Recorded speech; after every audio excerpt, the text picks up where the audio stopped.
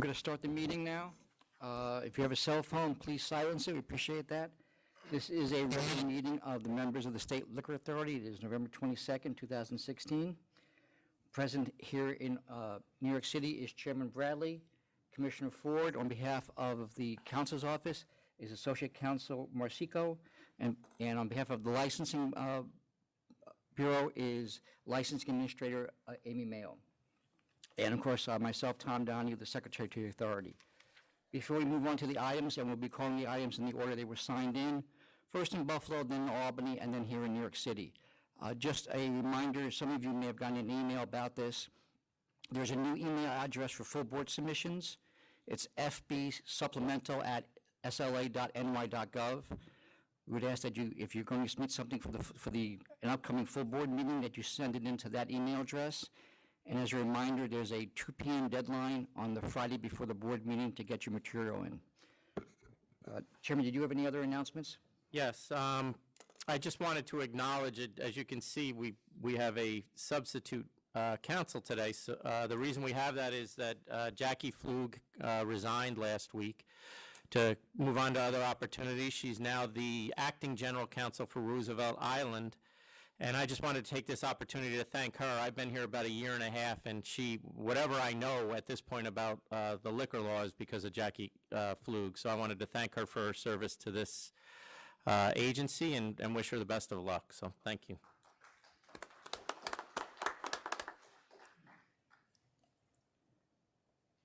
All right. The first item in Buffalo is 2562E, Daddy Goo Goo LLC. Buffalo?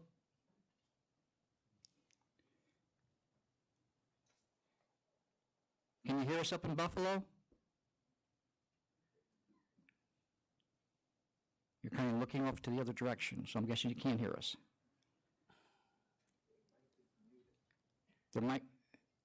All right, so go to Albany and All right, somebody. we'll go to Albany then when we figure out what's going on in Buffalo.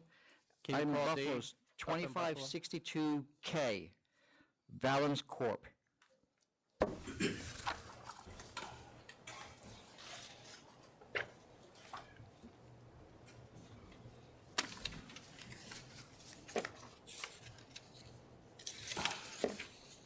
This was the matter we held over because the corporation was not recognized yet by the Department of State.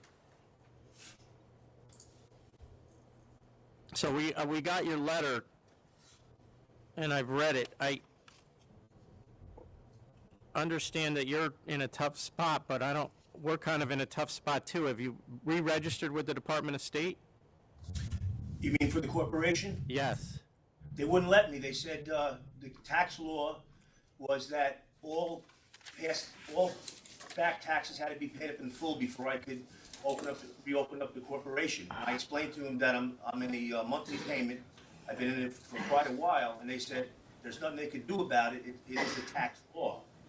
And so I said, they understood my situation, but they said there's nothing they can do until all the taxes are paid off, and then I could reopen the corporation. What I was hoping to do was, since my license reads Valens Corp. Doing business Giordano's North End Bar and Grill, if I could somehow keep it open as Giordano's North End Bar and Grill. When is it renewed? The 30th of this month.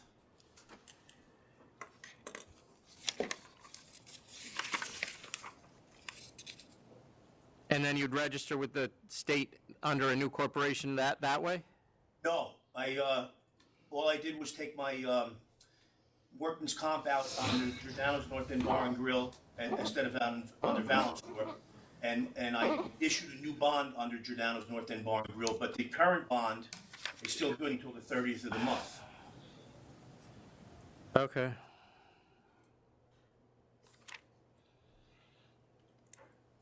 And you're aware you got to notify us of all those changes going forward? Yeah, I figured that's that not gonna when work. I know.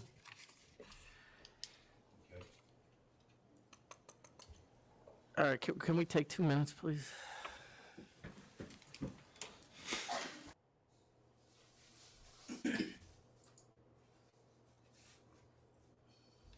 Michelle.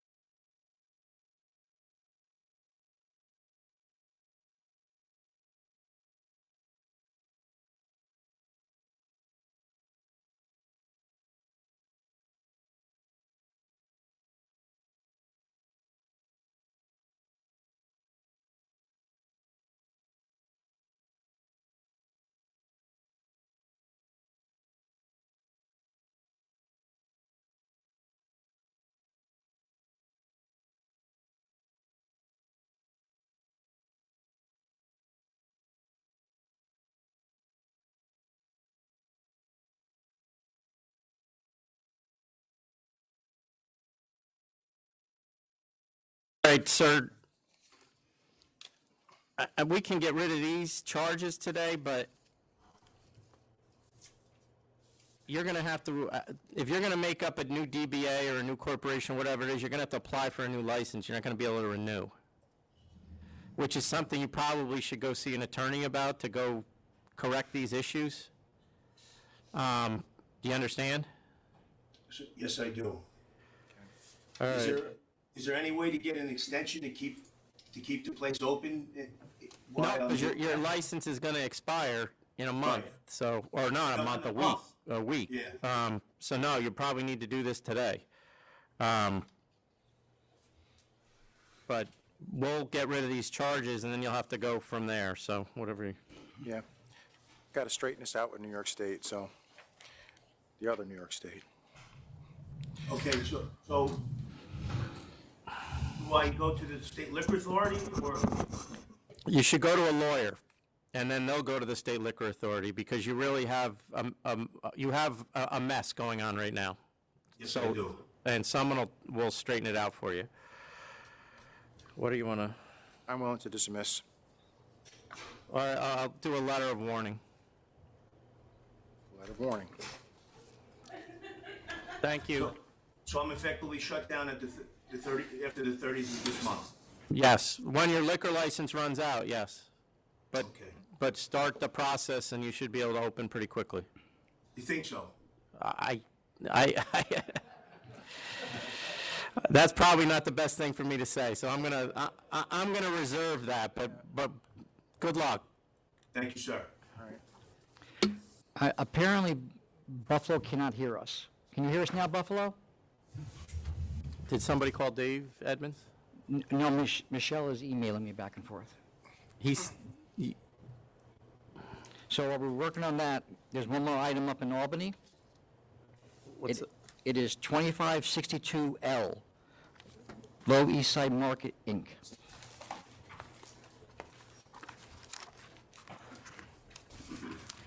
Morning. Good morning. Yes.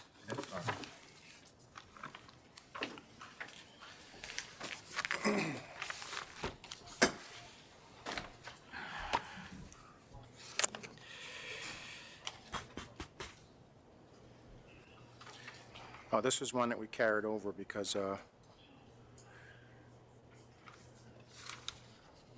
we wanted Mr. Keith to be in person. Is that you, Mr. Keith? Yes, it is, sir.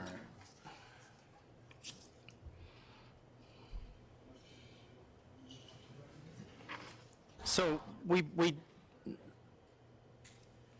disapproved this license, we disapproved the same application previously because of what we believe to be an undisclosed interest, so what's changed?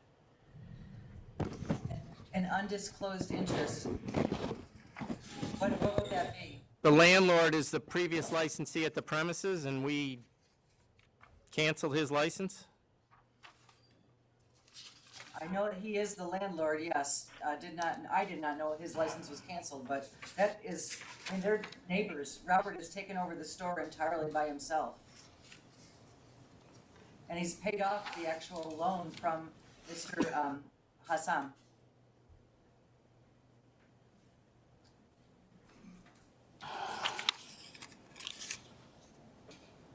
Did he work at the store previously? When He Mr. did not. Mr. Hassan owned it? Who are you, by the way? My name's Lisa Houston. I do the tax paperwork and other applications for a lot of the local businesses, including Low East Side Marketing. Did you work for Mr. Hassan? I did not. And Mr. Keith, did you work for him previously? No, sir.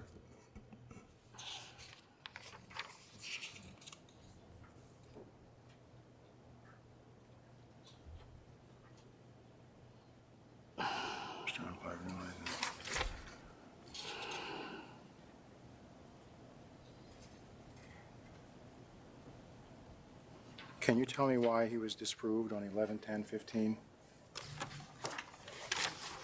Mr. Hassan?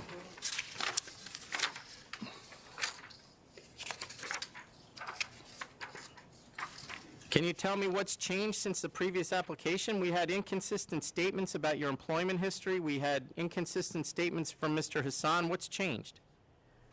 Well, the person that did the first application didn't know what they were doing. I've redone the application, correcting the situation with his employment. He had a small trucking business where he just drove a pickup truck while he was working at Walmart. He's no longer working at Walmart, of course, and doesn't have that truck anymore. He was full-time running the store. He has a couple of Therein employees lies the now. problem. He doesn't even have Walmart on his application. We do have Walmart on the current application. I have it right in front of me. Oh, I see. You're right. Okay, go ahead. So he's no longer working for Walmart. He's no longer driving the truck to help people move and stuff because he's running his store. He grew up in the neighborhood of this store, and that's how he saw that it became for rent. And he, approached it. He and his mom live in the neighborhood still, and that's how he saw it was available and decided to change careers. And where's helped him where's Mr. Hassan? He still lives in Utica at the address we provided. And what's he doing? He's retired. He's an old guy. Yeah, that's what he told us before, that he retired. And in fact, we took the license. And that I have nothing to do with, sir. Do you know him? He's my landlord. That's it. Other than that, no. Where do you live in the building? Yes, I rent from him, yes. So you live in the building and you're working in the stores, you own the store below it. Yes.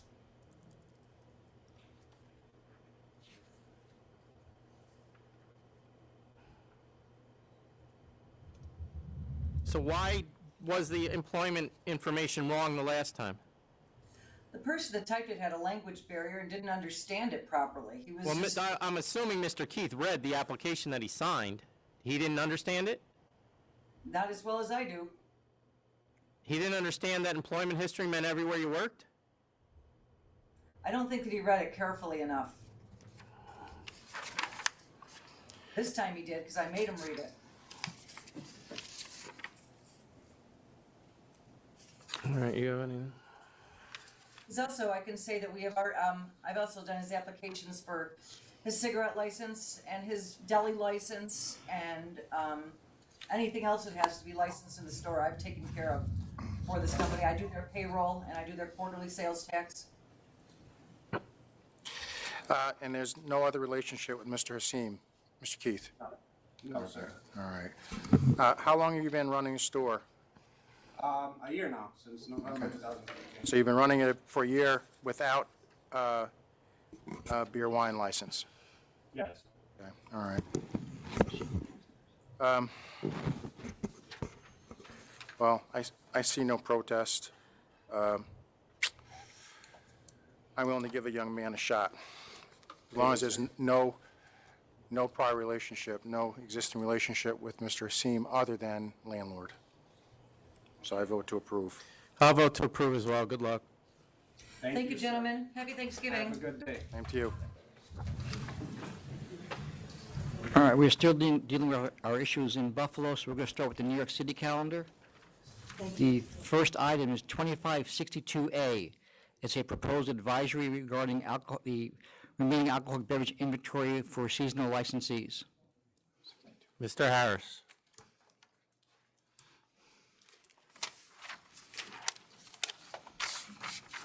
Morning, Chairman. How are you?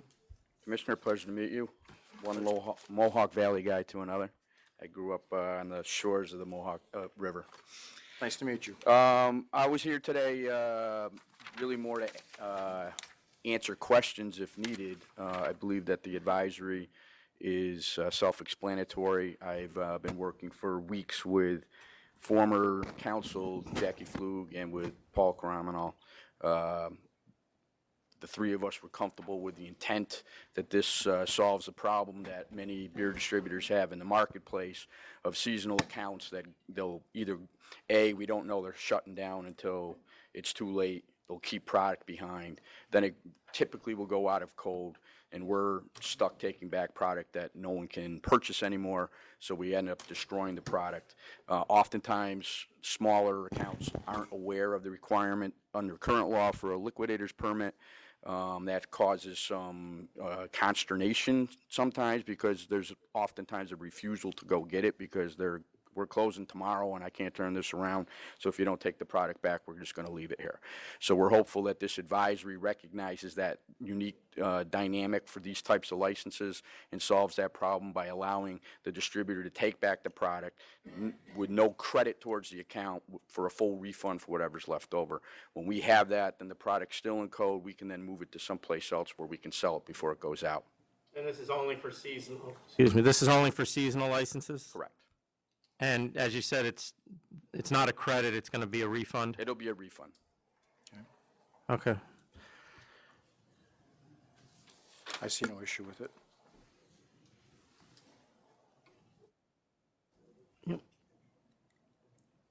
Whenever you're ready. We're okay with that, don't worry. So I'll vote to approve. I vote to approve as well. Thank you. Thanks. Seems common sense to me. Can you hear us in Buffalo? Okay, I guess we'll just move on with New York. All right, the next item is 2503 Harlem Wine Salon LLC.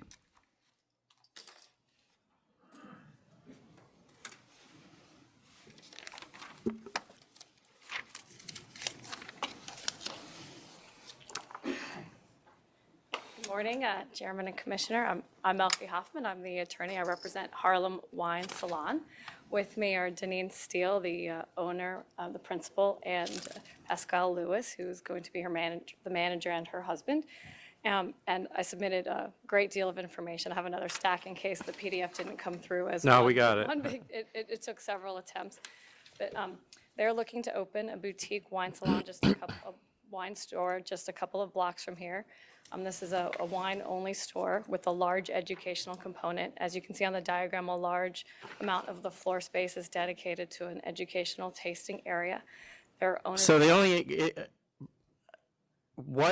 and once again, this is another application that we've seen before, at least, I think it's changed, the business model, but can you explain what's changed specifically? The first that when you heard this before, it was, first of all, it was it was going to be a more mainstream wine and spirits store, operated by somebody who was looking to, she would have brought in a manager, and she was looking at this as a retirement policy.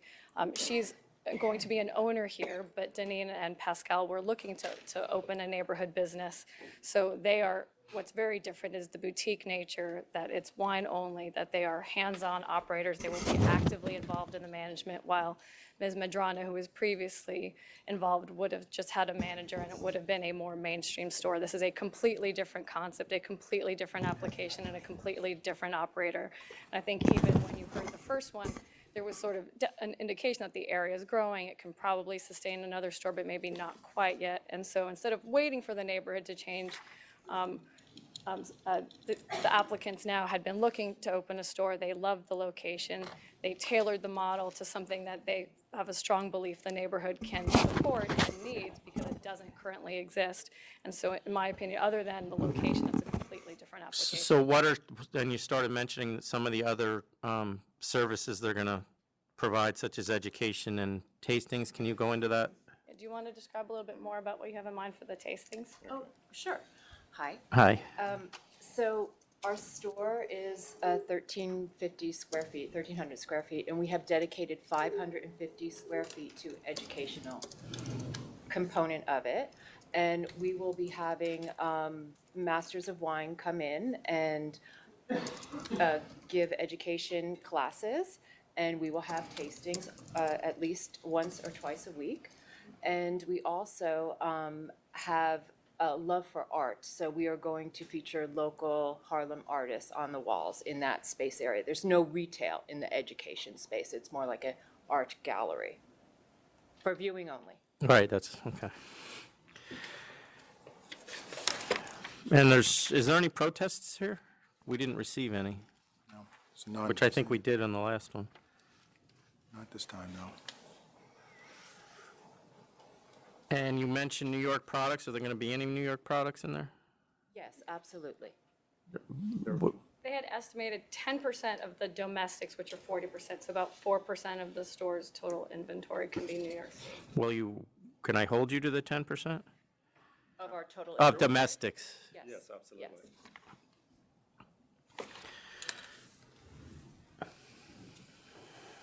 Ready? Yep. All right. Based on the letters of support that you received from the Harley Community Development Board, the Morris Park Community Improvement Association, and the petition, many names, I'm going to vote to approve it. I'll vote to approve as well. The four close, this is an application that we previously disapproved, but it was a significantly different business model, and it was, as council pointed out, a full liquor store at that time. Now it's only a wine store. And the four closest stores or sales have all gone up, well, the three closest stores, the sales have all gone up significantly. And one of the five closest is Bulletproof. And this is clearly going to be an open plan and added a lot of other different services such as education and wine tastings. If you are willing to do 10% of your domestic wines as New York State, I will approve as well. Absolutely, thank you. You look nice in a suit, too. Oh, thank you very much. Chairman, Oh, you were here. Chairman, that's going to be 10% of their domestic wine or 10% of their Well, she says 4% of everything or 10% of domestic, so Okay. whatever. We'll do 4% of everything. Is that fine? Yes, Yeah. that's fine. And I give you credit. This gentleman sat here for 3 meetings or 2 2 meetings. to see what he was getting into, so. All day long. Yeah. Holy cow. Thank you, sir. I hope it went smoother than some of the ones you watched. It has, thank you, and have a happy Thanksgiving. Yeah, you Same too. to you. Good luck. All right, I think we still have problems in Buffalo, so we're going to go to the next item in New York City, which is 2534 and 2535, HDHK Incorporated.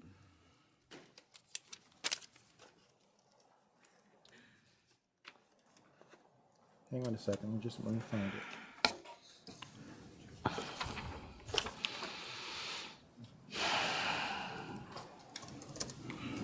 Okay, sorry. Ready. Good morning. I don't have much of a voice, so you have to excuse me.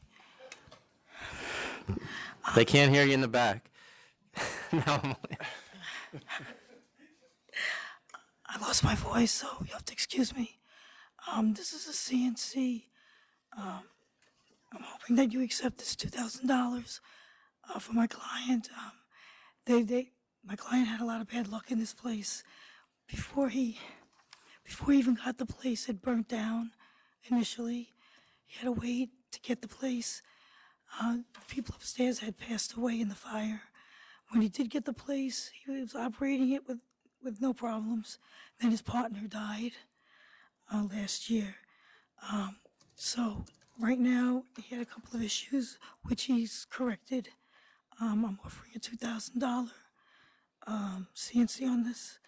I'm hoping you accept this. We also put in a corporation application to amend to take his partner off the application and settle that matter, because he had a stipulation outstanding.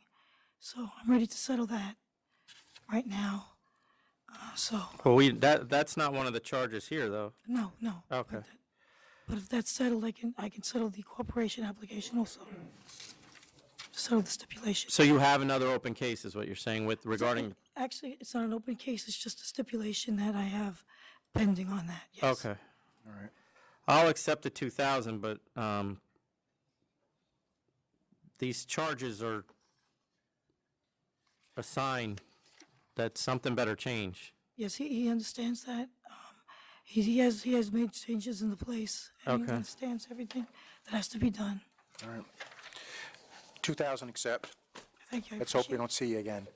No, you won't. Well, see you, me. of course, but your clients. And I hope you feel better. Thank you. I have another case in here, too. You're going to see me right now. I have my clients here. All right. All right, the next item in New York is 2562F, N&Z Grocery Incorporated. Yes, good morning. This is N and Z. This is a reconsideration, and if you have any questions, I'll be happy to answer them. So all deficiencies have been corrected here? Yes, I corrected every deficiency that was requested. My clients had somebody do the application that obviously was not qualified to do it. She came to me, they came to me, and I corrected all the deficiencies, answered every question. I believe everything has been answered properly Okay, when I had a voice. all right. Any questions? So you don't have to talk anymore. I'm willing to grant reconsideration. Thank you. I will as well. This goes back to the board, correct, Amy? Okay. Back to the licensing board. Thank you very much. Appreciate it. All right. Have a happy Thanksgiving. You too. Thank you. Next item is 2495, Champion Wine and Spirits LLC. I'm sorry, Tom, which was that again? This is 2495, Champion Wine and Spirits LLC.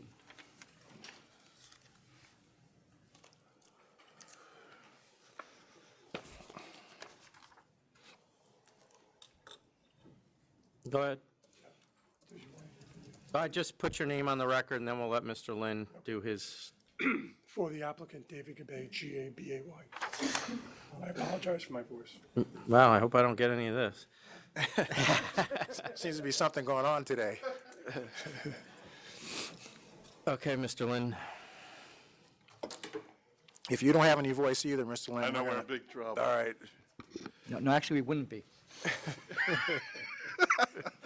Charles Lynn for the opposition. I represent the four closest stores to this applicant, which is 1029 Wine and Liquor at 1029B Route 112 in Port Jefferson Station, Easy Wine and Liquor, 1108 Route 112 in Port Jefferson Station, Akash 92209 at 514 Route 112, and Rick Zier Enterprises at 1028D Route 25A, Mount Sinai.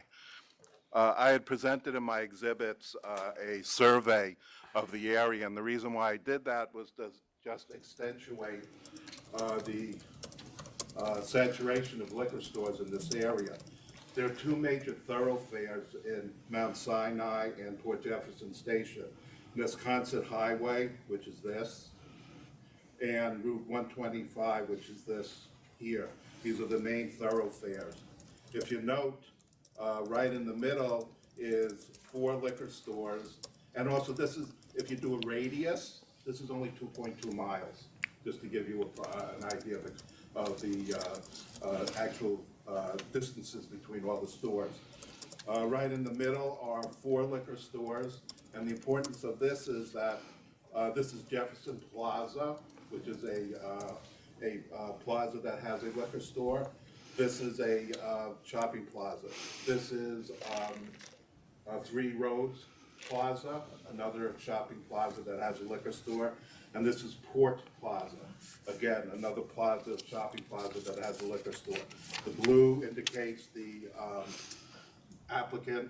I apologize, about 9 months ago, we had two applicants in this area submission, so I utilized the same map without going through the cost. So this is the area right here, that's the new applicant. And one thing that's very important, because these are smaller stores, but here, this store is Marquet. Marquet Wine and Liquors is probably the biggest store in the entire area.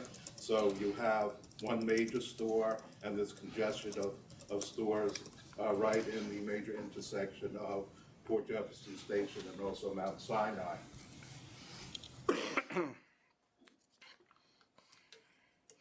So in essence, just to summarize everything, we have four stores on Wisconsin Highway, again, well within 2.2 miles, five stores within Route 125, all over here, again, all in Jefferson, Port Jefferson Station.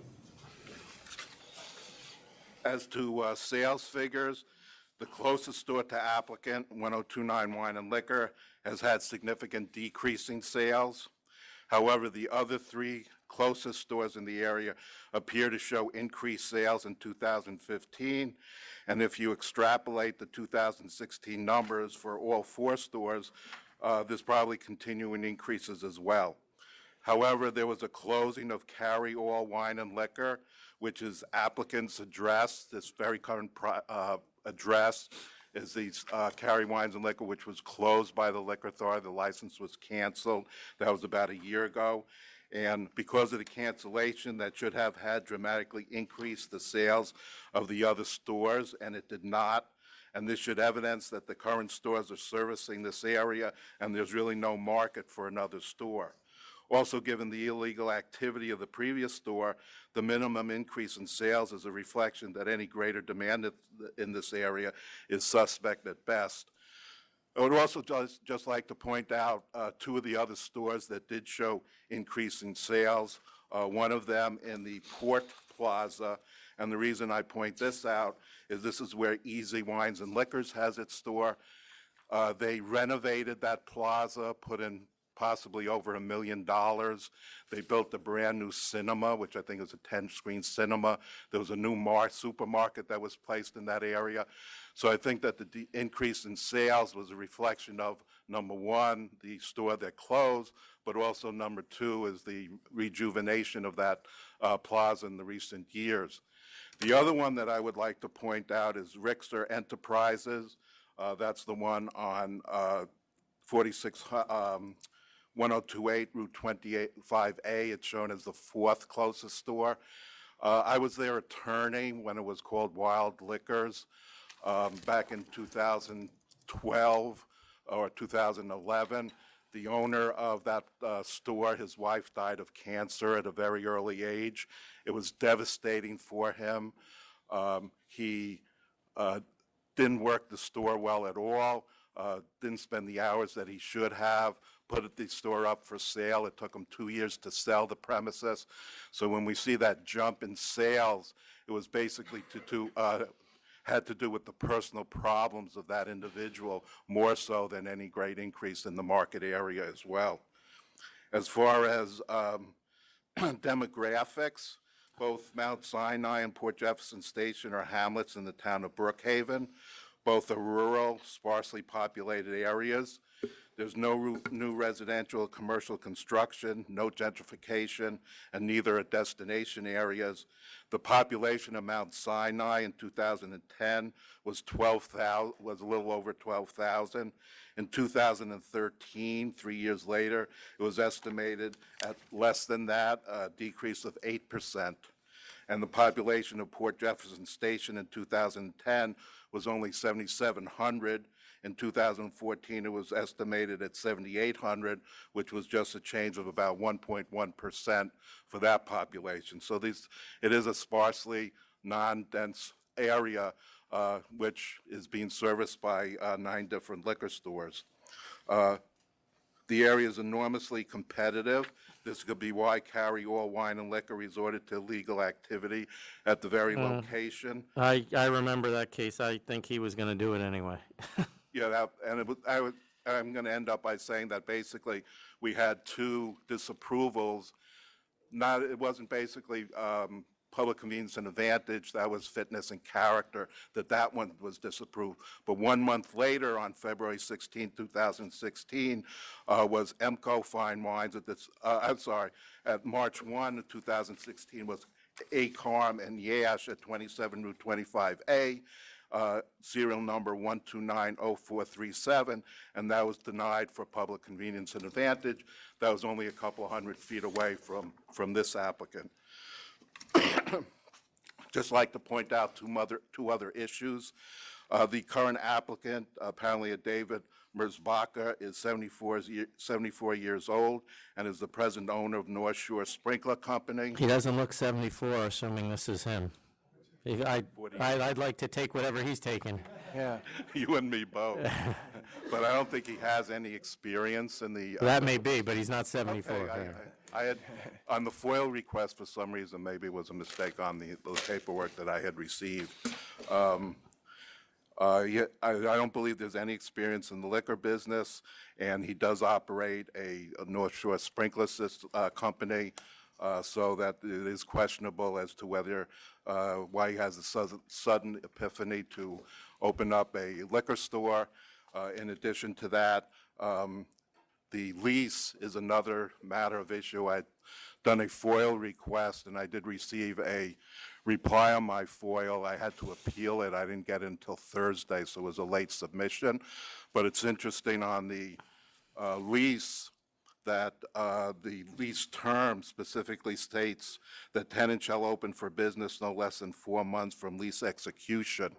And the lease was dated March 15, 2016. And if it does not open within 4 months, the lease shall be null and void. Neither party shall have any rights and obligations with respect to the other under this lease unless the parties agree to extension in writing. Again, under my FOIL request, I didn't get any extension, but if there is no lease that's in full force and effect, I would assume that the application has to be denied just upon that matter alone. But based on I'll go back to my major argument on public convenience and advantage, and that the fact that the other license in March 1, after the EMCO Fine Wines, that was disapproved based upon public convenience advantage. And I think it was stated from the map that this is a highly competitive area. So I would ask that this matter be disapproved. Number one, to check as to see whether there was an extension on the lease, and number two, as to public convenience and advantage. Okay, thank you. Thank you.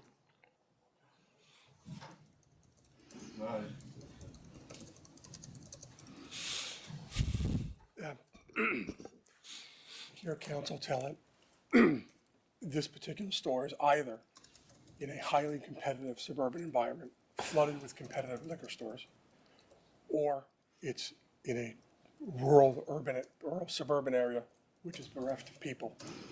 Well, so let's go to the lease, though. Is there a lease? Yes, we submitted the lease. Is there a written waiver of the 4-month? It's being, So there is no lease? there is a lease, yeah. The landlord has been very cooperative with my client in terms of working with him, because I've had the reason the application. But he gets a shot now, Mr. Lynn. I know.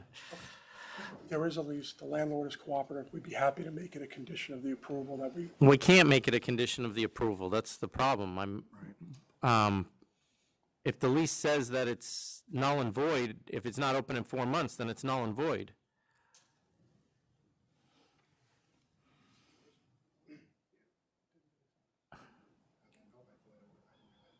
Okay, if, Do you have a copy of the lease, Mr. Lynn? Because I don't have one. I redacted it, I'm sorry. You redacted his lease? That's very generous of you. I have it redacted. Oh, we redacted it. Okay. And it's not, and I redacted it, not putting all the pages in. Although I think I do have the full one if you want to see it. That's what I had sent to the authority.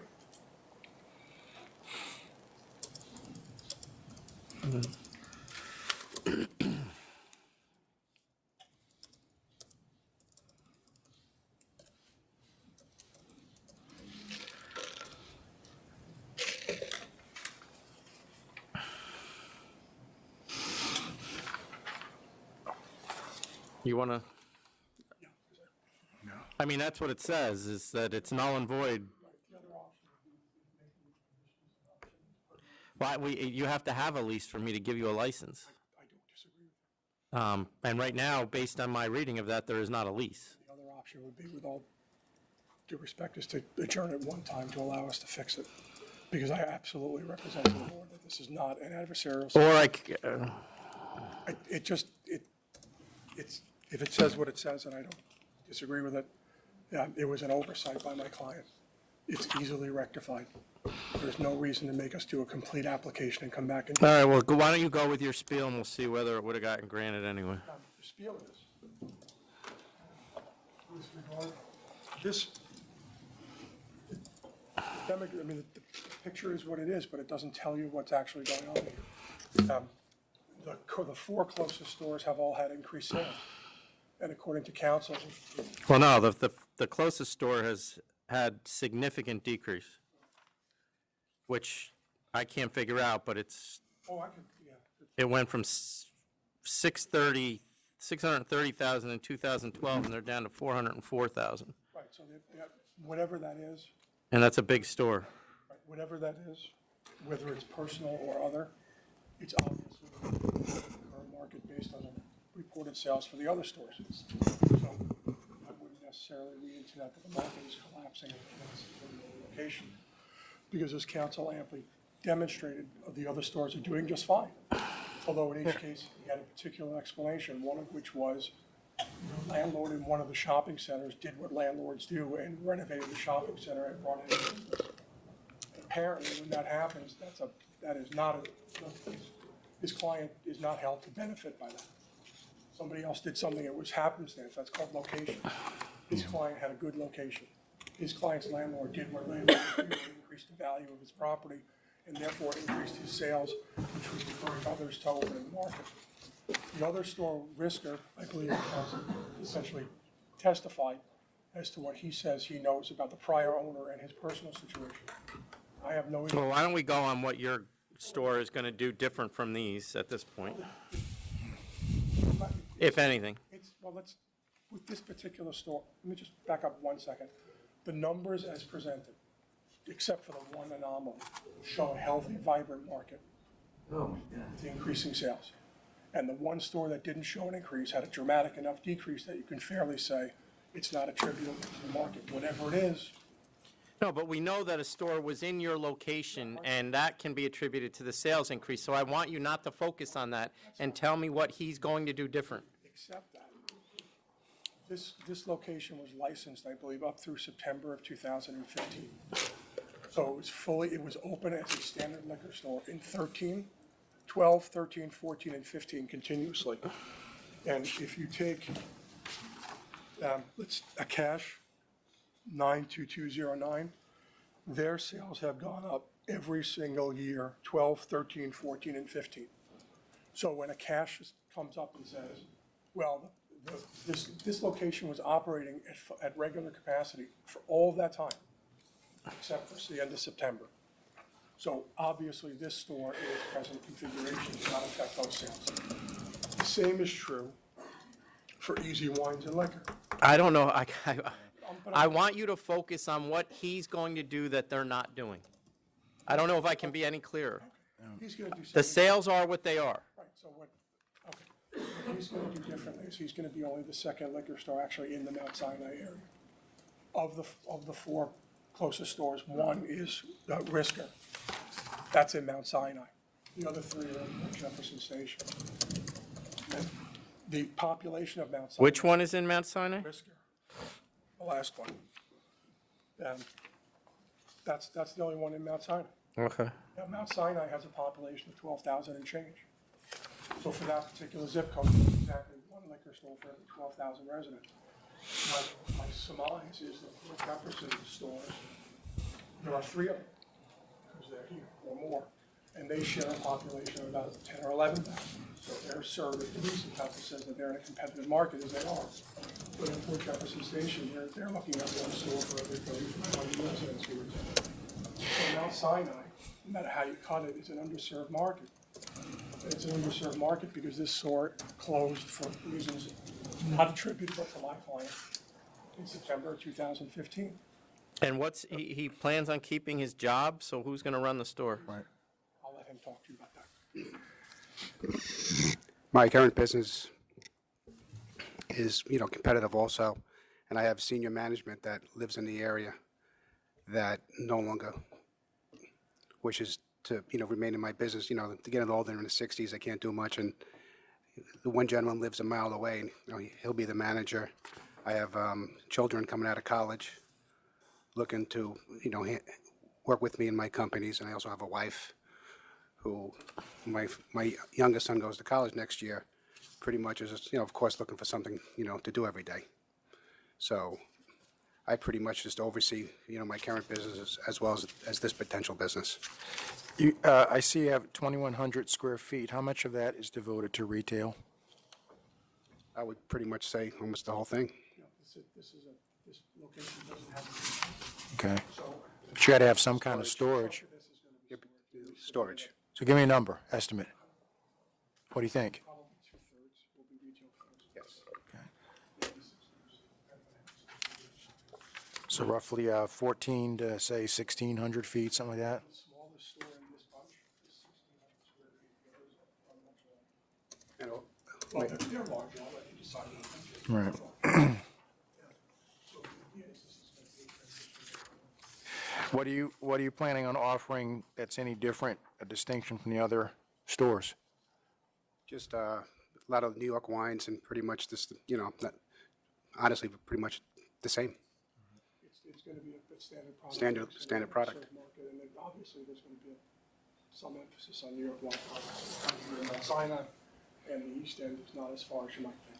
And also my current business, which is rather successful, we are down 5 months a year from pretty much right about now through the spring, so it's a good mix when this business is busier to shift my current employees to the other business as well. You don't have anyone who you think is going to be working for you who has any experience in this business, do you? Or do you? I have people that have knowledge, but I really can't say much more than that. Bless you. All right. How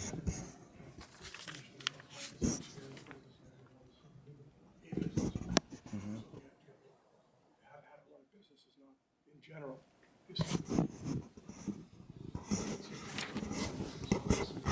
authority has licensed multiple people who are in their first stab at the liquor business. Do you know Mr. William Conley? Do I know William Connolly? Yes, I do. How? He got involved in an irrigation company with one of my customers, and yes, I do know him. How? But are you friends with him, or?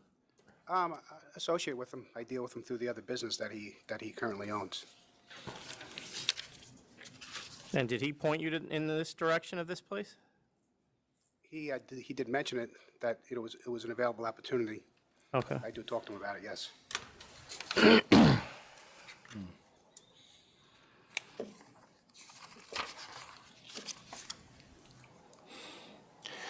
Mr. Lynn, I take it you have something to say? Do you represent, yeah, I have a question for Mr. Lynn, actually. Do you represent Simply Wine of Port Jefferson? Is that one of your clients? Can you explain the decrease?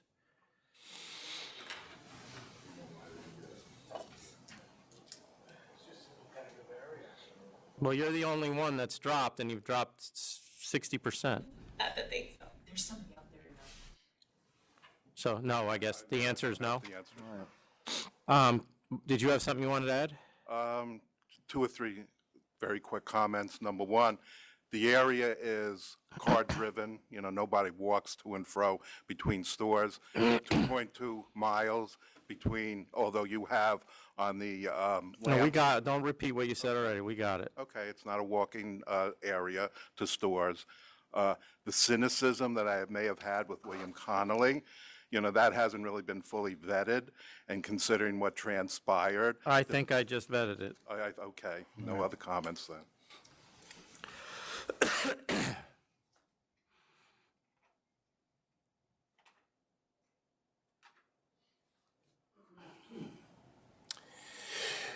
You ready to go? Yep. All right.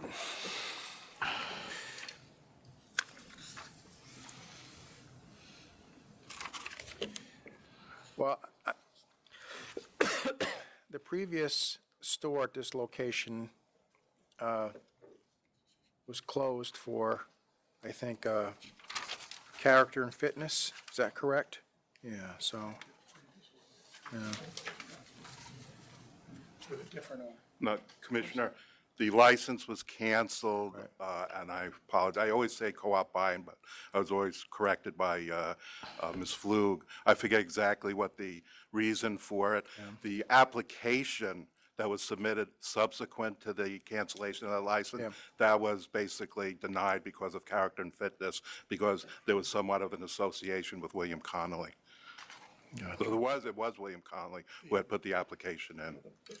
Just the prior application was Mr. Connolly. Right. I looked at the tape of the hearing. The reason it was denied is because Mr. Connolly apparently signed an affidavit in a prior enforcement action.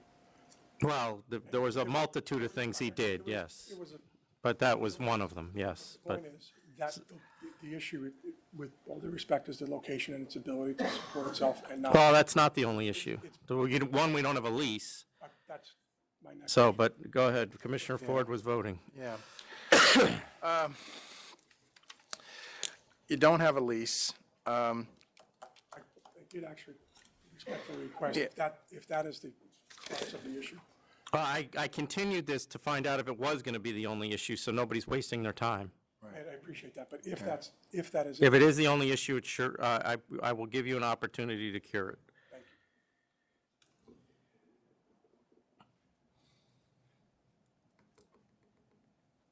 I think based on the fact that there was a store here before, I'm going to vote to approve, pretty much only for that reason.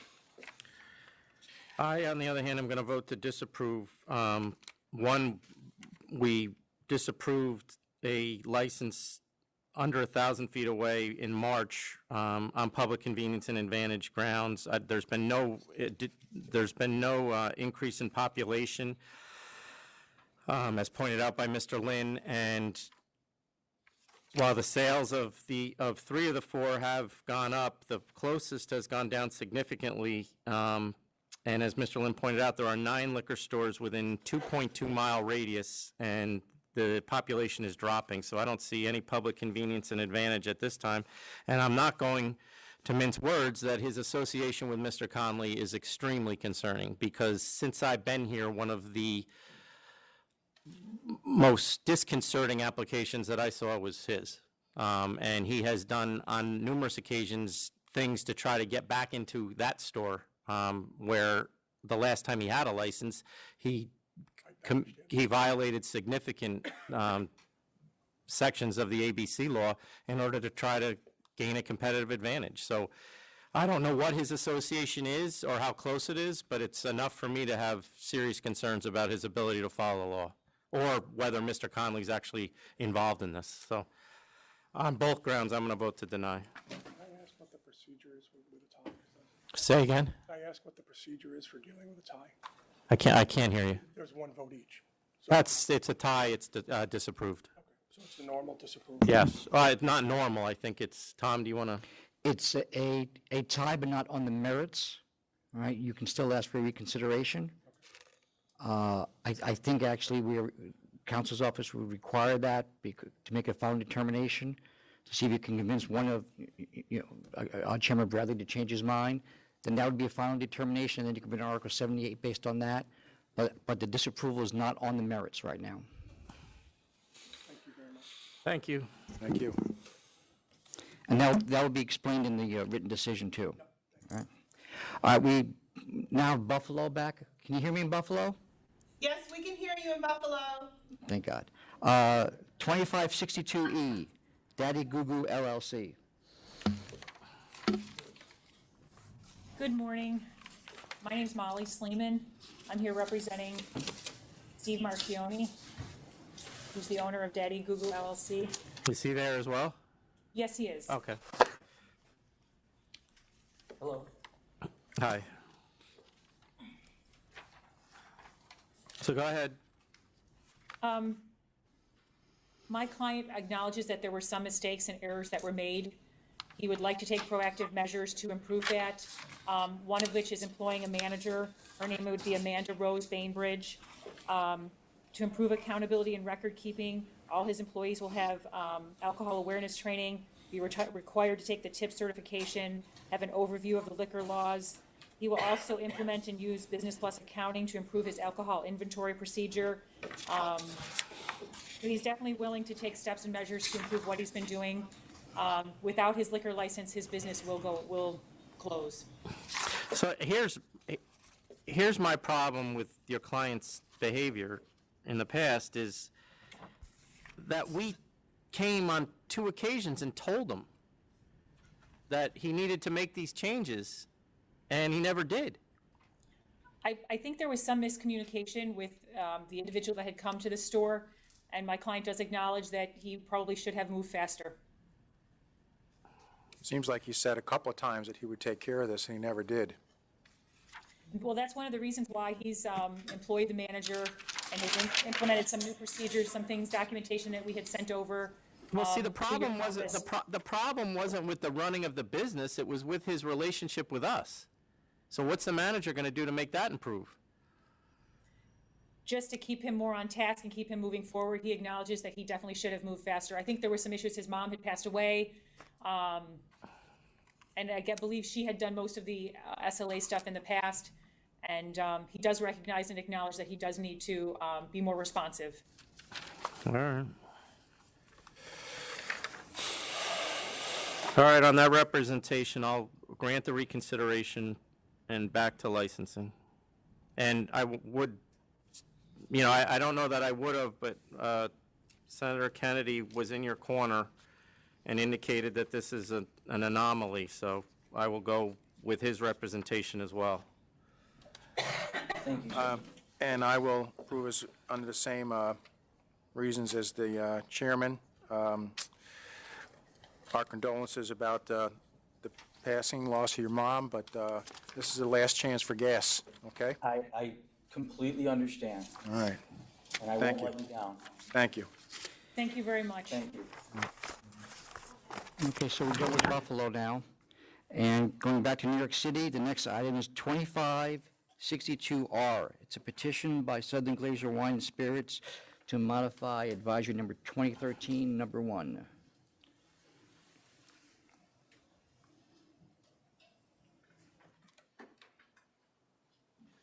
Mr. Kozlo, how are you? Mr. Chairman, thank Good. you. Morning, Commissioner Ford. Good morning. I believe all this has been submitted in writing, but very briefly, we petitioned to request a modification of the advisory that deals with combination packaging. We seek approval, I'm just going to paraphrase from one little spot of one letter that I sent in earlier. We seek approval for the proposition of combining a retailer's order on the pick line with public warehouse area of the license. In effect, we would coordinate the packaging of the retailer's order by including the combination item, if ordered, as loose bottles within the overall retail purchases. So assuming that the retailer orders whatever he orders. If he doesn't order, then it's just the same combination package item that it's always been. If the retailer's ordered split cases, etc., which they generally do, we would just put the loose bottles in the package, seal it up, just like all the other pre-sealed packages, and off it would go to the retailer's concern. In addition, we understand that in the interim, since there wasn't that much time between notification to the public, there was opposition registered by Discus, Distilled Spirits Council of the United States. I'll address it just briefly. One is, this particular matter was presented at an industry meeting back at the end of September. Plenty of notice, plenty of information. People attended and attended as they feel fit. Nevertheless, when you hear from Discus, you try and be responsive. There was contact, I have third-party contact with Discus this morning, and what we heard was that their specific objection was the charge that is assessed by the wholesaler for creating the separate combination item. In other words, one such item is presented by the supplier. Right. Pack it themselves or not pack it themselves. If we're made to pack it for them, we charge them for making the little combination package and drop it into a carton.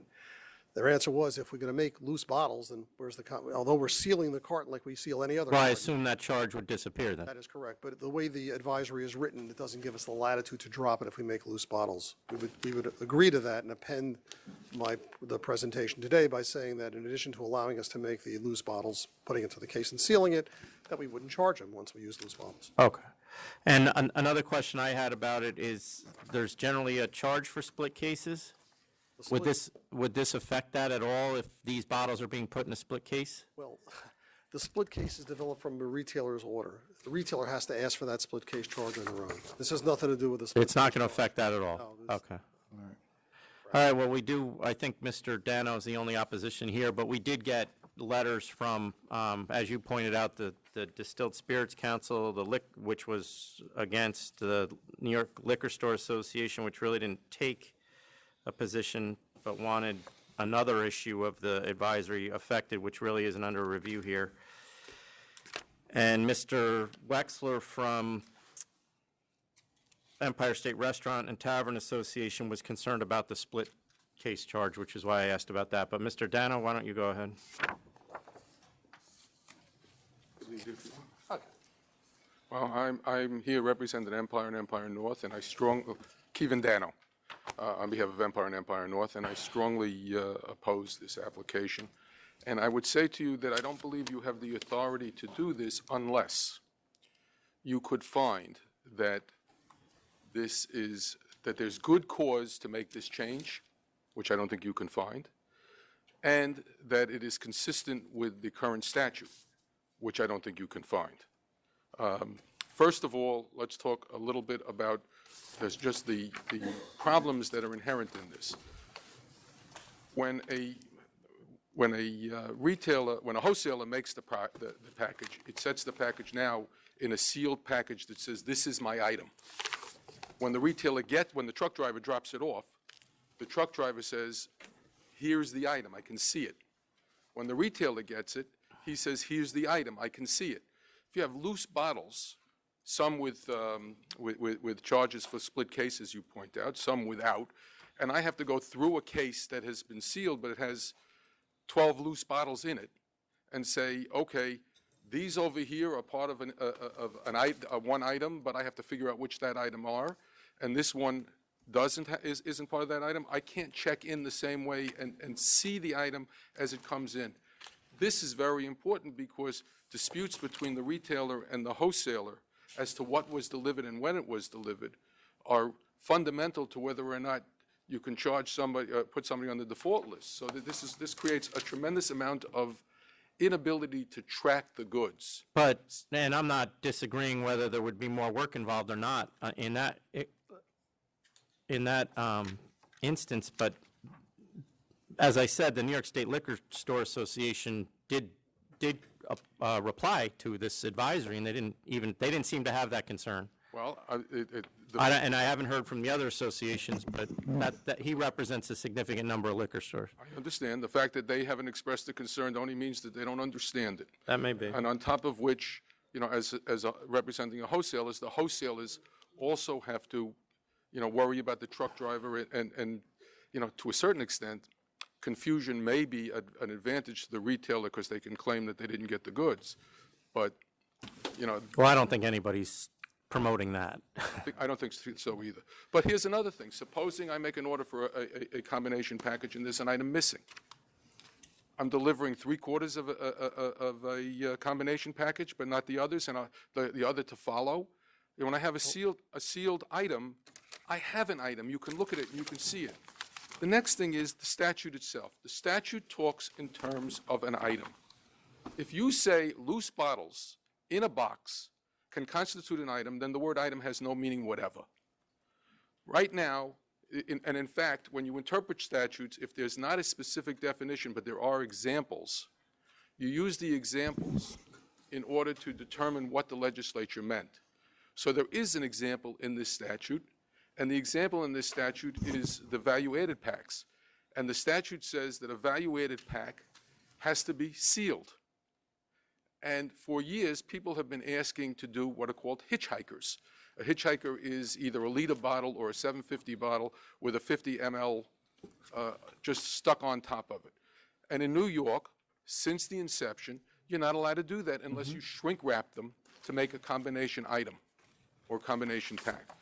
The idea of creating an item is central to the statute.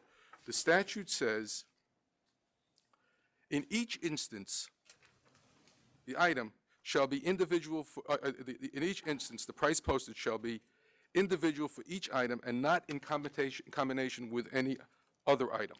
Now, you have to find, in order to grant this, that you're granting loose bottles in a box, separate and apart, is not inconsistent with that language. I don't believe you can do it.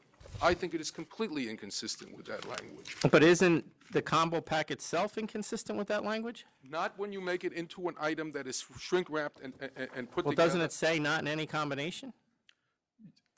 The Liquor Authority determined in allowing. That's my point. Well, but they put, if you look at the bulletin that is associated with it, Bulletin 2013-1, the title of the bulletin is Sealed Pre-Wrapped Combination Packages. In every instance We're talking about creating an item that is visible and seeable, that the retailer can see that this is the item and that the wholesaler can see that this is the item, and that the supplier can see that this is the item. By taking away the shrink wrapped and putting it together, what you create is the ability to say everything is an item. Now, in specific response to the question that you asked,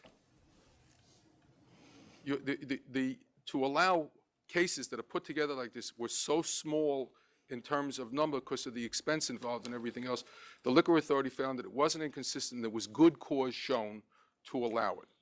All right? They said, we still have an item, the item is shrink wrapped and set aside, and it allows a certain amount of introduction of new products or reintroduction of old products in a way that will interest people and help the retailer and the wholesaler and the consumer. When you do this, you're doing a completely different thing. You're saying that the entire inventory of the wholesaler has now become the item. So there is no item that's separate and apart from being in combination. What will happen if you do this is that everything in the inventory of a big supplier will go into a paper item. And I'll make you can mix and match all of the different items that Bacardi sells, and then say every one of them is its own item and its own. But can't you do that now? No. You just have to price post it the month before as a combo pack. You can't do it now because the fact that you have to create and seal and create an item stops it. It makes it so that the cost of doing it for the wholesaler and for the supplier, because it gets charged back to the supplier. So you're saying that they can do it now, but they have to wrap it. I'm saying that because they have to wrap it and because they have to pay for it, they can't do they can't make it an unlimited amount of combinations. It has to. Are they paying for it, or is the manufacturer paying for it? The manufacturer is paying for it, but you've just been asked. The discus said we don't want to do it. There's nobody has to pay for this if we do it off the pick line. But that's my point, is it's not costing the wholesaler or anything, it's costing the manufacturer because that charge is relayed back to the manufacturer. But that's not the issue. The issue is that there is a charge. The issue is that there is an expense involved. The issue is that as a result of the way it works, you have a limited number of combination packages available that are specifically thought out in order that certain goods be either introduced into the marketplace or reintroduced into the marketplace. But if you do this, what you do is you say, you take my entire inventory, at least the entire inventory of a particular supplier, for this purpose, just say Bacardi, right? And I say, everything that Bacardi has, all I have to do is have a computer make combination packages all over. They don't exist. I don't have any cost to putting them together. It's just a way of combining the prices. And what I have then is two things. One is I no longer have items. I have family plan discounting because I can make any combination of items that I want, and I don't have any expense of putting them together and making them exist.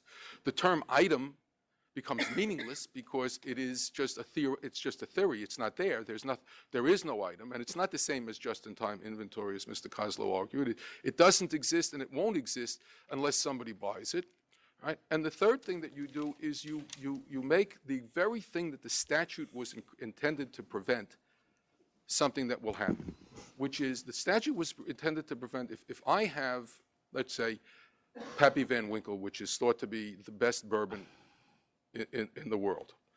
And this supplier, Bacardi, has another bourbon which is not as good or not as sought after, but can put together these theoretical combination packages and offer them to people. I can try to force the retailer to take something that it would not otherwise want in order to get something But see, that's my point. That's what's happening now.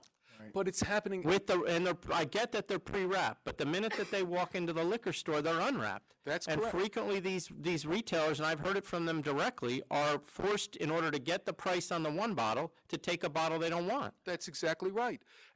So what you're saying to me isn't a change. It's going on right now. Except that the Liquor Authority, when it passed this resolution, made a determination that the limited number of pre-wrapped packages that could be done with this, where they did it from the pick line like this, was its own kind of break on it. What Southern is asking you to do is to take that break off. Right now, Well, it would still be one per retailer. but it would be an unlimited number of ones. I could make my combination. But I guess I'm not following how it's not unlimited now. Your argument that it's not unlimited now is based on the fact that the cost of wrapping it is a deterrent for them doing as many as they want right now? Why do you think they're asking for this? Because they don't want the cost. I get that, but I don't know that that's a deterrent to. Certainly it's a deterrent, because if I have to wrap it and I have to make it and I have to have it, then, and I have a cost also when it's not sold to break it down. When I have all these costs, it limits, it's its own limitation on the number that you can do. If you say yes to this, I'll take a computer program. I will have that computer program take all of the products that I have from suppliers that are the major suppliers, and I will just make permeations and combinations that are infinite. And a New York wholesaler, a New York supplier who has only 3 bottles or 5 bottles of a particular kind of whiskey, trying to compete against a giant that has hundreds or thousands of SKUs that they can put together in this way, it creates a situation in which the competition will just overwhelm it. And that's the purpose of this statute. The purpose of this statute, you're going back and saying, we opened the door a little bit. What's the difference if we open the door a lot? Well, all the time that we were opening this door a little bit, including when it came time to have any kind of goods come from the pick line, we opposed it. But then they said, you know what, it's only going to be one. It'll only be one, and it'll be one to a customer, and every customer will get one. Okay, so we compromised with the Liquor Authority, and the Liquor Authority made a compromise that said, okay, it's not that bad. And there is good cause shown. And the good cause shown is that the retailer gets to try something that it hasn't tried before, or the wholesaler gets to reintroduce something that has lost its marketplace. And it's done on a kind of a limited availability basis, and so it's okay. But when you do this, you take away that purpose, and you just turn it into, how can a monopolistic, a company, a big company, now combine all of its items into different combinations, and anything that's on the pick line becomes a combination in any combination. So I can say 3 bottles of vermouth with 3 bottles of gin, or here's another combination, 3 bottles of my vermouth with 3 bottles of my scotch. Or here's another combination, 3 bottles of my vermouth with 3 bottles of my bourbon. And you just pick, mix and choose, and I price post them, and where is the item? It doesn't exist. And it's the very thing that the statute was created for, to make that item. And to say, okay, I'll make a small exception is one thing. To say I'll take the entire statute and make that the exception, that's another thing altogether. Okay. And that's what you're doing here. Okay. Mr. Kozlo, do you want to respond to that? Yeah, I responded at the meeting as well. To me, it's a matter of the number of bottles. Right now, I can take 12 bottles and do exactly what he says I can do. In any combination I want, as many times as I want, over and over and over again. I can do it with 12, why can't I do it with 3? In other words, you've already granted the exception as an agency to allow me to make a 12-bottle combination item. He's arguing, well, but if I do it with 6, that's going to lead to massive And your point problems. is that a 12-bottle combination item is a case? I can do that all the time. That's a case anyway. Right. I have 6, many of the items today come in 6 bottles. They're already geared up for 6-bottle cases. I can do it with 6. If I can do it with 6, I can do it with 12, then why can't I do it with 3? Why can't I do it with 4? It's already there. It's out there. You don't see a massive deluge of products going on the market right now. Certainly not with 6, not with 12. He's worried about 3. He's worried about 4. It doesn't make any sense. Let me just pick the bottles from the pick line, avoid a lot of costs. This way the retailer doesn't have to strip the bottle case open anyway. It will be sealed. As far as itemization, everything is there. Separate SKU, the most I can get. And they is will be 1. in the same case as your... If there is a split case ordered by the retailer, we will put it in that case. If not, we will put it in a case by itself like we do right now. And do you have any questions? No. Question is to wrap or not to wrap, right? Correct. Yeah, here we go. Yeah. And every pack will continue to be, every combo pack will continue to have its own SKU number Has to. on the invoice, On the invoice. will on the be packaging, price posted. Price posted separately. Okay. Anything else, Mr. Dana? Ask you again to think about what Mark just said. All right. So now he said, I have 12. There is this cost is a tremendous factor as the break. Now he says there are 12. Why can't I make 2? Why can't I make 3? Why can't I make 4? Why can't I make 15? Why can't I make? Well, he 12? can't make 15 because it's limited to 12. But the argument is Correct? Am I right about that? Yeah. The last time we wrote into because I was afraid of this, the last time we wrote into the advisory that there was a maximum based on I think 1 liter 12 bottles or something like that, right? But the point is that this is exactly what I'm talking about. You're making combinations, unlimited combinations, and the only reason you're able to make these unlimited combinations is because you're taking away the thing that the statute talks about and has been, by the way, in every, this is not a little thing. In every place along the way as this matter has come up before the Liquor Authority, the one thing that has always been consistent was that it had to be pre-wrapped. If you look at the language in the statute with regard to value-added package, it says pre-wrapped. There was a case where Judge Gammerman allowed what they call rainbow packs, but they had to be pre-wrapped, and the Liquor Authority put one label for the entire rainbow pack, for saying that if they're pre-wrapped, Gammerman said that's an item, right? When they had they had the minis, they were candy, they had candy canes, and you put all these minis into the candy cane and you pre-wrapped it, and they said that's an item. Now you're saying, tell me what's an item. An item is whatever I say it is, but when I write it onto a piece of paper, that's an item. Then you have you've done such violence to the statute that the statute becomes meaningless. It has no meaning whatever if you're going to say that any combination that I say by just putting it on my invoice, this one is, I have three loose bottles over here and I'm charging you a split case charge because these 3 loose bottles are 3 loose bottles. And here I put the same loose bottles except I changed one, and now I'm going to call it a combination package. And they're still loose in the box with 4, with 3, 6. No, help me. 9. Thank you. with 9 other loose bottles, and again I go back to now the retailer takes these loose bottles and they're in this pack loose, and I have to go like which is the combination package. I have no way of checking in. I have no way of following it. All I can do is look at the invoice and say the invoice must be correct. That's not what the statute talks about. That's not what the Liquor Authority has done in the past. This is a major move from the statute and from your past practices. Okay. All right. So as Mr. Kozlo pointed out, we had a long industry meeting about this. Well, it was probably 3 hours. We probably took at least half of it up discussing this issue, and a lot of people weighed in on it.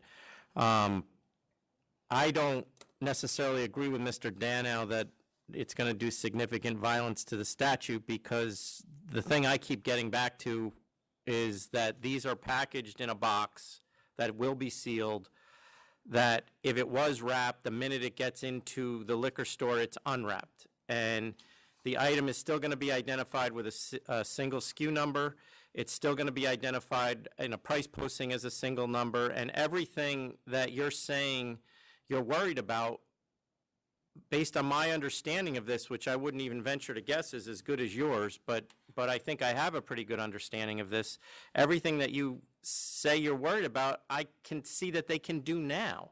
And as Mr. Kozlo pointed out, the limit that the authority imposed initially, which was a stretch, was 12 bottles. Well, those aren't shrink wrapped.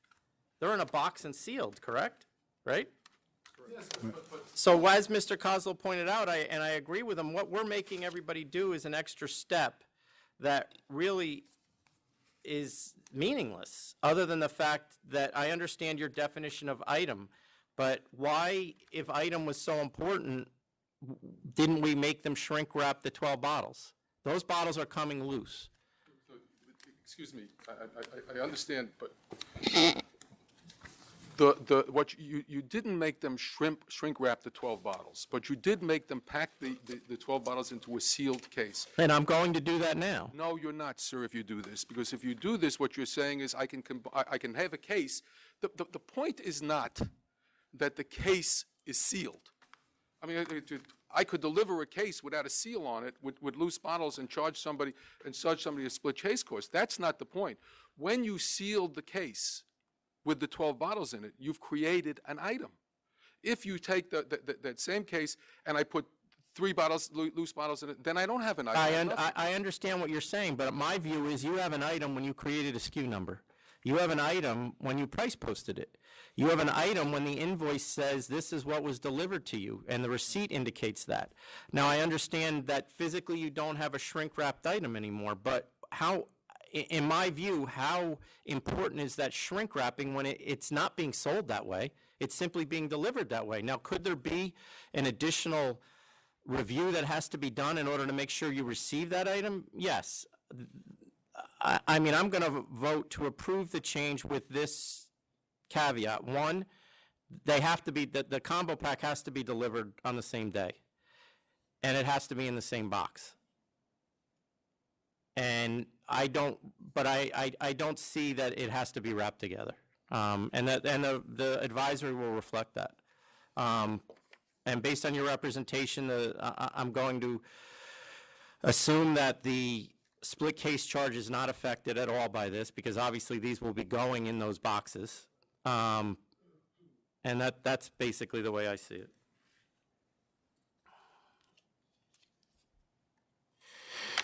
Well, as much as I have concern about going against you as opposed to him, I'm still going to agree with the chairman.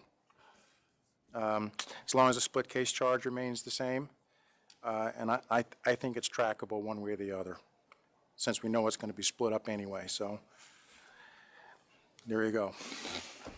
Thank you. Thank you. May I say something, please? Yep. Yeah. I signed in on the next, first of all, thank you.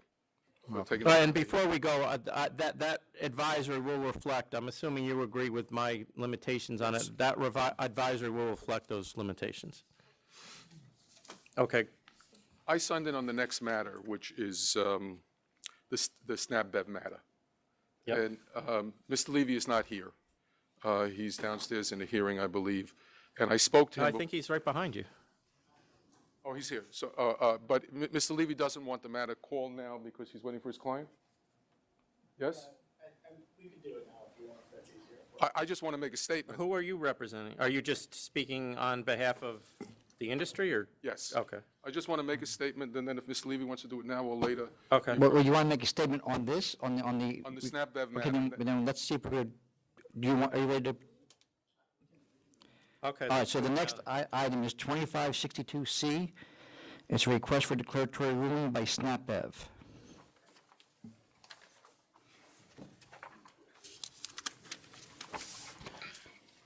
Joseph Levy, here on behalf of SnapBev, presenting a request for a declaratory ruling. Mr. Dano has some comments he can read into the record to start. I've spoken to Mr. Levy. First of all, what Mr. Levy is asking for is something that the Liquor Authority has approved many times in the past under the circumstances similar to the ones that he's asking for, and I'm not here on behalf of the industry to oppose the basic of his application. I did note that in his application, he has a statement about the shift to electronic coupons in terms of, and the use of this machine in connection therewith. I spoke The to- retailer you're talking about? Yeah. Yeah, okay. And I spoke to Mr. Levy with regard to this. Our law provides that you cannot pay the money to the retailer for the way you would do in a supermarket. You go into a supermarket, you give the coupon, and they take that coupon like it was a check, and they deposit the money. We don't allow that because of the Tied House law. We require that there be a redemption center for the coupons. So you're asking that? I'm asking If that- we that- approve that portion of this, that there be a redemption That it center? work with the Redemption Center so that that isn't changed. Other than that, everything that Mr. Levy has asked for has been approved by the Liquor Authority in the past in different manners, and I have nothing to say. I've spoken to Mr. Levy about it, and he said that this is not an important issue for him, and that his clients are happy to have the rest, if you'll approve it, with that change. So, Mr. Levy, do you want to do your, or we can wait and do it, whatever, if you wait for your client? Fine, might as well do it. Okay. Joseph Levy. So are you all right with the redemption center? Yes, sir. Okay. That'll be a minor part of this operation and something that we had discussed early on when we were discussing the different facets of the concept. Okay. So the SnapBev concept is essentially a program that's been created by my clients who have this company. It's a few computer programmers, some master sommeliers, and in general, people who are interested in the technology field and the wine field. And they've created this program that is very user-friendly that essentially acts as a virtual help desk. Where you can put in preferences, put in what you're looking for, put in other products that you like, and it will generate for you similar products or things that you should try based on your prior tastes or what you're doing or what you'd like to do with dinner, no dinner, a snack, looking to throw down 10 bottles, whatever it is. And all of this information is derived from a massive think tank of master sommeliers, mixologists, bartenders throughout the country that are very highly regarded. And the way that the program itself populates the data per store that the kiosk will be placed in is there is a very simple, almost like a USB plug-in that downloads the information from the POS system for the store.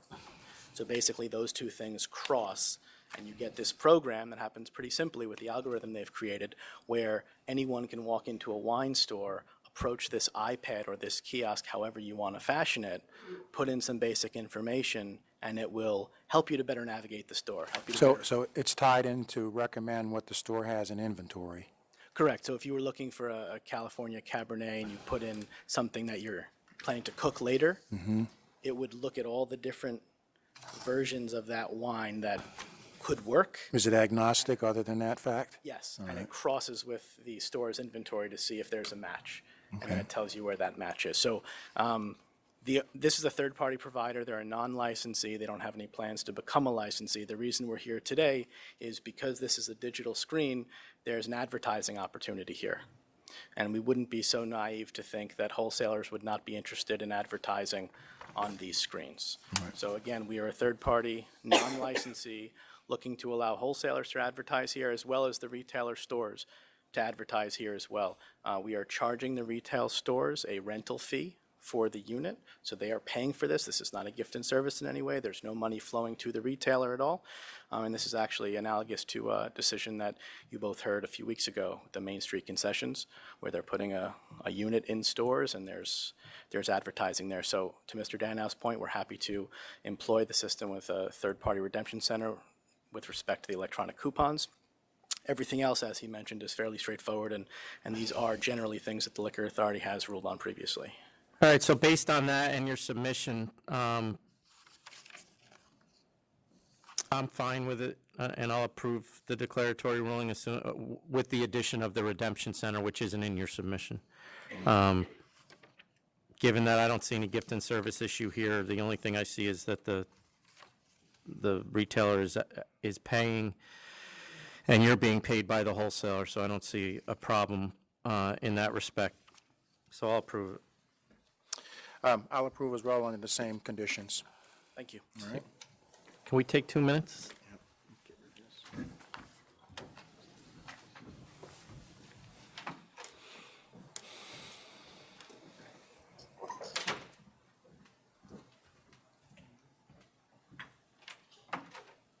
Donald, can you check to see if the mic is working? Can you check to see if that's working?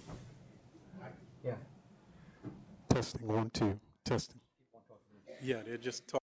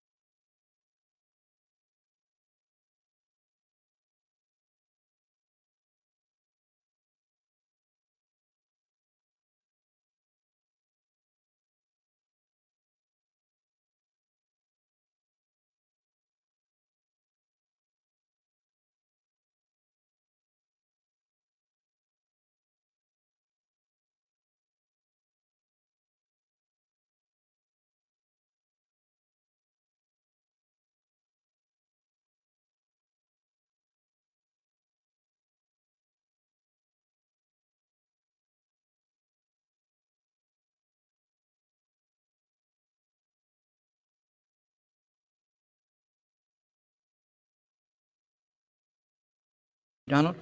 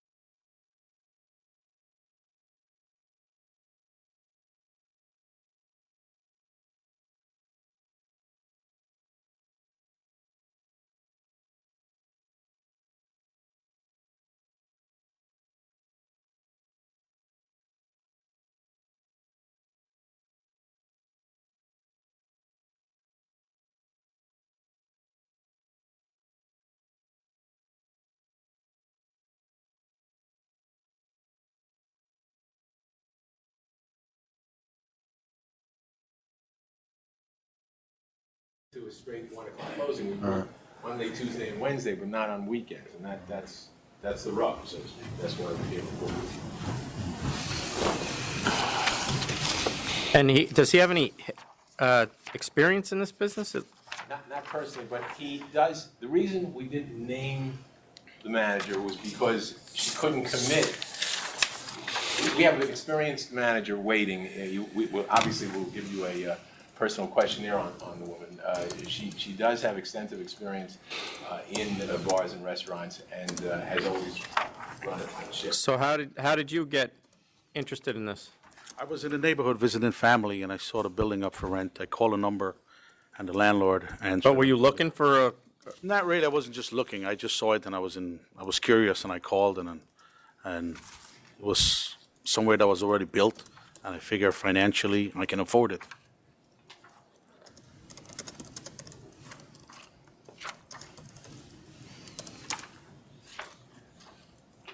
So you're asking for it till what time? 3? He's asking for 3:30 Thursday, Friday, Saturday. And Sunday, Monday, Tuesday, and Wednesday. You want to close the door. I will close the door, not even extending. We're not even asking for it.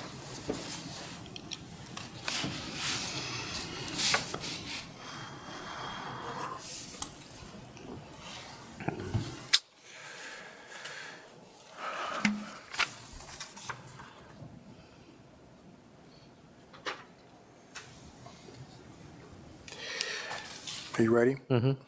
Well, I'm inclined to approve. I still think we need to work with that 3:30 hour, though. I mean, I said I'm inclined to improve, but I still think we need to kick back on that 3:30 closing time a little bit. Can we live with something sooner than that, like say 2 a.m.?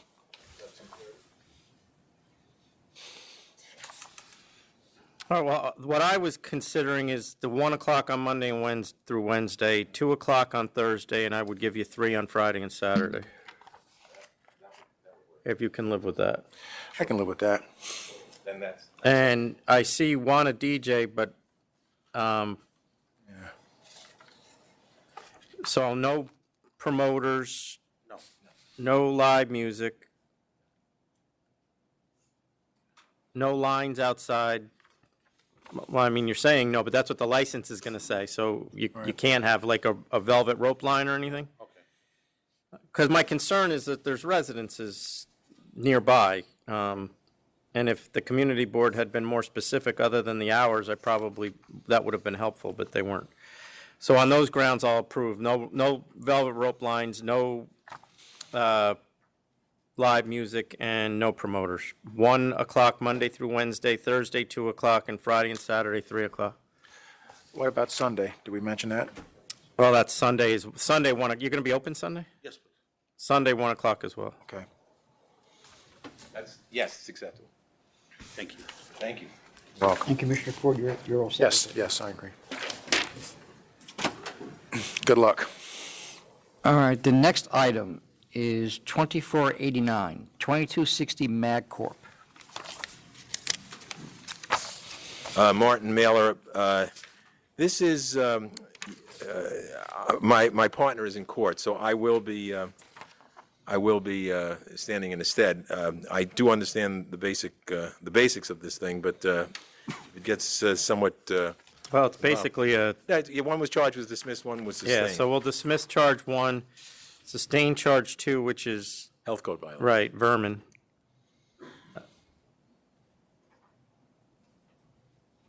$1,000. $1,000. Thank you. All right, the next item is 2507 Home Run KTV Incorporated. This one is was an Article 78. Only 2 of the charges were sustained, and I guess the request now is for a new penalty to be imposed. So Tom, the only charge remaining is 1? 1 and 12, I believe. Oh, and 12? I thought it was just number 1. I thought it was number 1, too. Then if it is number 1, again. What about 15? unlicensed stores are still on that. It's still on, that's what I thought. So there Is is, that your understanding, the disorderly premises, which is charge 1, and the unlicensed security guard, which is 15? yes, I knew there was another one. I didn't know what the number was. All right. So do I have to resustain these since it's? No, the charges are sustained, they've been upheld by the court. The only issue now is what the penalty should be Okay. based on those two charges.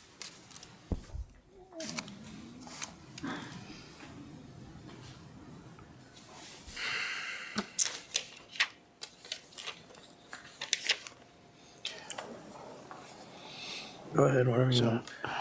So you got 1 and 15. I'll go 4,500. I was going to say 6,000, but I'm going to go with the chairman, 4,500. Thank you.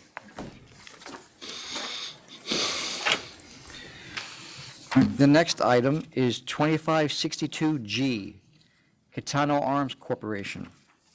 Catano Arms apparently stems from the fact that there was a request for reconsideration based on the fact that the authority wanted a resignation from an officer. The officer was dismissed by the board, and there was no resignation from the officer. And we submitted corporate minutes reflecting what exactly took place. Which is fine, but then we asked for corporate minutes about the new officer, and you sent us an affidavit.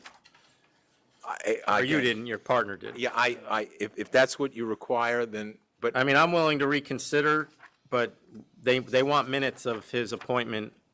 That sounds fair. I didn't know that that was what the Right, requirement was. Amy, Yeah. is that correct? Okay. Yeah. So I'll reconsider and send back to licensing board with the direction that they provide minutes from the board of the appointment of Mr. Abdel Rahman Kamel Zahran.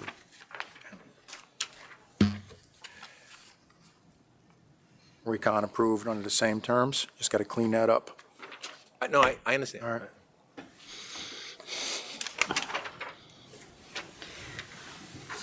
All right, the next item then is 2479, Makba Utica Discount Wine and Liquor Corp.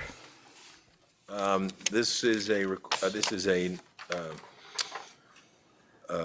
conditional no contest plea, and unless you have any questions of me, that's what we're asking.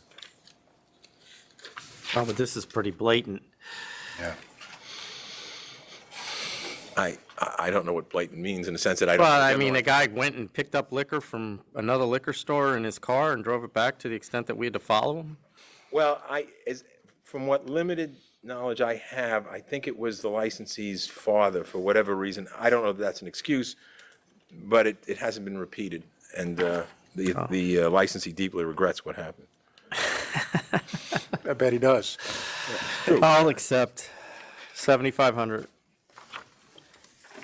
Accepted, 7,500. Thank you. Okay, the next item, 2502. This isn't yours. No, it's not. 2502, Mozzie Liquors, Inc.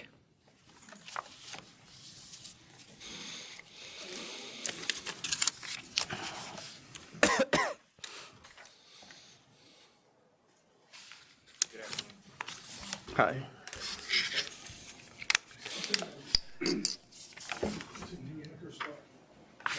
Can you put your appearance on there? David Gabay, G-A-B-A-Y for the applicant. This is a new liquor store built in a non-licensed space. Okay. It's a commercial strip thoroughfare, this particular road. Before you, is there any protester here? Yeah, I think there is one, There is. which is surprising. Come on up. ABK Liquors on 867 Lowell Avenue. You got to keep your, speak in the microphone. What's your store? ABK Liquors. Okay. 867 Lowell Avenue. Yep. I'm about 5 minutes away. That's by car. But basically, if you look at my gross sales from this year to this, I'm down about 30% because of another store that opened up previously. But the big guy they are opening next to is less than a mile. It's probably a quarter. So them opening up will destroy me. They're a mile and a half away from you. Doesn't matter. I have people that come from that side from Frank's Liquor. No, I'm not arguing that. I'm just saying there's 4 stores and you're the 4th closest. And I'm probably the smallest. You are no, you're not the smallest, but you're close. Okay. Anything else? That store opening up would destroy me. Okay. Because I do attract business, because I hear it from customers. You're the only store that's open on Sundays from Frank's, and Frank's is the big guy in CI. So I draw that business Friday, Saturday, and Sunday. But you understand that the standard I have to use is not whether it's going to hurt your business, but whether it'll be more convenient to the public? Convenience? Yeah. There's no convenience over there. Everyone drives. There's no walk-up. If I do have walk-ups, they're buying 50 cents. Well, there's several things I got to look at, but it's not, one of the things I take into account is whether it's going to, one of the things I do not take into account is whether it's going to hurt your business for the most part, because that's just the way the law is. But do you have anything else? No, basically, that's about it. Okay, thank you. Thank you. With regard to the objection, the sales, as reported, started at 629 from 2012, and steadily dropped. I don't, and all these other stores have existed. Well, he said another store open near him. I mean, that's, Okay. However, CI Wines and Liquors, which is closer to our store, has had basically stable or increasing sales for the past 4 years. So that location wasn't affected by whatever that other store was. Frank's, which is the large store, and is 4,800 square feet, has had stable or increasing sales for the past 4 years. I don't have any increase. I don't know where you see that, but, well, I guess it went from 515 to 537, but that's completely, that's flat to me. Yeah.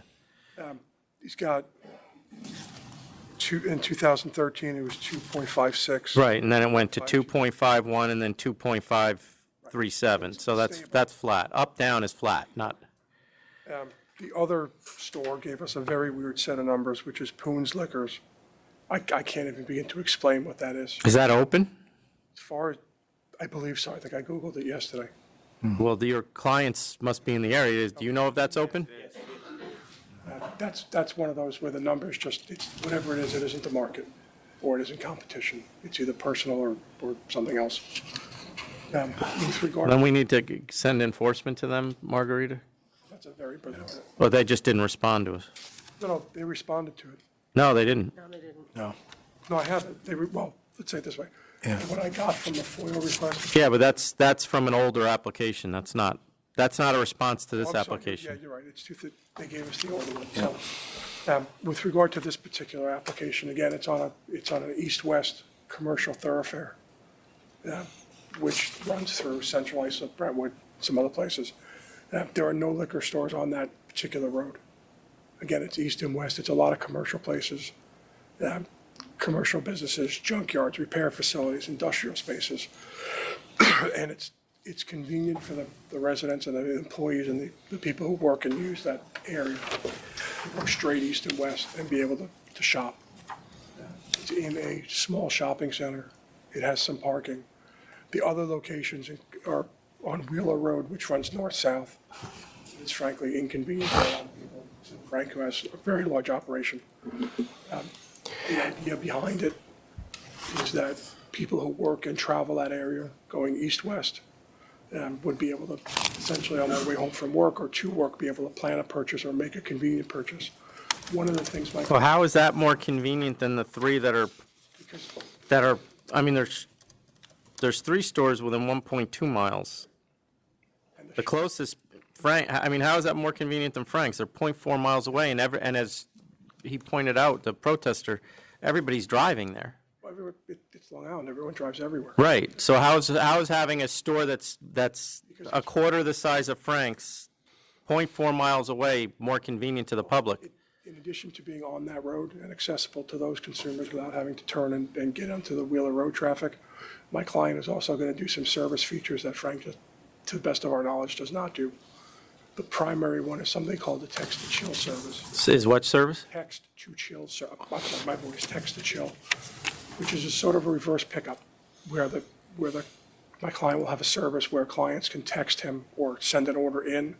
that says something like, I get off at work at 5, I want a bottle of Johnny Walker Cold ready to go. And it'll be available to them to pick up on a convenient basis. It's delivery, but backwards. My understanding is no other store offers that. Out of your 1,000 square feet, how much of it is retail, how much of it is storage? It's a single space, so 700 retail, 800 retail. Yeah, because the storage is going to be on the first floor. The client is also going to operate a website which will increase sales and then do some other things that are not available from the other stores, except I think maybe Frank's. I'm not sure if he has a website or not. The client is also going to take advantage of the new rules, which will allow gift baskets and other combinations to be prepared in the store, which is also something I don't believe the other stores in the neighborhood do. So if you add all those things together, the text to chill, the packages, the convenience of going east to west without having to fight and deal with that Wheeler Road traffic. And frankly, with regards to Frank, some people prefer a smaller store. It's 5,000 square feet, it's a warehouse. Now, for some in the market, that's an appropriate thing. For others, having a nice, new, small, service-focused store is something that they're going to benefit from. Yeah, my clients plan to be on the on-hands, in-house managers. They're not hiring professionals, they're doing it themselves. It's going to have your traditional, small, local, well-managed feel to it. And what's the population numbers in Central Islip? Are they up, down? Yeah, in 2010, the population was 34,450 people. That's the highest of all the neighboring stores, all the neighboring communities. It's 6,800 residents per store. But what, that's 2010, we're in. In 2010, I'm sorry. Do they have an estimate for 2015? As far as I Or know, 16, I mean? from what I can recover online, I could not find a more recent thing. And what, when you say the number is 2010, what, was that up from 2000? From year 2000? Yeah, do you know what was the number in the year 2000? I don't remember off the top of my head.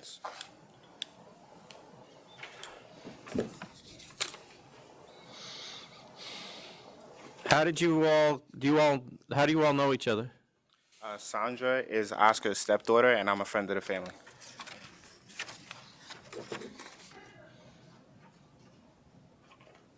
And you're all going to continue your present work? Initially, yes. Most likely, if need be, I would be the first one to resign from my present job. We'll all contribute, and she recently went part-time. And does anyone have any experience in this industry? In selling alcohol? Or anything with alcohol, other than drinking it? Oscar does own some other businesses. Yes. So he's an experienced businessman per se. Again, Yes, I have a construction company for about 14 years. I'm in a small company, but I have 3 workers and myself. I'm a boss who works in the field like everyone. And the reason I would like to open this store is because right now I'm 39. I got already a surgery in my knee. And because we do roof, we do tile a lot.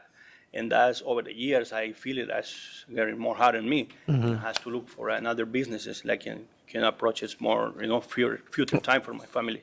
Okay. Commissioner Ford, anything? No, I'm good. I'm ready to go. Okay.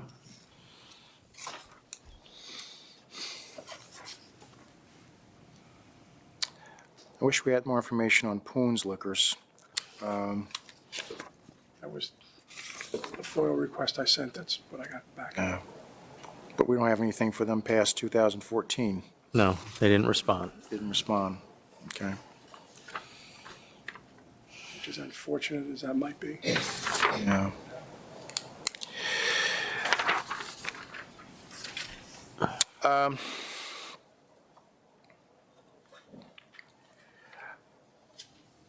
I'm going to vote to approve based on the fact that you keep it to no more than 700 square feet of retail. I'm looking at the other stores, and the closest one to you, which is going to be like, what, 7 times that size. The other ones are. Yeah, it seems like they might be decreasing a little bit, but they're a huge store. The other couple of stores, I think, looks like that are further away might be decreasing a little bit, but they're larger stores. I still think that public convenience and advantage would be met by your location, so I vote to approve. I'll vote to approve as well. It is going to be a small store, as Commissioner Ford pointed out. You've limited it to what, 750? 700 is what I said. 700 square feet, and it is in a plaza with some parking. The closest competitor is W.H. Frank Wine Liquor Merchants, which is doing 2.5 million in sales and is almost 5,000 square feet. So I think there is a public convenience and advantage to having a smaller store in the area that people may not want to go into a big warehouse. So I'll vote to approve. Thank you very much. Thank you very Good much, luck. ladies and gentlemen. Thank you. All right, the next item is 2501 King Mekong LLC. King Mekong.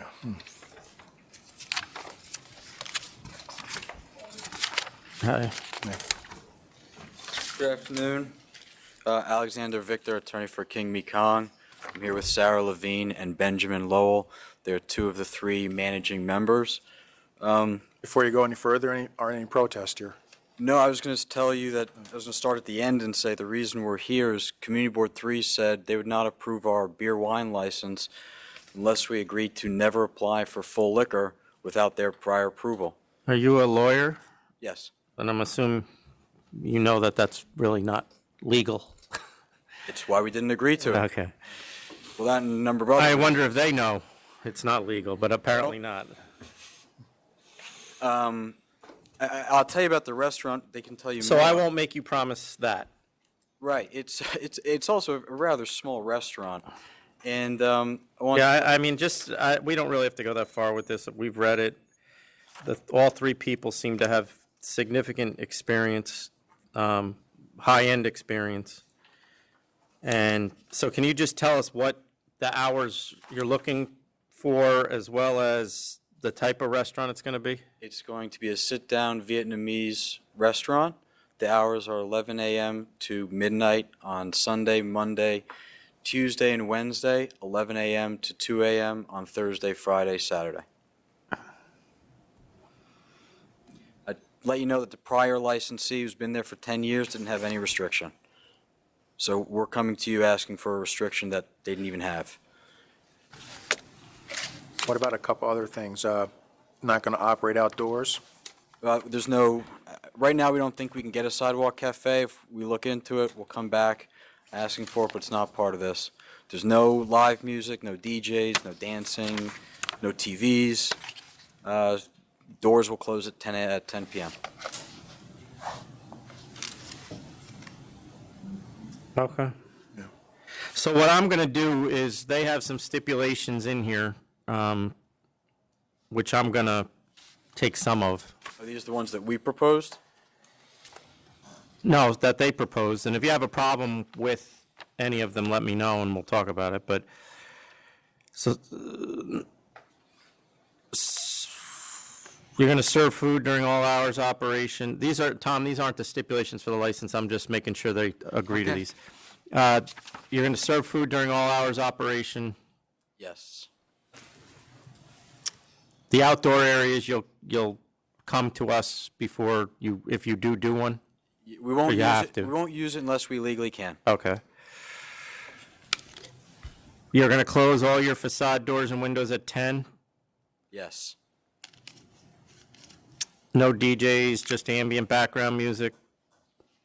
Yes. And you will go to the community board for any method of operation change, whether they approve or not, you will go. We'll notify them if they Right. want us to Yeah, come. right. We'll go. I assume No pub crawls or party buses, you're fine with that? Yes. No outside wait lines? As much as possible. Do you expect them? Not Well, why don't we really. ask them, because they're, If we have a way, it will be done via mobile, so we'll have the option to text them as soon as the table's ready. There's no reason for people to do it outside. good. This is just a really bad area, that's why I'm sure, right, but I mean, for what I do, it's a bad area. I'm sure you found that out. I just want to point out, too, that we originally were going to go for full liquor. No, I know. We had a lot of support from the people that lived above us and next to us for full liquor. And when we went through the materials of the prior licensee, and they went for liquor about 7 years ago, there were like 15 liquor licenses on the block, and now there's like 8. And and I can tell you, if you Sure, had gone for full liquor, there would be 60 people in this room that were going after your throat and mine. So, So if you agree to all that I just said, which I'm not going to make part of the license, but it sounds like this is going to be a legitimate restaurant. The hours that you proposed, I will make part of the license, which are 11 to 12, Sunday through Wednesday, and 11 to 2 all other days. And then based on that, I'll approve. So be it. Thank you. Good luck. Have a good Thanksgiving. You too. No, Mr. Pillolo yet? Okay, next item is 2561, Paulie G LLC.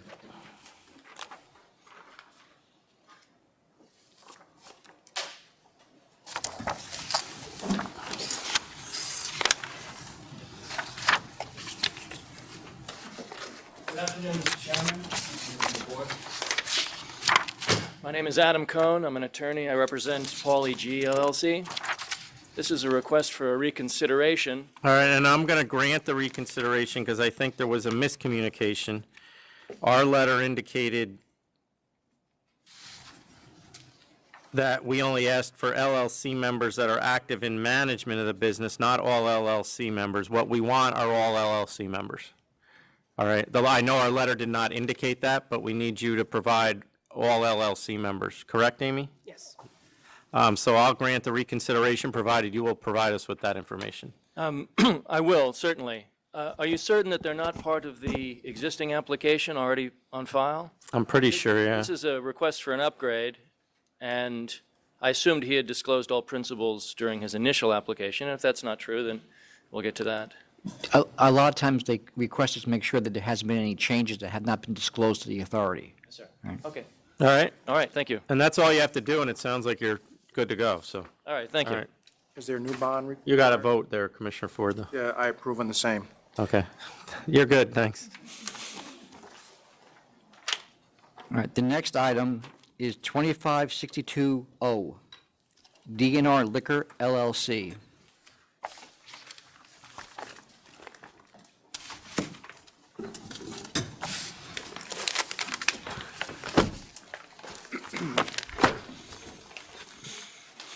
David Gabay, G-A-B-A-Y, for the applicant.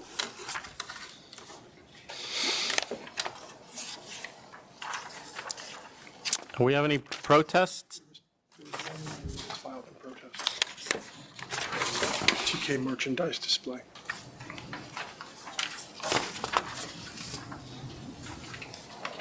Don't believe they're. Okay, go ahead. This is a store on Jericho Turnpike in Floral Park. The location had a license up through the end of August 2013. And that prior licensee did a removal proceeding and took the license and took his store elsewhere. This location has already been established. It had a license in 2007 through the middle of August 2013. There's no disciplinary history for the property that I'm aware of. The license was removed pursuant to an application. My client previously had a location in Baldwin, voluntarily surrendered the license to pursue this opportunity. He had no disciplinary or other involvement with the SLA or the law enforcement when he was in Baldwin. He just found this opportunity, thought it'd be a better location. And Who is your client? Which one is here? The DNR Liquor. The prior. Oh, this is St. Victor? Yes. Okay. And this is Davidoff St. Victor. He's here. Yeah. So he found this other opportunity. It's 1,000 square feet of retail on the top, actually going to be less. There's a 500 square foot basement, which we do not expect to use for liquor purposes because it's going to be an office. So the upstairs will be essentially storage and somewhere around 700 to 800 feet of retail. Yeah. And he closed his other store and just surrendered the license? Yeah, well, he found this opportunity. But he didn't try to sell it or anything? He tried to sell it. It turned out, frankly, he built out a very nice store from scratch. Not the best retail location. And he thinks this is going to be better? Because obviously the guy moved for a reason. Well, he moved for a reason, but he also had the store there for 6 years, from '07 to the middle of August. This is on obviously a major commercial thoroughfare, which is Jericho Turnpike. And his other store was on 27A Merritt Road. Obviously, the retail traffic is better. The sales for the surrounding stores are stable or increasing. No, they're not. Actually, no, they're going in they're the other not. direction. Well, They're all decreasing. well, the way I don't know, I use for my own. I mean, I might agree with you that they're relatively stable. I would not say increasing. Well, it depends. See, I don't know how to say this. When I do these numbers, when I take the June numbers, I double them and add either 10 or 15% for the holidays as opposed to a straight double. No, you're right, but I mean, if you go back 2 years above, they're going up, and the sales are going consistently up and down. I mean, Well, they're all within 10%, but they're all going up and down. let's say this way. TK, who's the one who protested, had 855, 7, and 14. If you extrapolate and add 15% to this year, he's up 8 to 888, so it's 5%, give or take. If you go, the next store is Chan and Wong. They're at, if you add 15% to 2000, and So I'm more interested in the population numbers. What's the population of this area? population, I checked yesterday, it's relatively stable. It's not a particularly increasing or decreasing. And is he going to do anything that these other stores are not doing? There's going to be a delivery option. There's going to be some. Familiar with the area. Right. I used to work in the area. Okay. Say that again, I didn't hear you. I said I used to work in the area in Jericho Turnpike. My previous job as a director of a fitness company was 2 blocks away from the area, so I've been in the area for the past 3 years. I'm familiar with a lot of people in the area, the neighborhood, Flower Park. So I'm practically going to do something different, especially with my experience running a liquor store in the past. So I know exactly good marketing efficiency to promote my. It's going to be, I believe, the smallest store in the group. Because it's 1,000 square feet upstairs. Does he have parking? Parking in the front, yes. Yeah. You're in a...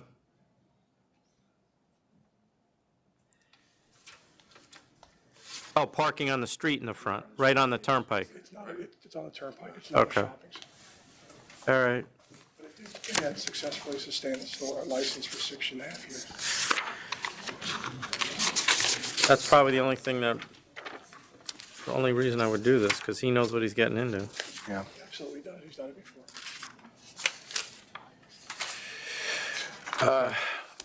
Ready? All right. I will vote to approve. I'm going to put a cap on your retail space at 700.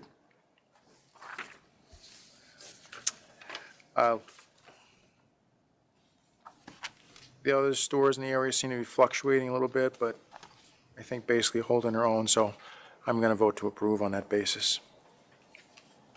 So what are you going to do with the basement? That's going to be storage? It's going to be all storage also. So how are you going to, so that's 9, so the upstairs is 1,000 square feet. What are you going to do with the other 300? Upstairs about 800, close to 800 and change. It's not. Oh, and you got to have registers and, okay. Right. All right, I'll vote to approve on the same grounds. Good luck. Thank you very much. Can we take 2 minutes, Tom? Sure.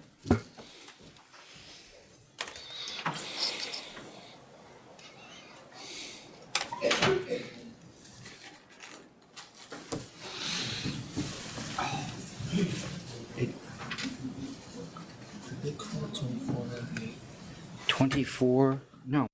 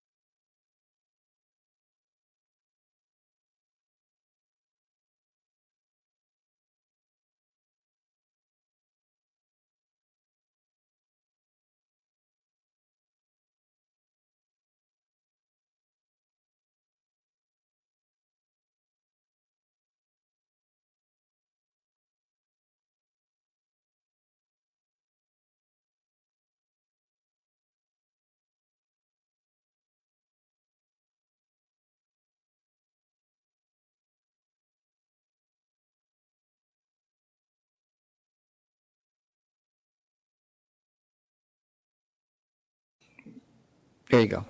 All right, we're back on the record. The next item is 2562N. It's RNS 49 Liquor Corp.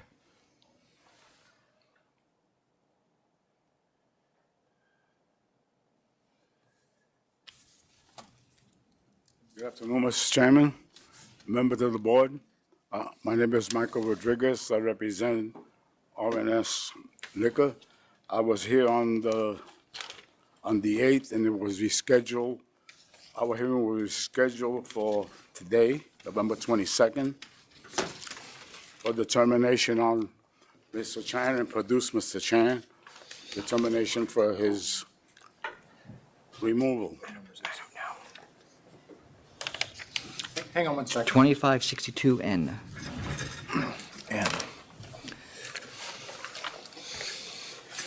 So why is he moving? Because the owner is sold his property, so. He sold his property? Yeah, he sold his property. And he doesn't want to rent, the new guy doesn't want to rent to you? Well, I didn't spoke to the new guy. The new guy, they will probably take down the building and then we build it. I don't know. Hey, Amy, are the same four closest going to be the same four closest still, based on this removal, do you know? He's only moving 700 feet.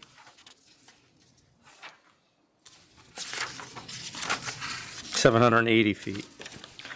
That I'm going to double check. In the same location for about 8 years. He has no problems with the state liquor probably at all. That's not the concern. I have to treat this like a new application. That I am not sure. Okay. Well, we can, you want to know if it's the same four? Yeah. From the last time? We can just look at his old.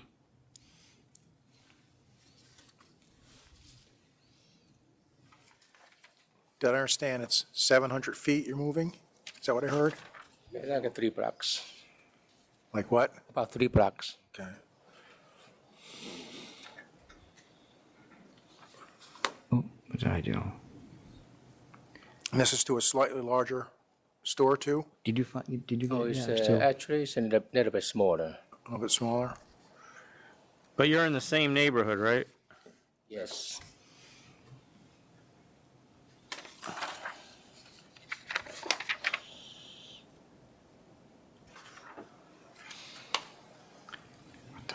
Just a second, we're looking something up. So are you closer to Wino where you're moving? Wino is at 171 Elizabeth? But that one is not the closer one to our store. The one that on the That's not what he asked. He asked if you're closer now to Wino than you were before. yes, How much closer? well 700 feet. 700 feet. Oh, it's directly in that direction? Yes. Okay. Because they're only 0.2 of a mile, or only were 0.2 of a miles from you right now. No. He's only 371 feet from, But if you move, how far are you to Savino Italiano with your move? Right now, you're only 371 They're all feet. the same direction. no, this is where the new store's going, Yeah, these the- feet. Right. The close because He's 300, the new store will be 370 feet. They all they're all same. Tom, did you find that or no? I found the form, but it's blank. I think this must have been a transfer. Yeah, so it may have been, your existing store, did you buy it from somebody else? Yes. Okay, that's,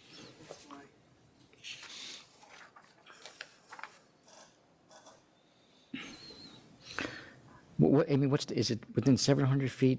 It doesn't go to the full board, right? Unless there's no change in the four closest?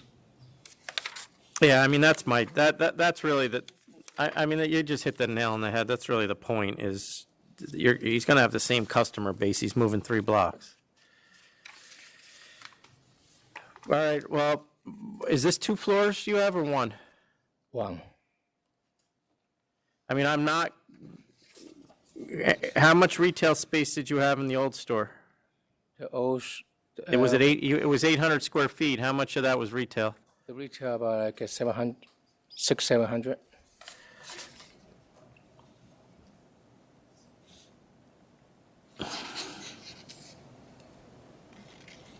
And why'd you pick this location? Well, that's the only one that was available in the neighborhood? In the area, yes. All right, I'll approve if you can limit the retail space to 700. Thank you. Are you okay with that? Yeah, I'm okay. Given, and the only reason is that I don't believe your customer base is going to change at all, and I think that given how short a distance you're moving, and the 4 closest stores, while some of them, or 5 closest stores, while some of them may have changed, I have to, the large majority of them are going to be the same competitors that you had previously, so I don't expect that you're going to affect their sales either. We did have a objection from Wino, which is the second closest store, and I do note that their sales have gone up 60% in the last 3 years, so, and they only have a 320-foot store, so they're doing fine. So I'll approve based on those. Approved based on the same conditions. Thank you.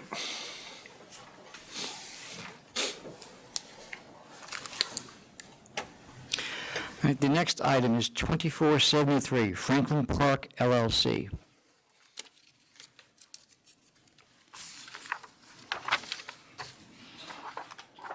Good afternoon, Commissioner Ford, Chairman Radley, Thomas McCallan. It's a conditional no contest plea, but I'm really here before the members just to advocate a reduction in the offer of a $1,000 civil penalty. The sole charge is the licensee failed to indicate in its 2007 application that they were going to use security guards. Originally there were 2 charges brought and then 4 charges brought. And I reviewed the videotape with associate counsel, and it was clear the licensee and their security did everything properly and correctly. So 3 of the charges were dismissed outright. And I'm here before you just for reduction in penalty. Licensee will be filing a change in the method of operation. But just reviewing the videotape, everything worked perfectly. Security, police, everything was done as it should be. And Why does he have a security guard, given it looks like it's a burger place? Well, it's a little bit more than that, but on the weekends they have a side yard with a number of picnic tables and such. So on the weekends it gets fairly crowded. It's a popular location. So that was the reason they added them for that kind of weekend surge, and it just doesn't seem equitable to penalize them for having done it right. All right, I'll give him $750. $750. Do I hear 5? No. No. All right, thank you. That's it for now. Oh, you have another one? I have another case, yeah. 2537 GFYA LTD.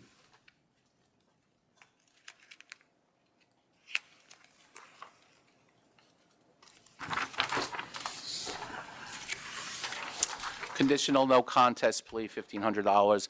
Business is tight. They let the workers' compensation disability policy lapse a few times. It's been reinstated. They didn't realize that there would be a consequence to it, and they realize there is now. $1,500. I'll accept. $1,500 accept. Thank you. Yeah, they all get sent to us now. Yep. The next item is 2562J Rahimi Tavern Corp. That's Terrence Lynn. Next update, some traffic, it's about 10 minutes away. How about 2562I J&J International? Who's signing them in, you? I did. Yes, there will be. We're going to discuss How that. about 2551 to 2552 NYCJBS LLC? Are you getting a commission on any of his fees today? We can discuss it right up here. 2497 Family Liquor and Wine, Inc.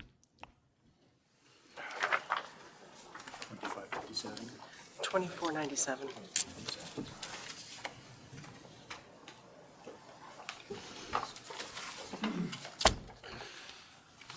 Good afternoon. My name is Jay. I'm a representative, and Mr. Zhang is the president of the corporation. We applied for the removal of the liquor store license. It's about 7.6 miles away from the current location. And the new location is about 868 square feet.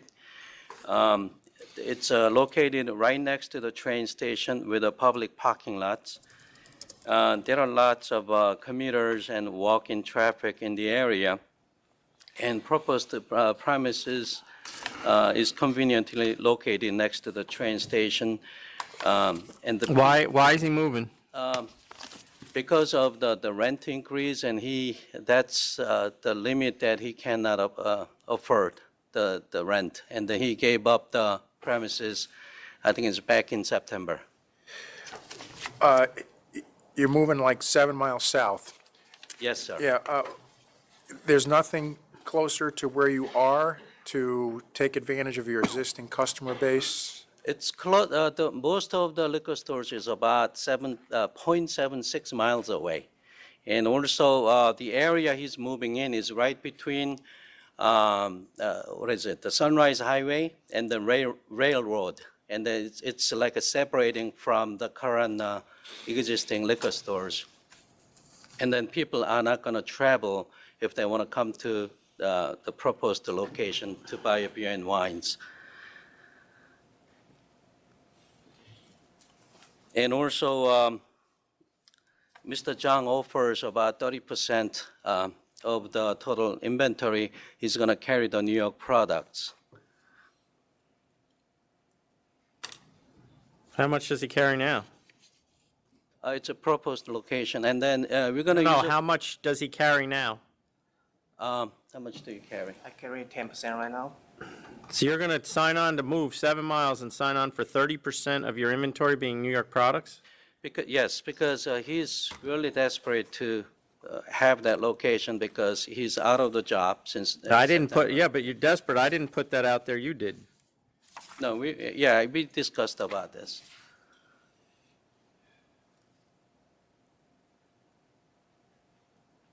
Is it in a plaza?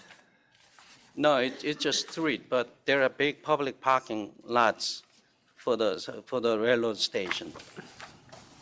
And then there are 7-Elevens across the parking lot, which has a lot of walk-in traffic.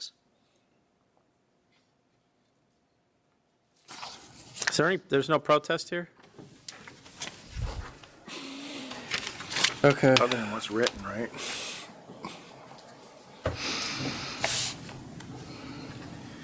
You have one protest from 1.3 miles away. All right, I'm right. Still, all right.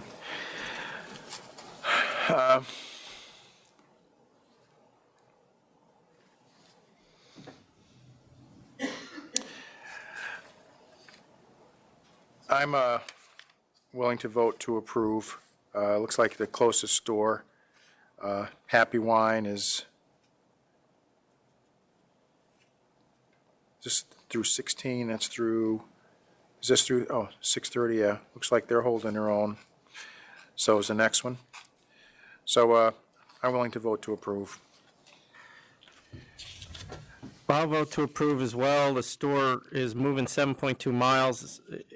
The current store is 1,200 square feet. The new store is going to be 870 square feet, which is extremely or significantly smaller than the existing store. The two closest stores have strong sales numbers, one being 0.9 miles away, and its sales have increased over the last 3 years at least 25%. And the next closest we just issued in 2014, and they seem to be having increasing sales as well. And I note that the fourth closest also has increasing sales. I am going to hold you to 30% New York products because you threw it out there. But based on that and your representation that you'll do 30% New York products, I will approve. Tom, so that's going to be part of the license. Yep. Good luck. All right, thank you. And Commissioner, you okay with the? Yes, sorry. All right. The next item is one we've been holding over. It is 2562D. It's a request for declaratory ruling regarding 428 Lafayette Street. Continually licensed or not.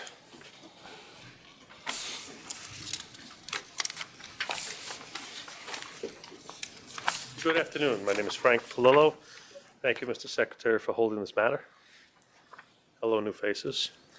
This is a request for declaratory ruling on a premises that I've been closely associated with since I started this practice, 35 years ago. I've represented various licensees at this location since 1990. So let me ask you this then, if that's the case, because my only question about what to do here is that the last time you applied as if the 500-foot rule applied. That had to be an error of counsel. Wasn't me. Oh, it wasn't you. Oh, I thought you represented I them. did not represent Tango House Colonnades. Okay, go ahead. That had to be an error of counsel. I mean, if I were the attorney, I would have advised them that it has been continuously licensed. This is Mr. Robert Ogden. For a brief period of time, Mr. Ogden owned the building. He has been principal of numerous licenses since the 70s. 1973. Since 1973 at this location. The last license that, Mr. Chairman, you refer to is called Colonnades Tango House, I believe. So that was not you? That was not me. The Colonnades Restaurant Associates, Frank, and Tango And House. Tango I House. brought Tango House on As my a license. operator. Right. To operate. But that was in 2006, and they proceeded as if the 500-foot law did apply, which I don't know whether that affects, we'll figure it out, but go I ahead. don't think it was 2006. No, sir. I think it was closer to 14, 13 or 3 14. or 4 years ago. Well, it was West Wind Isle from March 1992 to January of 2006, and then Tango House from 2006 to 2015. Doesn't make sense. Is that correct, Amy, or? I'm looking. Not in our line. All right, well, go ahead. Anyway, so what had happened is, as Robert has explained, Tango House and Colonnades had a co-license. The premises closed. Robert was under the impression that this was being reorganized. It was a surprise when we found out in April that the license had actually been surrendered. We had no knowledge of that, and I don't believe it was done maliciously. I believe the representative from Tango House thought she could surrender her portion of the license while leaving the other portion intact, which we all know. Explain to me how they had a shared license. I don't. It's a co-license. There's Tango House, there's Colonnades, which is the licensee. There's Tango House, which is the operator. Oh, okay. So it was one business, but they had an operator versus and an owner. Correct. And the Okay. operator seemed to think I can surrender my license and not take his, which at no time would Mr. Ogden have permitted something like that to happen. This is, again, since the mid-'70s, a Right. license in place. Has the place been in business in the meantime, or no? It has not. It has not. It's closed and open, but the license has always been active. It was an experiment with tango. The people were the major tango producers in Buenos Aires. Ah. Put it together, beautiful shows. Yeah. Unfortunately, it didn't take here in Manhattan. And I loved the show, brought them in. It didn't take. Yeah. This is an established theater and restaurant that, as we've said, has been operating since the 70s. Currently, it is not operating. There will be an application filed shortly, though. All right, can we take just 2 minutes?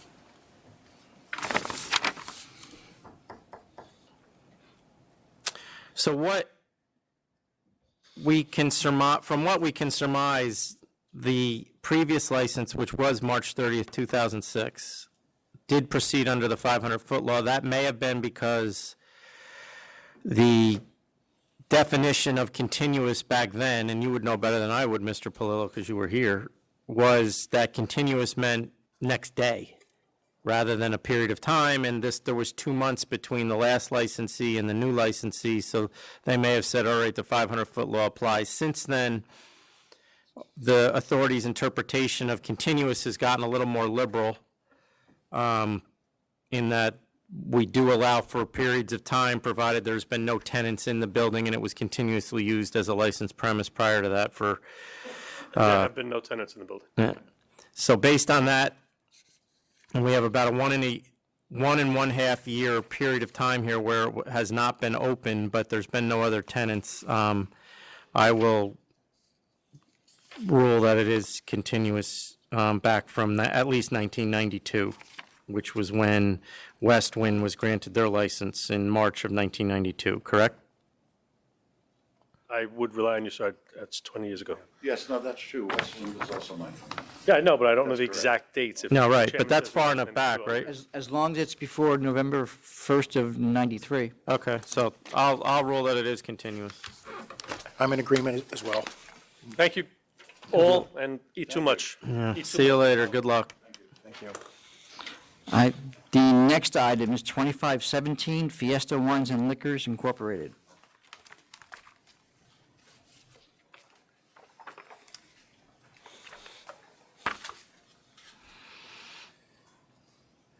Good afternoon, Chairman, Commissioner. My name is Guy Parisi. I represent the applicant, and this is a request for reconsideration. The authority disapproved the application on the grounds that did not feel that the owner of the business was the true owner. And I believe we set out in my papers, the affidavits, that the seller and the buyer met once, and that was at the signing of the contract. I have here both the applicant, purchaser, and Mr. Morissette, who introduced them. And if the authority has any questions, we're here to answer them. Other than that, Well, so why, who's who here? This is the applicant. Mr. Morissette is the Landlord? accountant. No, he's the accountant who introduced them and actually brought me into the picture as well. But our concern was that your client entered into a contract that was not contingent on getting a license. It was contingent upon, firstly, an accountant drafted the contract. I did not, and it was the seller's accountant. It was contingent. It was contingent upon the landlord. The landlord would not approve the assignment unless the liquor authority approved the applicant. And so it was contingent. I Yeah, believe. but it gave him no power whatsoever to get out of it. I don't. You realize if we didn't do it based on my reading of the lease, if we didn't grant a license, my reading of the lease was he was still on the hook for the rent. Yeah, but I don't believe it's, all due respect, I don't believe it's the authority's responsibility to protect. No, but it is tenant. my responsibility to say, why would anyone enter into a lease for a business that has to be licensed and not have an out if the business does not get licensed? The only one that had an out was the landlord. Yes, it was a bad deal. So that to me tells me that this guy is not really that concerned about whether he gets the license or not. He's here to answer any And maybe question. that was because he didn't have a financial interest in this. He's here to answer the question, whatever the authority. I mean, posed but to you him. haven't real. I understand he's here to answer the question, but I'm not going to re-argue everything we argued before. Did you bring me anything different? Well, other than I the bel- affidavit, he was here before. I don't need his affidavit. I believe that it's speculative. It's a speculative inference for the authority to determine that. It he's not certainly the- is an inference, but it's not speculative. I've been here long enough to see that this happens. Well, he's all I could say that it was contingent on the landlord approving it. That's correct. But he had no out. The landlord now can hold it over his head. Even though if he doesn't get a license, he still legally would have to pay rent to this guy. Yeah, he would. That to me is a deal no one that is in a legit business would ever make. Yeah. And the problem, that I can't grant reconsideration based on what you've given me here. You haven't given me anything new. Well, we've given you character references. We've given you the fact that we have given you something new. We've given you the fact that they met for the first time at the signing of the contract. They didn't even know each other, and he'll testify to that here right now. He met the seller once, and the fact is that at the time, I mean, the problem is these facts are surrounding a licensee, a previous licensee that's problematic. That's why this is happening. Well, the authority also concluded that it was because of a revocation that that raised an issue with respect to having a straw person purchase this. However, at the time the contract was entered into in February, there was no the seller had pleaded, submitted an offer in compromise of a cancellation. If you recall, it was my offer at that at the reconsideration to change the cancellation to a revocation, which was in April, long after the contract had been signed, in order so that the applicant, the seller's father, could be protected.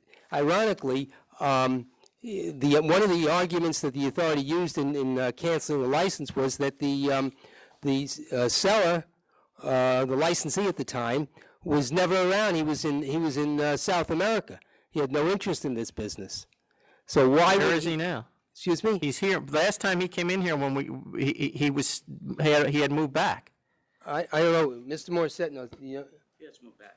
He has moved back. I mean, there's nothing new here in my view. I'm not going to grant the reconsideration. I mean, that's the problem, is that we have someone whose license was revoked when there is an existing individual here who signed a lease agreement that to me makes no business sense. And we had concerns regarding the prior licensee and this individual being a straw buyer for the prior licensee. And my concerns have not been alleviated. So I'm going to vote to deny the reconsideration. I agree with the chairman. I don't really see anything that's changed. Yes. Mr. Chairman,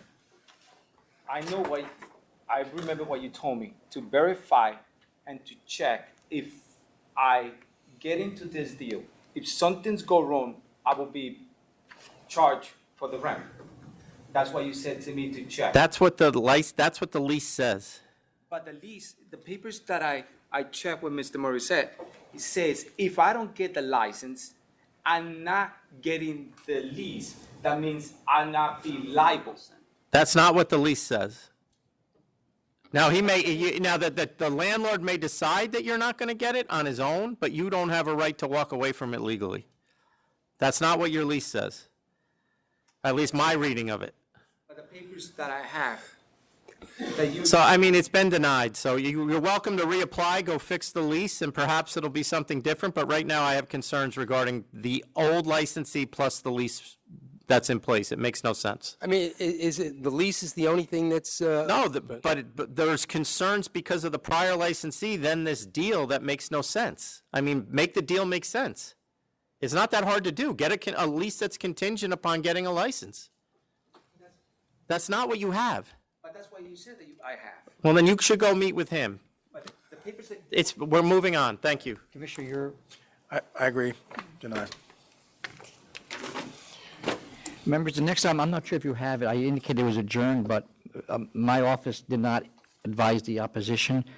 It's 2496, Lower East Wine Incorporated. I don't have it. You probably don't because it was adjourned by the applicant, but my office did not advise the opposition that it had been adjourned. Okay. So the opposition is here. I don't know if you want to hear from her. Oh, come on up. And you're... My name is Shelley McClure. I'm the owner of September Wines and Spirits. Okay, so when did it get adjourned till? the 6th. And where is it located? It's in New York, Manhattan. So is it possible for you to get here on the 6th, or is it too much of a, because you're welcome to say what you have to say now, or you can come back and say it. I would like to come back. Okay, then, thank you, go ahead. And I apologize for not getting notice about the adjournment. Thank you. 2496, you said? It's 2496, right? So you, I have it. all right. I'll hold over. All right. Is Mr. Flynn? Yeah.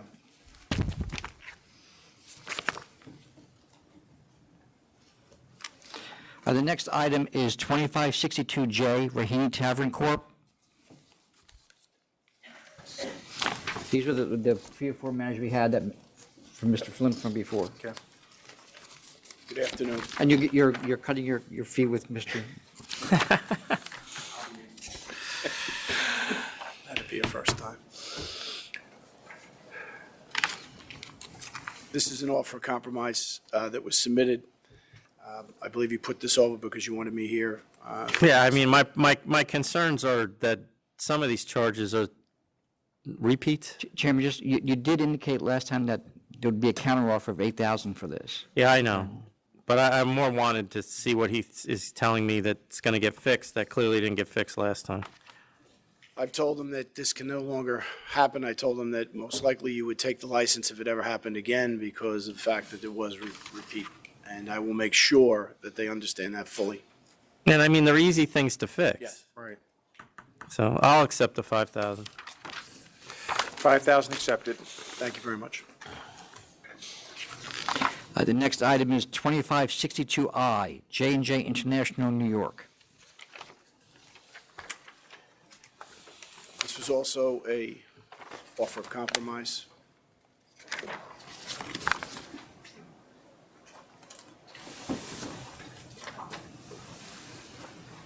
It's got it. I have counter with 9,000. It's their third. You had just at the last meeting you had said 10,000. I know. I'm going to 9 now. It's their third. It's their fourth sale to minor. They really should be losing their license. They understand it cannot happen again. So will you accept 9? I'm sure it would be my recommendation to accept 9, that's for sure. Oh, so we're okay. So I'm countering at 9. Unless Commissioner Ford goes up higher than that. We'll leave it at 9. Thank you very much on behalf of my client. And 2551 and 2552, NYCJBS LLC.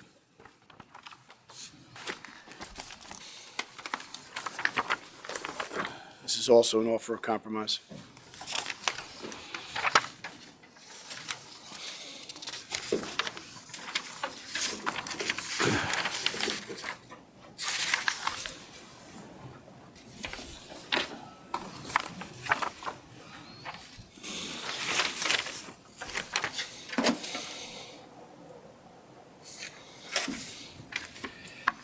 This is the same problem I have. Was Buckley on all these cases? I honestly can't remember. Chairman, actually, I prosecuted, I handled one of the cases, and I'm on maternity leave. I do recall that the Lower East Side Association had strong objections to the licensee due to noise and disruption. And I do note that there's. You've done this one before, you mean, or?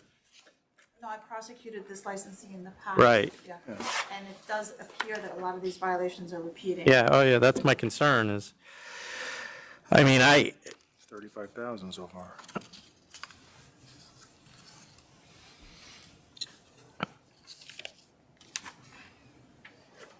and they're repeating more than once.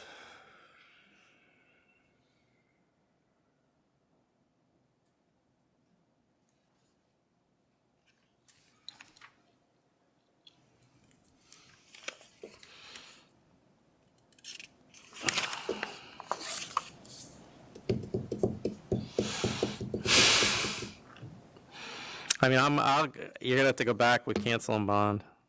That's a counteroffer? Yep. I mean, their history is just extreme, and it's only from 2011. I can't accept that No, I know. I will take it back to the client. All right. Thanks. I'd like to wish everybody a happy You Thanksgiving. too. You too. Commissioner? Cancel and bond. All right, the next item, 25, What was the case before this one? you had J and I, and then 2551, 2552. J and I, okay.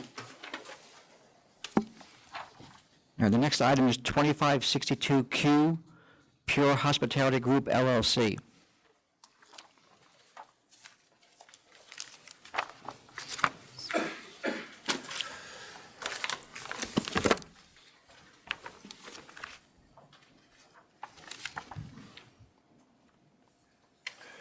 Okay, Commissioner Ford, Chairman Bradley, this is a little bit unconventional. I'm representing the purchaser of this premises. Yeah, no, is the premise here? I anticipated they would be, so I'm really here just to follow through on. Because you don't want us to revoke it. That's correct, and/or prescription. Is it, when you say purchaser, is it, they have a binder on it, or is there? No, we have an executed asset purchase agreement. Okay. And it's been. All right, cancel and bond. I assume you'll be applying? Absolutely. Yeah, we've met with the community board. We have full community board endorsement, so it's just a matter of getting through these stages. All right, cancel, wait, I got to go through these. So dismiss 1, sustain 2, dismiss 3, sustain 4, 5, 6, 7, 8, dismiss 9, sustain 10 and 11, dismiss 12, 13, 14, 15, sustain 16, dismiss 17, and sustain 18, and cancel and bond. Ditto. Have a great Thanksgiving. You Thank you too. for your time. And the next item is 2504, Boutique One Spirits and Cider LLC. 2504.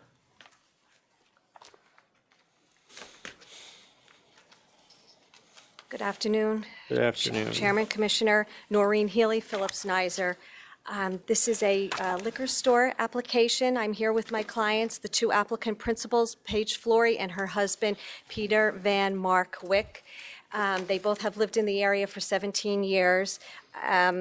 They picked a location that's in a big major commercial hub in Fishkill.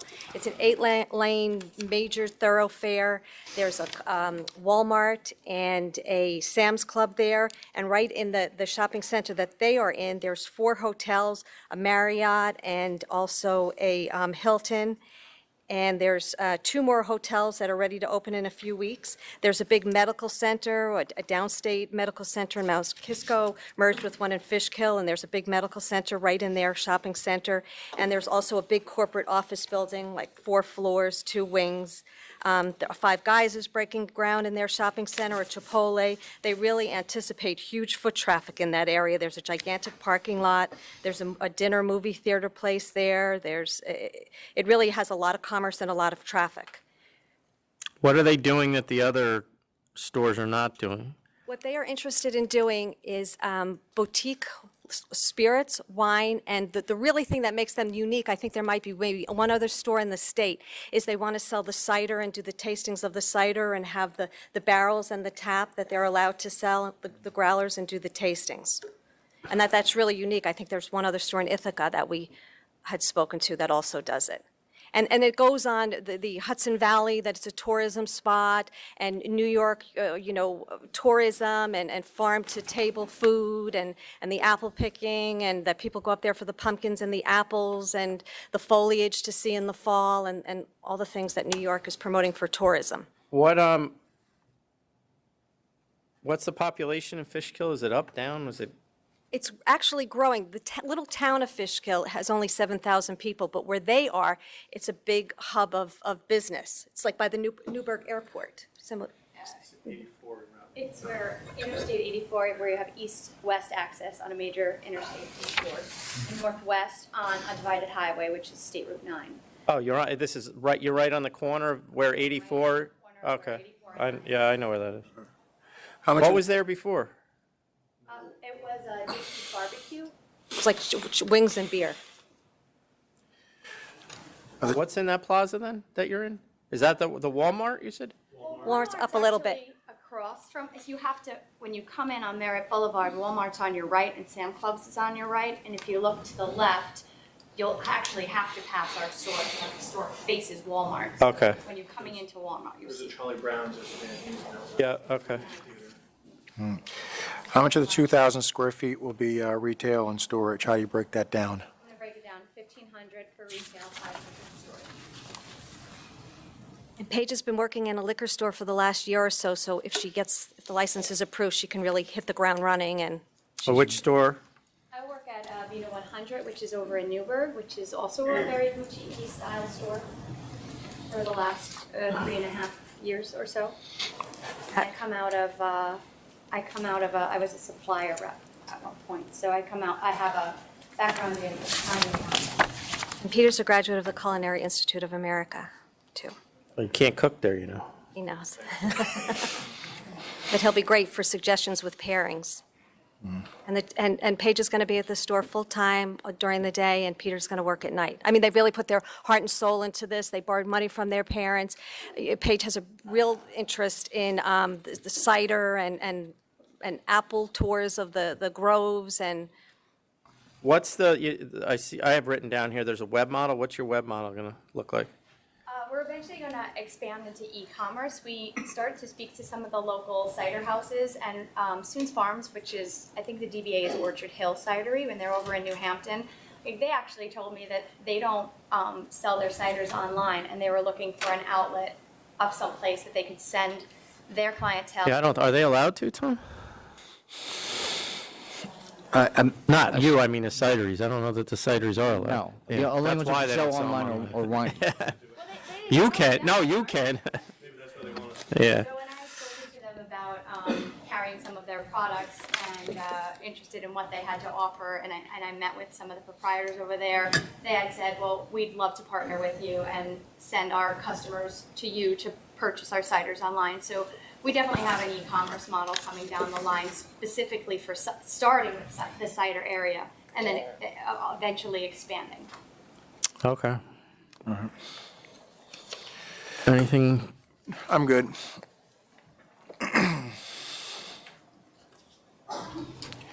So we didn't receive anything from Dutch's, from Popular, did we? No, Is Popular Inc. open yet? The one that the closest store on Route 9 to you? They are open? And is that on the same side of Route 9? You're on the other side?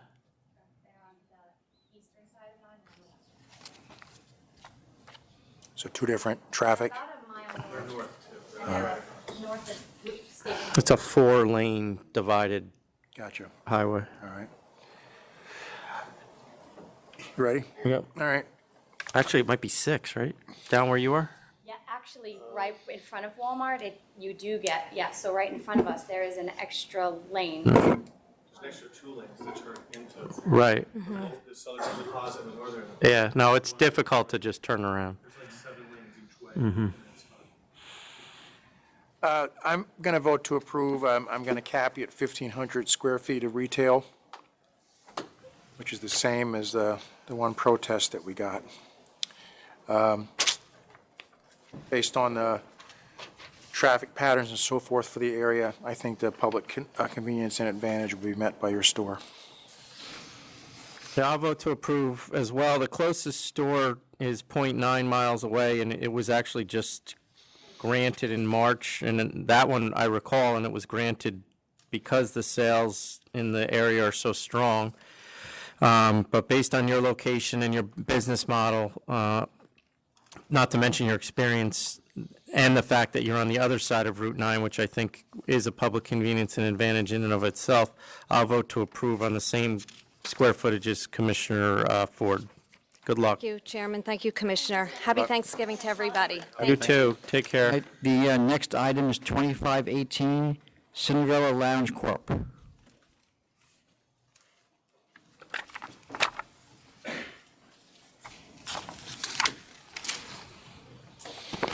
Good afternoon, Chairman.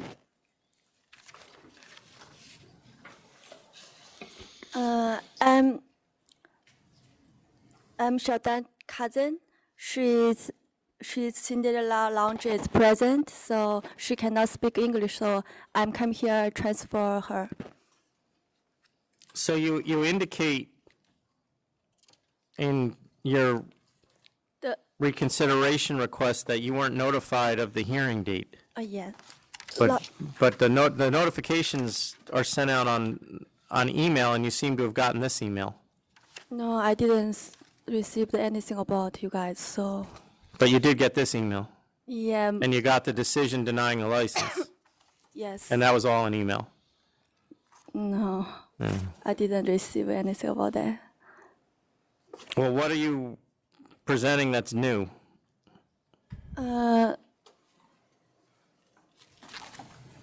That we didn't determine last time. I mean, the community board has a significant concern with your operation, and a lot of that is based on the previous licensee as well as the business model that you're presenting.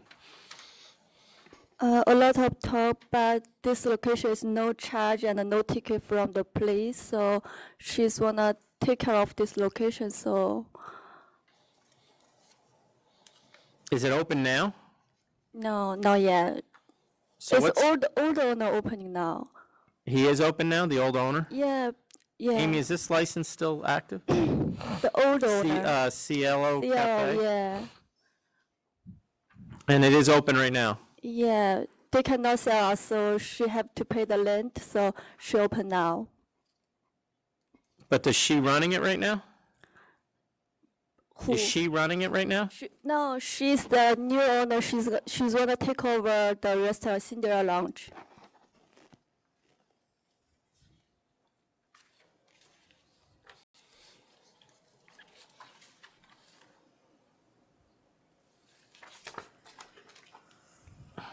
Does she know the current owner of the place? The which one? Is she friendly with the current owner of this establishment? No. How did she find it? She said she's friend recommend her, so She's friends with who? she's friend recommend her by this place, so Well, what friend?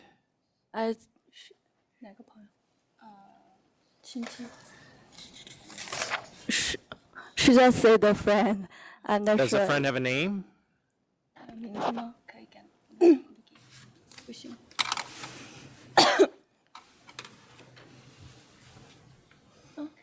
Kevin? She said Kevin? Chairman, I don't see a current license there. For Cielo? At that location? Because she has in the application that it's currently licensed.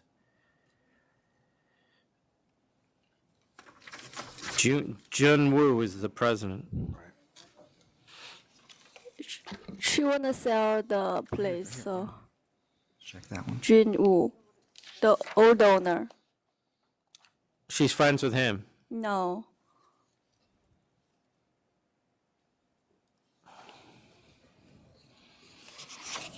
Does she have any experience in this business? She's waitress in the restaurant. 10 years, and she's husband gonna help her with doing this business. So she has never run a karaoke bar before. She's do just sometimes she help with the other friend, so she can do this. She helped who? Help his cousin. She's cousin. And where does he work? Who? The cousin. 你那个朋友在那上班？就可以，你说我那个，斑马的那个，在哪里上班？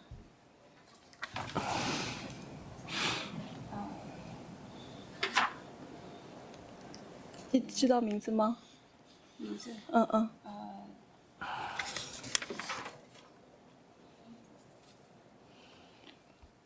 ？Amy. She said she's help her the Long Island location. I'm not sure. She doesn't know the name. Okay, well, there seems to be a lot that she doesn't know at this point, and I don't see anything presented that's new. We you disapproved this license. Go ahead. Last time you said the location is the problem. She told me. The community board, which this is not an active community board, has reached out to us and told us that this is a problem location, and that the police department has also weighed in and said the same thing. But it's no charge, no from the ticket from the police, so. More on the criminal end they're concerned about than the alcohol activity. But based on those representations and the fact that you really haven't presented anything different from the last time we considered this, I'm going to vote to deny. But it's not our problem, it's the old owner problem, so just can we take over? Yeah, but it was a problem and she doesn't have any experience, so then those problems become her problems pretty quickly. She's doing the waitress a long time, so she can take care of the restaurant and the bar, so. Okay, but I vote to deny. I vote to deny as well. Just too many questions about this I'm unclear about, so I can't vote to approve. Please. So, thank you very Thank much. you. Have a nice Thanksgiving. Me too. What's next? The next item is 2559 Liberty Bar and Restaurant.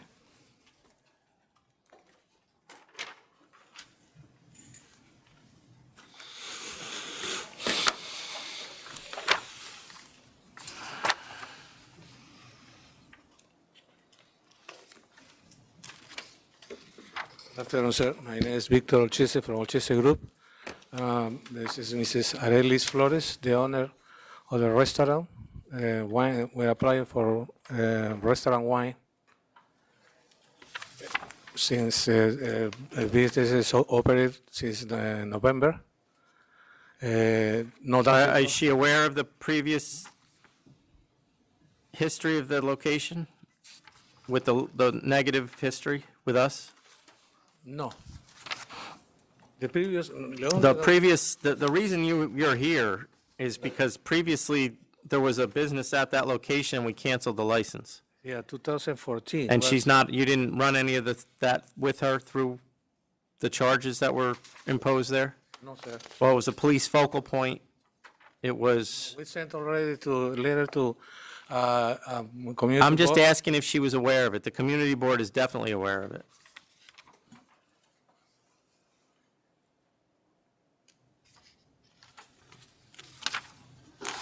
What are the hours? From 9 a.m. to 1 a.m. Monday to Sunday. How'd she find this place?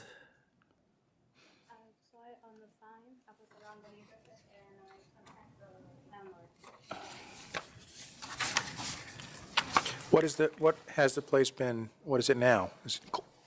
What has it been for the past 2 years? Anything? 3 years? Nothing since it was closed in 2014? All right.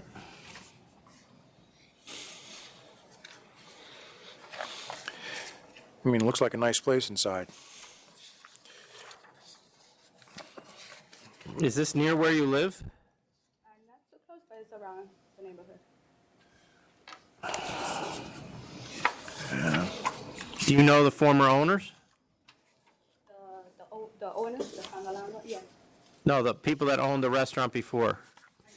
You don't know. Had you ever been in it?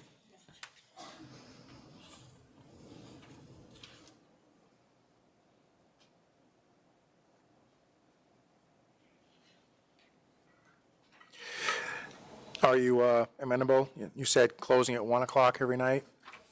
All right. Yeah. Any more questions? I'm willing to approve based on the community board's recommendation that you close at 1, that you're willing to agree to. No dancing, no live music, nothing like that whatsoever, no outside stuff, windows closed, all that sort of stuff?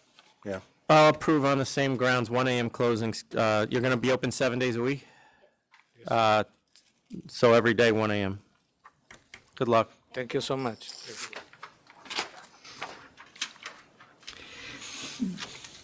The next item is 2515 Analog LLC.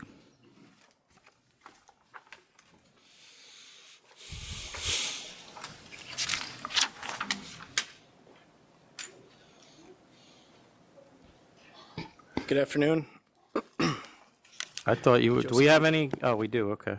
Why Joseph don't- Levy here. Yeah, why don't we let them go first?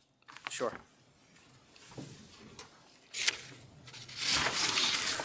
I was beginning to wonder if you knew we were meeting today or not. We haven't seen you. So this is a request for consideration, and I'm Carter Booth representing Community Board 2. The original request was submitted by email to you on June 2nd by email from Mr. Levy. And the request for consideration was based on 3 issues: the misrepresentation by community members of facts, number 2, a true outpouring of support in light of the denial, and 3, the artist community had spoken and throwing their support in behind this application. 2 of those happened after the last hearing, so I'm not sure what exactly it is that we're reconsidering based on the first hearing. Well, I do generally expect that if they are asking for reconsideration, they come forward with something different, because I'm not going to reconsider the same. But go ahead. Yeah, that's exactly right. I mean, I'm not sure what those new issues are. Well, I don't know that we had an outpouring from the artist community before about whether what you. There were plenty of letters in support that were presented in the beginning from the surrounding community, from the block, from the immediate area. There are petitions, so there's, as far as I can see, that there's not any dramatically new information that's been presented. And so if it's possible, I'd like to hear from the applicant, because I didn't see anything in their submissions except for additional letters in support, which echoed some of the same issues that were originally presented and that were taken into consideration from the very first hearing in December 2014 at Community Board 2. Okay. So, Mr. Levy, why don't we let you go? They clearly would rather respond to you than. Sure. The basis for the request for reconsideration before you is 3 items that were pointed out that Mr. Booth mentioned. It's the outpouring of support from the artist community, and you can check the dates on a lot of the letters that were submitted, and they post-dated the March 1st hearing where we were here. There was the additional support from people in the neighborhood, specifically people who live in our building and on our block. We have our direct upstairs neighbors, our direct next door ground floor neighbors, our across the street ground floor neighbors, the people who would theoretically be most adversely affected if there were an issue here. And a lot of those letters came in after the fact, and they were not letters that we even solicited. They were people who heard about us seeking later hours, couldn't understand why we didn't get them, and said, what can we do to help? The third aspect of this was the misrepresentations that were before the board at the last hearing, and that's really the major basis for this request. And I rewatched the video this morning, and at one point of the webcast, Chairman, you said, you know, I have been known to grant, additions to method of operation for good operators. However, in light of what's been outlined here, that the neighborhood has so drastically changed since this license was first applied for, I can't see doing that here. So what was very confusing at the last hearing was there was mention of these 17 licenses on West 8th Street, and how many of them were post our initial filing. So how this neighborhood has changed so much. And if you dig into that 17, you'll find that in reality, 4 licenses were granted since our original license, and of those 4, 2 of them went into spaces that were previously licenses, so were either transfers or other situations of license continuity, and the remaining 2 were both beer and wine licenses. So, you know, this idea that the neighborhood has transformed in such a drastic way over the last 3 years that these gentlemen have been operating, in my opinion, was a gross misrepresentation, and seemed to be something that the board members relied upon. So I wanted to bring that to light, bring that to your attention, and have you reconsider this case without this backdrop of this is a neighborhood that's on such a trajectory that the people on the block can't handle it. And I'd like you to do that with the idea in mind that now between the last submission and this submission, we have over 30 letters of support, not petitions of support. These are letters from people who live on West 8th Street, people who live on this block, who love this place, who frequent it, who live upstairs from it, who find these guys to be helpful neighbors. And there have also, since the original submission to the Liquor Authority, there have been 4 additional businesses on West 8th Street that have gone out of business. So there are open storefronts here. And at night, it's a dark street. And you'll see a lot of the letters reference the fact that they love having these guys here because there's a light on, there's someone outside, it makes it safer, and they'd love for them to be open later. So I'm not even going to touch the original public interest argument that these guys are great operators, they're providing something unique to the community. My focus here is on the fact that the people in the community really do want this, and adding that extra hour that we're asking for most days, some days an hour and a half, gives us the ability to increase our programming, to let other artists perform at our venue. It costs us money to get these new artists performing and to have this platform. And, you know, the Village was always a place where artists could perform. And that's what it was known for. And those places are dying. They're going out of business. They're not around anymore.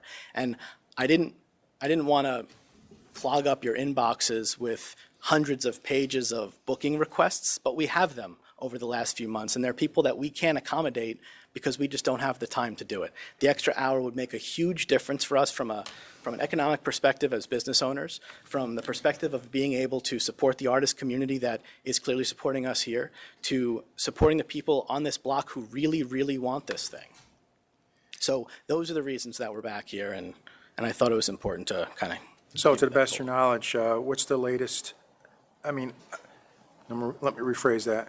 How many of these other establishments are open as late as you want to be? There are a few. It's a few. There's 2 or 3, right? Margot, there's Pink Elephant, there is,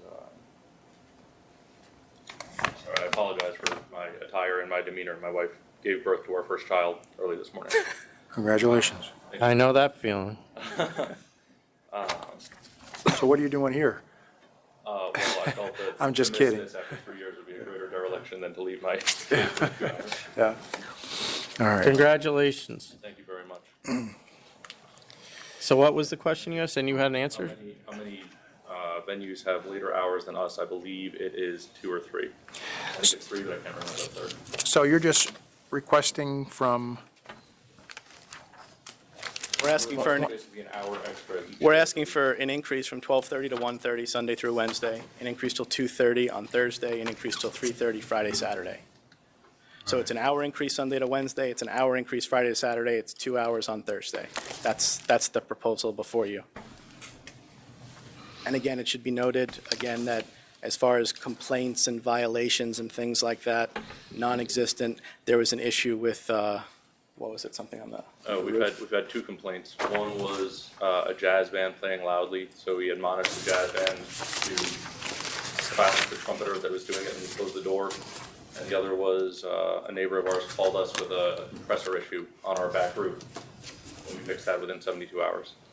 So this isn't a place where people are milling about outside and people are constantly calling with issues and complaints and 311 calls and noise I'm sorry, let violations. the neighborhood speak.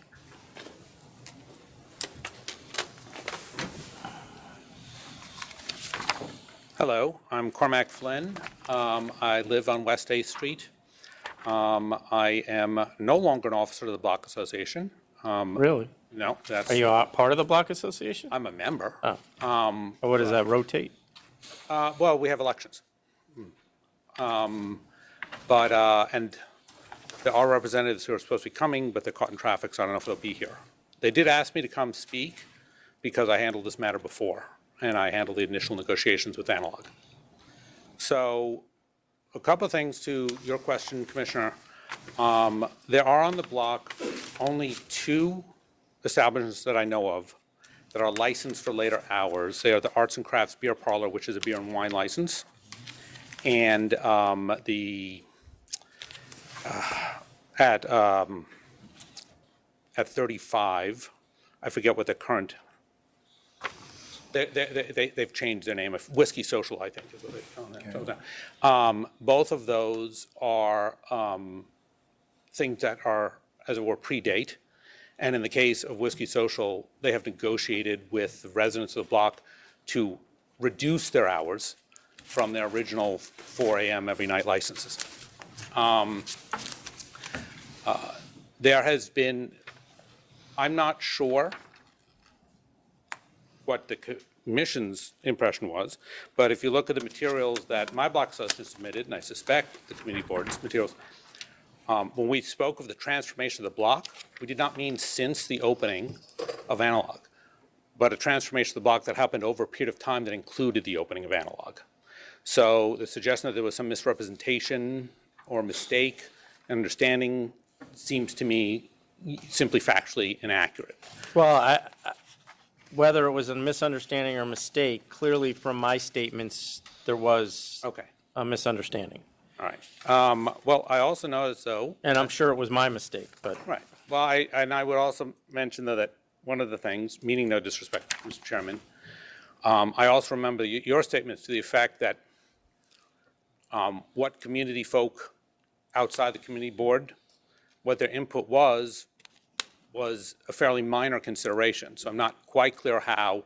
Now, they have letters from some people who support this. There have always been some people who support it. There are many more people who don't.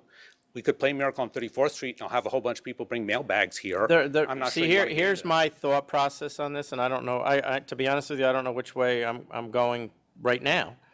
Is, and I don't think I took this into consideration enough the last time I thought about this. And Mr. Levy pointed it out.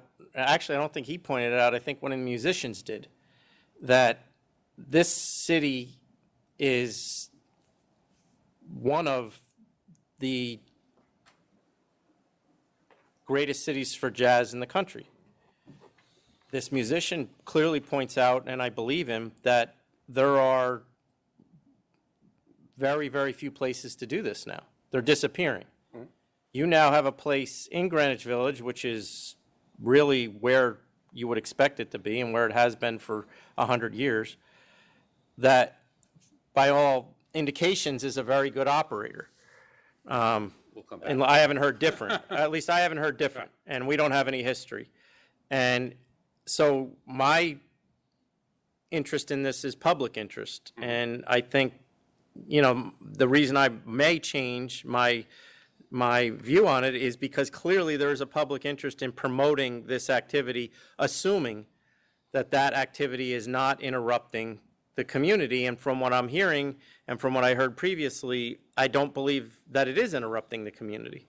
Well, let me take the first part about, the public interest in jazz. This was the exact reason why, in the first place, the residents of West 8th Street and the community board worked to open these folks. I understand that. Right? I mean, in a space that had never had a license before, and No, I all understand kinds of you bending took of that back. all into account. I get it. And so that did was the part community of the board. understanding for the current hours, which were later than hours that for instance, the Block Association had ever agreed to with anyone there, or that the community board had given anyone in years on that block. Right? So there was already sort of a level of that in consideration. So I think that there's a balance issue. Now, they say that they're not bothering anybody. The community board has letters. I have people who've come to me and things. A lot of other people feel differently. There's often going to be a disagreement in the community. Some people are fine with it, some people don't. But he does, and you can acknowledge, he does now seem to have a significant amount of people that would be bothered by it on a daily basis that are supporting it. And there's a significant number who are not. Well, they're not supporting it, but we haven't gotten letters from them.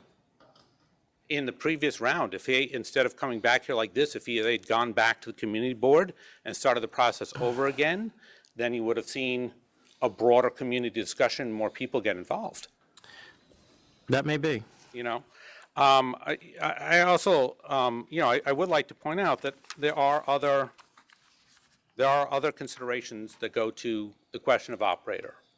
And they might be somewhat minutia to the board, but I think that they're worth mentioning, right? Because special consideration was given, and from the point of view of many residents, the promises have not been kept, okay? There was a stipulation that there be no stanchions or things on the street. There's a velvet rope and stanchion on the street pretty much every night at this point. That music would be acoustic only. I have with my own eyes seen microphones and amplification in the place, right? That. Well, I think acoustic, and maybe I'm misunderstanding, you could still have microphones with acoustic. Acoustic means no electric instruments. To me, is that? Right. In the stipulations that we negotiated, what it meant was no amplification, is what we said. And I think the stipulation. I don't think I've ever seen musicians play without amplification in a bar. Even with acoustic guitars, if you're singing, you'd still need a microphone. Well, he would know, because he is, but that's just That might be so, but I there think may if- be a if you Look at what misunderstanding. the understanding was with the committee board. I mean, it was that there wouldn't be amplification, right? This was going to be a place, in fact, that mostly was just going to be softly played records, vinyl records of jazz in the background. The other thing is that a main reason for, piece of the deal that initially did it was a commitment by the then owner of the building that they would not support later hours on this location in the future should Analog go or anything like that. Well, now we see the new owner of the building is transferred with a letter supporting later hours. I understand that that's not a violation of the letter, but it's certainly of the spirit. Likewise, you have in there a testimonial from me at the end of the first year that they have kept to their stipulations, which was true at the time and part of our attempt to engage. When I wrote that testimonial, my understanding with Mr. Gordon was that he was going to seek later hours, but that he would live by the community board's ruling with it, and if it was badly, he would come back and he'd work with the community and work with it over time. Now I'm, for the second time, at the SLA. Likewise, Well, I'm going to stop you there, because this is the second time this has happened to me today. The community board is entitled to every level of involvement in this process. But when they start telling licensees that they're not to go forward unless you approve, and you're not the community board, I get it, but when they start telling the licensees not to go forward to the SLA unless they have an approval, then it goes beyond where they're supposed to be. right, and that was I'm not the one who community gets board. to decide And that. that was not the community board. That was a personal commitment. Well, there's no made. personal commitments. That shouldn't be made. If you want to negotiate with them, fine. But there's no holding it over their head that if you don't get my approval, you can't go to the to the liquor authority. I mean, what is that? That's why we're here. He asked for something from me, and I said, well. But what then can ask you for do? something else. But don't say you're not allowed to go to the state, because that's why we're here. You don't have that power. Oh, I didn't try to have that power, right? I had an understanding, a collegial understanding between friends that now appears to And be the only nowhere. reason it's happened to somebody else, the community board told them that as a stipulation, you're not allowed to go to the SLA if we disapprove your request for more hours. What is that? I want to be clear, the community board that I know of made no stipulation. It's not this community board, it's another one. So, anyway, so my experience has been one, and when I say my experience, I have many other people who come and say, one of promises of convenience that are not upheld later. Basically, they're happy to work with you. They're seeking now later hours on a Thursday. They know that that's really important to us, that Thursday not be treated as a weekend, right? We've negotiated about that in the first place. That's why they have half an hour later every night than we really talked. That was one of the trade-offs. And yet here they are seeking specifically to treat Thursday differently than Sunday through Thursday. So let me ask you this as a member of the neighborhood group. Right. Do you have complaints about noise Yes. from them? Yes. How many? From people who live there? Yeah, no, about this bar. About this specific bar? Yes. I can think of about a dozen that I have. And how old are they? And what time are they? Approximately, if you know. Right. I would say how old they are. This would be ranging from the time just before they make community board application, and so maybe going back a year, over the last year. And those are regarding the lines out front or the music? Not the music. Those are usually regarding street noise of people coming and going or people milling around outside. So it could be I a do number not of places have any- altogether. I do not have any complaints about music leakage, sound leakage. Okay. All right. Anything else? Oh, you have a question? Yeah, if you do have those type of complaints. I'm not sure what denying the later hours is going to do to change that. Well, it would mean that the complaints are earlier. Right. I mean, you know, Yeah, if it makes later noise, you know, on a block where a lot of people live. Right. You know, where, you know, most of the windows are old, single pane. You know, these are not improved buildings, a lot of them. Have you gone to them with these complaints about these dozen complaints or so? Have you gone to them about that? Has anyone? In each specific time, no, but this was a matter that was brought up before when the community board was looking at this possibility. All right. I mean, not all of them, because some of them since then, you know. Gotcha. All right. And as I said, I'm not actually with the Block Association now, so I wouldn't be the person who would do that now. I'm just here today as a one-off. Thank you. So, are there rope lines outside? I do not own a velvet rope or stanchion, and we have never used them once since we opened. I have no idea what you're talking about. Do you ever have lines? We do not have lines. We encourage people to dissipate, literally asking them to move. We direct them to other bars on the street. So what? How do I reconcile this? I have no idea. This is the first I'm hearing of this. I can't tell you how to reconcile. Have you seen the stanchions? I have seen them. I've seen them frequently as I walk home. Are you sure they're their bar? Yeah, there isn't another one next to it. Have you seen them, Carter? I have not, but nor did I go to. Can they produce photographs of these? No, I don't know. Okay, let's hear from Mr. Booth. A couple of things. First of all, this was not a live music venue. This was occasionally some live music. So the discussion here has really transitioned into a very different place about what the expectations were in the beginning. But, you know, I mean, I know how but I know how complete you guys are, so you can't tell me that you didn't discuss live music with them. That's exactly right. It was incidental. If you look at our original, not incidental. I don't might have be it here. But the idea was that they would have some small, you know, trios or something in the back, and it was not with a full setup with a stage with lights and, you know, full-on performance space. That's not what we were talking. That's why there's confusion as far as the amplification and other issues around that. You know, there's certainly places that have music that, you know, that don't have amplification. That does exist because they're not set up as performance venues.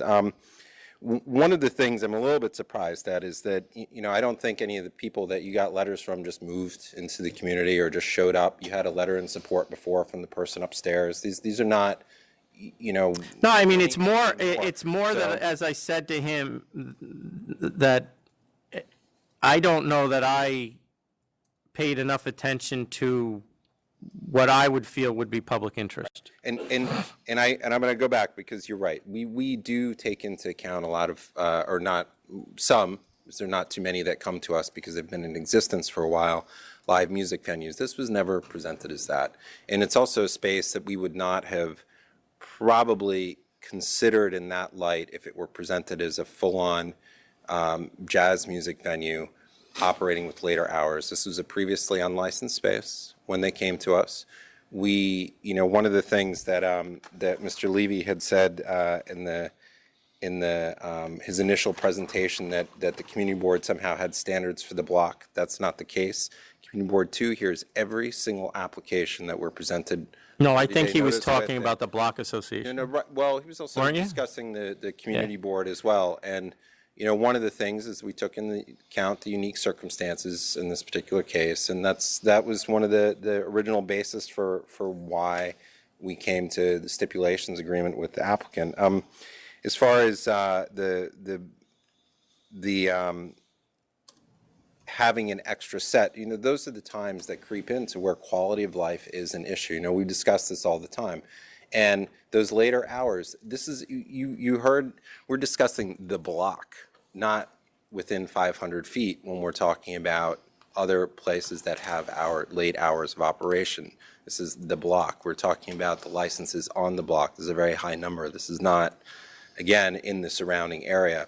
So having more people on the block later at night, moving in and out, a later set, a later performance, people coming specifically for that, that's what impacts quality of life. Those are the main issues that we deal with on a regular basis. And while I understand that there are, the consideration, I think rightly so, to take into account is live music venues. This was not a space that's supposed to be a live music venue, and that's one of the differences. Well, I mean, I'm reading, I do have the community board's resolution from 2013, and I'm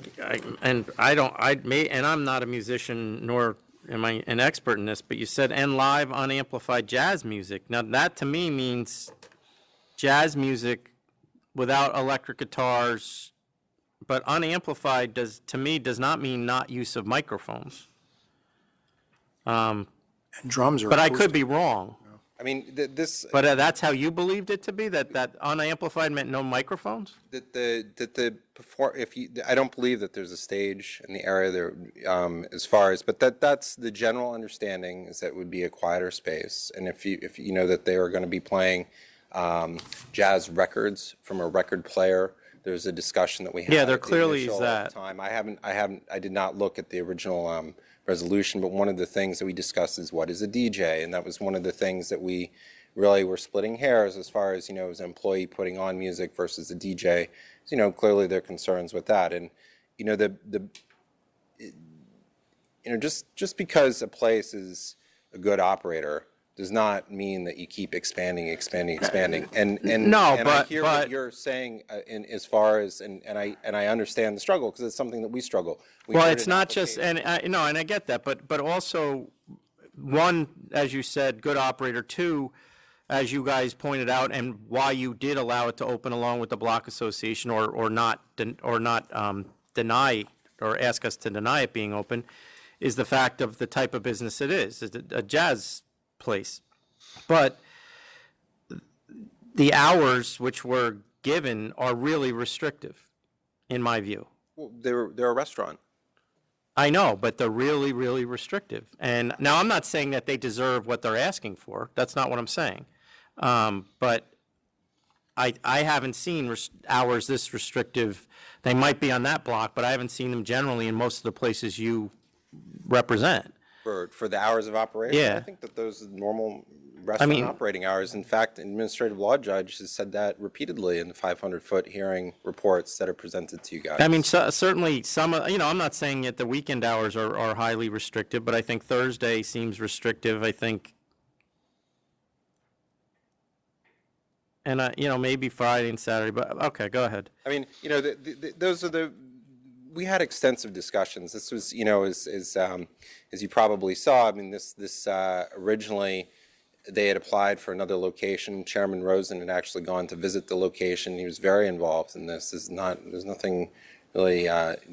He specifically went down to the Baha'i Temple to figure out whether or not it was regularly. I didn't know we used as a could take place of road worship. trips. He decided that it had been, and as a result, that they did not pursue that application there. And so they had came over to this block because there was availability, and we had extensive discussions about it. The history here is there's no surprise. There's not. This is nothing here. The later hours of operation was discussed. They were granted extended hours for this particular area for restaurants. This is a block that is unique in our community board in that it was originally a retail corridor, predominantly shoe stores, poster shops, other things like that. It's been the discussion that you heard about a fairly fast transition for Lower Manhattan, for the rapid growth of liquor licenses, was because we welcomed in that change, along with elected officials, along with the community. The opposition was not to every single place coming in. We were just before you a couple months ago with an applicant, Tipsy Girl, and one of the arguments he used is, hey, I got to stay open super late because I have to compete with everybody. Well, he had a lot of other issues. Well, there are other issues there, but this is the Real type of, Housewives of New York might have been a problem too. right? Yes.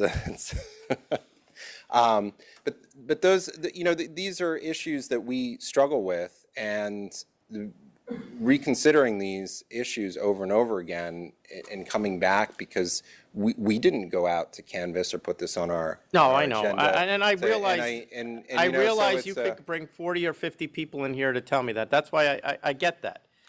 And the reconsideration, he's required to do that if he wants to go, and that's something he has to go through the process and do. Absolutely.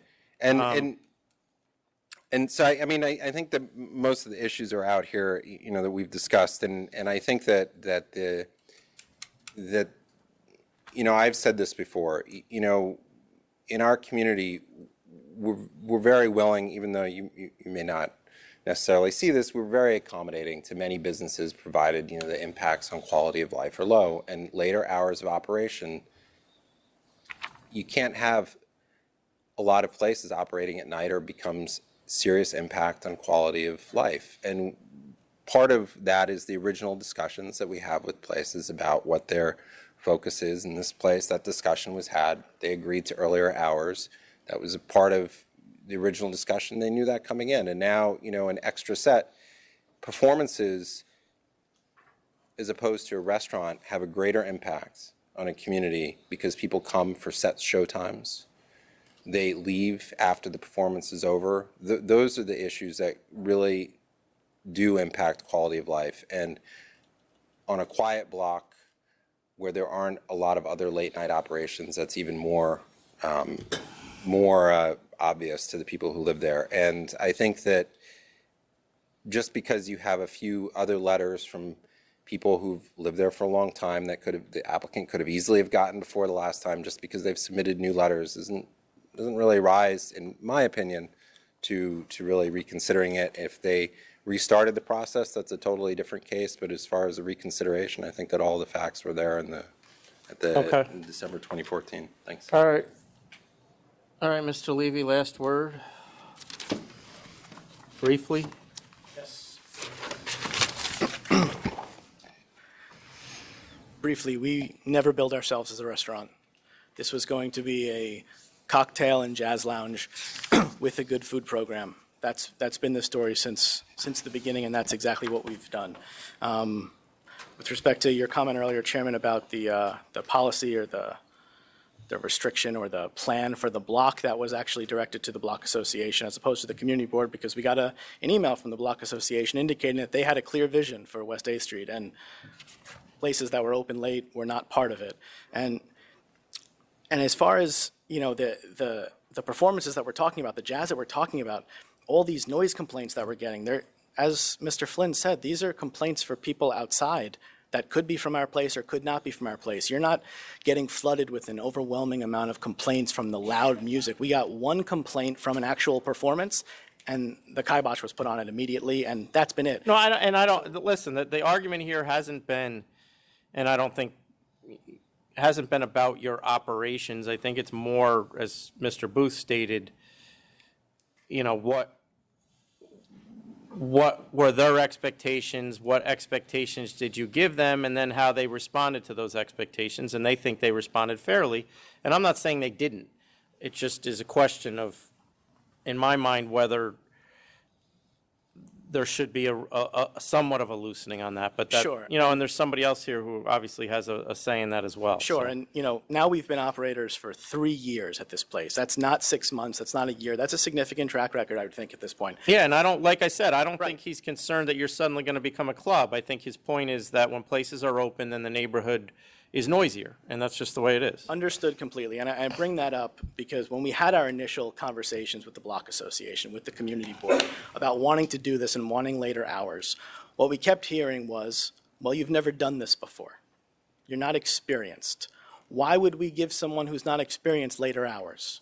You really need to start with earlier hours. And if things go well, you want to come back to us and get later hours, come back to us and show us you can be a good operator. And, that's a conversation, or iterations of that are conversations that happen at community boards all the time. Right. And everyone interprets They them. happen here all the time. And everyone interprets them differently. And, our interpretation of that was, let us show you we're going to do what we said we were going to do, and we will come back to you, and we hope that you play ball with us knowing that we actually want those later hours. And that was the understanding that we were under. We went back and we were rebuffed by it, and we were told that things have changed drastically since last time, and we're no longer going to be able to accommodate that, and we didn't even make that promise to begin with. And I'm not worried about what you feel like because this is going to bring him up and say it's inaccurate, and I'm not worried about what the promises were. It's more whether this is right now or not. At the end of the day, this is a quiet block.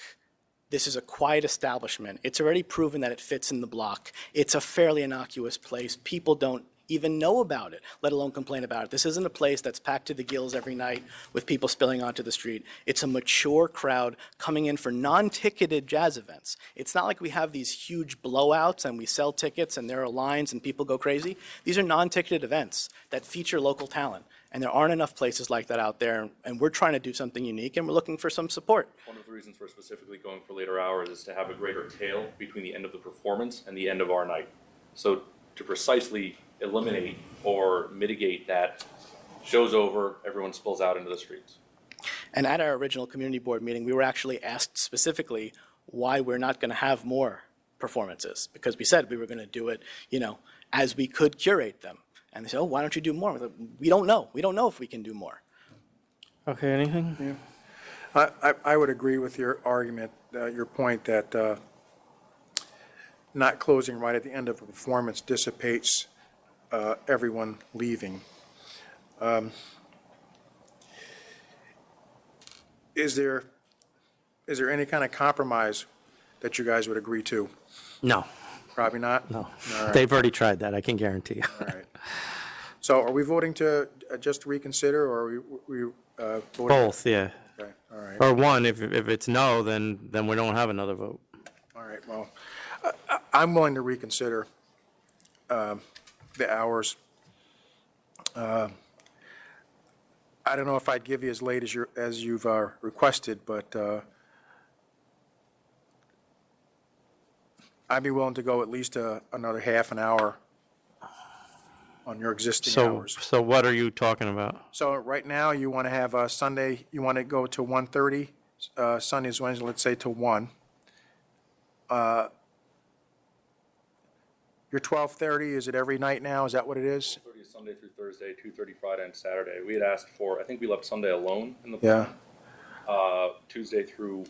Monday through Wednesday, we wanted either 1 or 1:30, 1:30. Thursday 2:30, and Friday and Saturday 3:30. Yeah.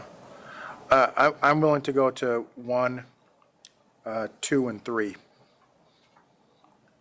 So. What's 2? So 2 would be Thursday. 3 on Friday and Saturday.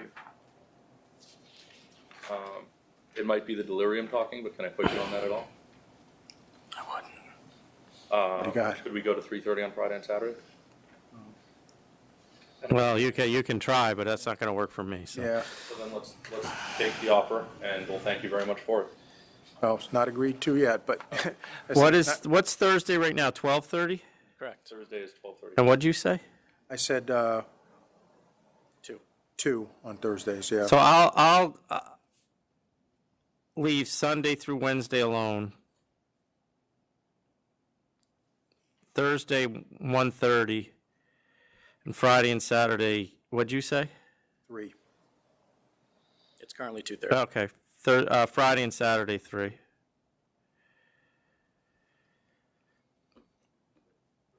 Did you get that, Tom? I got yours and Commissioner Ford's, yes. Okay. So now you guys got to duke it out. Can you just read the, Well, we have, Well, mine's the more restrictive, so what is it? yours is Sunday to Wednesday stays the same. Thursday will be 1:30, Friday and Saturday, 3 o'clock. and what was yours, sir? His are better than mine, but I'm not going to go up, so. I'm going to go with the chairman so we can move on. All right, thank you both very much for your time. All right? Thank you. Last time I played the Village was the bitter end. That tells you how long it's been since I've been there, We now so. have slots open.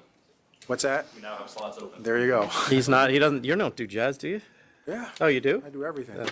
Yeah. I thought you were like Earth, Wind, and Fire. Well, that too. The next item is 2549, Island Taste Bar and Grill Corp. 549, you said? Yes.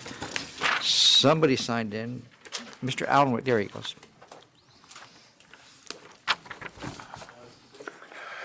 Allenwick. Good afternoon. Good afternoon.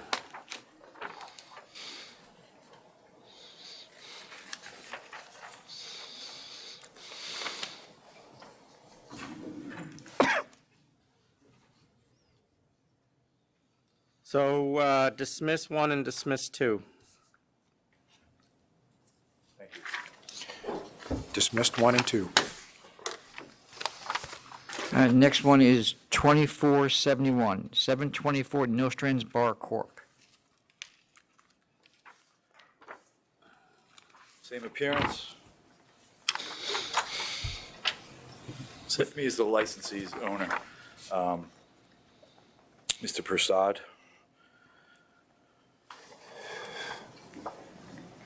All right, so sustain 1, sustain 2, dismiss 3, dismiss 4, sustain 5, 6, 7, and 8. Method of operation change was filed yesterday, was sent out. I could show you that. Donahue? No, okay. I don't need to see it. All right, he's determined, doesn't need to. Do you need to see it? No, I'm good. Can you just make sure that comes here, Tom? To the full board? Yeah. Okay. And just to, I could run through a couple of issues from the hearing. In the decision, I think the judge didn't bring out that regarding the after-hour sales and after-hours consumption, that it was rebutted by the licensee. He indicated that they were there before the time that they stated, and that he has a procedure to close down. The last call's at 3:45, and essentially, the back area where the bar is closed, and there's food up front, and then people are lining up to either get food or leave by 4:30. And he testified, pretty clearly about that. Regarding, I realize that Judge credited the officer's testimony, but I don't think it was clear that there was testimony that he absolutely denies that it happened that way. And he's having an issue with the police who are telling him that he can't be open to sell food. He sells food from when he closes till like 6 in the morning. But right now, because Well, then you should go meet with the police. I mean, I don't, yeah. he stopped doing it now. He's not selling. Well, I don't have a problem he's selling food all night, but he needs to go talk to the police if they're coming in busting him for being open. Another thing I'd like to point out, on the method of operation change, so he added security. He did a method of operation change last year to add DJ. At that time, he thought security was added, so there was a mistake made with his expediter. But so he's added that, and he told, I believe he testified that the community board told him to have security. So, this is why he had security. He's got a licensed company. I provided, the contract was entered as an exhibit. They have their license number right on the contract. It's MAS Security. And also, he didn't add this alleged manager, Mr. Mungru. Mr. Mungru testified he has a full-time job, and he's not a manager, and my client was there when these violations were written up. So he doesn't intend to add him because he's not the manager. He's an employee. Okay.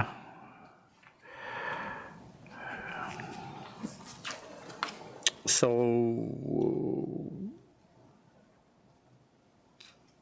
7,500.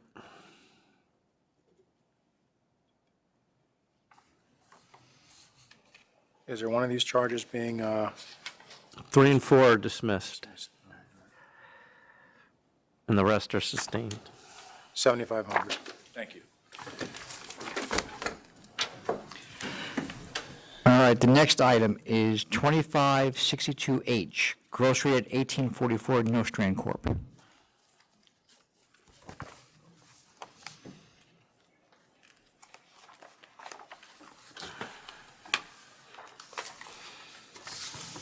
Also a decision after a hearing, and untaxed cigarettes, and synthetic marijuana. That was recovered from the basement in a bag. But what, see, I understand your argument, but what do you think he was going to do with it? Give it back and get his money back? Yeah. This was a regular vendor who had come to the store, and the dates are consistent with other cases I've had. Department of Health served the notice in August 2015. But these companies are going to come and give you a refund on it? That's what he's hoping, yes. They're selling other products to him, too. So, Oh, I'm not going to, I mean, all right, I understand. It's not going to, but just, if I point out the timing, the notice is served in August, and then the violation is September 2015. I know, but, So it's but the notice was that this is now illegal. So if somebody, right, if somebody tells me that I'm holding a bag of cocaine and it's suddenly legal, I'm flushing it down the toilet. I'm not going to save it to see if the drug dealer comes back and gives me some kind of refund. Except the candy vendor isn't No, I know. selling cocaine usually. Sustain 1, 2, 3, and 4. I'll treat 1 and 2 as the same because they are basically the same activity. What?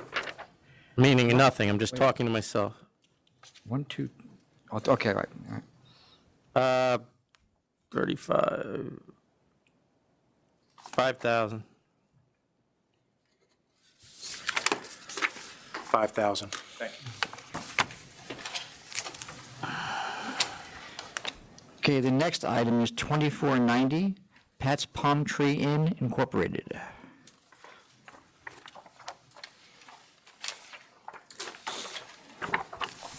I'm sorry, Tom, I was dating you. That's okay, 2490.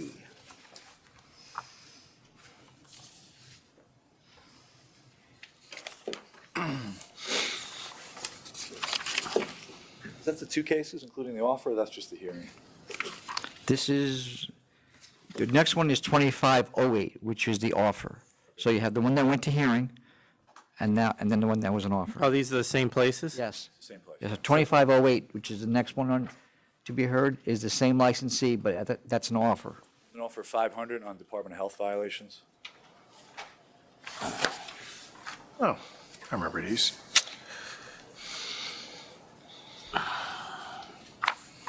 All right, so dismiss 1, 3, 4, and 5, sustain 2. I have photos of the windows, of the doors. And what they put on there Well, sometimes, Mr. Harris, are we controverting the facts now? Because that's, I'm just putting it in for Okay. mitigation. I'll look at it, let me see it. I think we had photos, but they weren't during the day. They weren't as clear. Oh, what is that? So they're putting like streamers, it's like tape, but it doesn't block the view. Yeah, but were they thicker? It looks like there's a bunch of them on the floor. That blocks the view. That's outside. That's on the floor out there. Oh, that's not what they're hanging? Probably is, but it's all bunched up on. I know, so we don't know, yeah, yeah. So sustain 2, they're starting to get quite a track record here. I go with 1,000 on the visibility one, on 2490, and I'll accept the 500 on the other one. Approved. Thank you.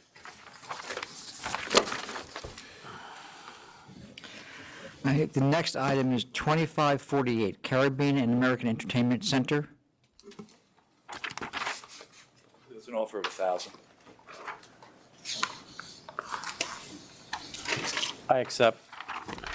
Accept. Thank you. Have a good holiday. You too.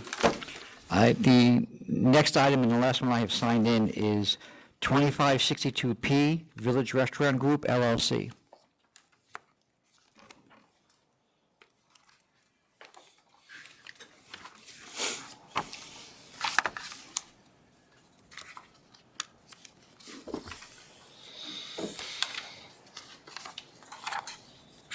Good afternoon again. Joseph Levy, Village Restaurant Group. Clients are on their way in right now. I know there's some opposition to this case, so if you'd like to hear the opposition first. I think, why don't you go first, because he's going to want to respond to what you say anyway. Well, this is the first time on, this isn't a reconsideration. No, I know, but he still will, which I understand. Sure.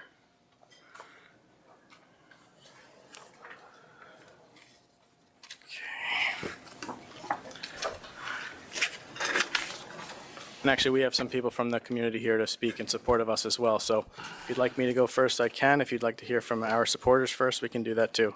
Why don't you just go first? Okay.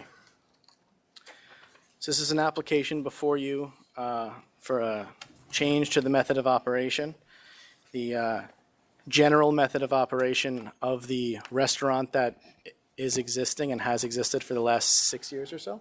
6 years. Will remain mostly unchanged. The scope of the application before you is just concerning the hours of operation for the outdoor components to this restaurant. There is a rear garden area and there is a sidewalk cafe area. The current hours inside are 7:30 a.m. to 2 a.m. 7 days a week. That will remain unchanged. The current hours for the backyard garden are 7:30 a.m. till 10 p.m. 7 days. Our proposed hours for the backyard garden are 11 p.m. during the week, 12 a.m. Friday, Saturday. The current sidewalk cafe operates from 8 a.m. to 10 p.m. Sunday through Thursday, and 8 a.m. to 11 p.m. Friday and Saturday. We are looking to increase those hours from 8 a.m. to 12 a.m. Sunday through Thursday, and 1 a.m. on the weekends.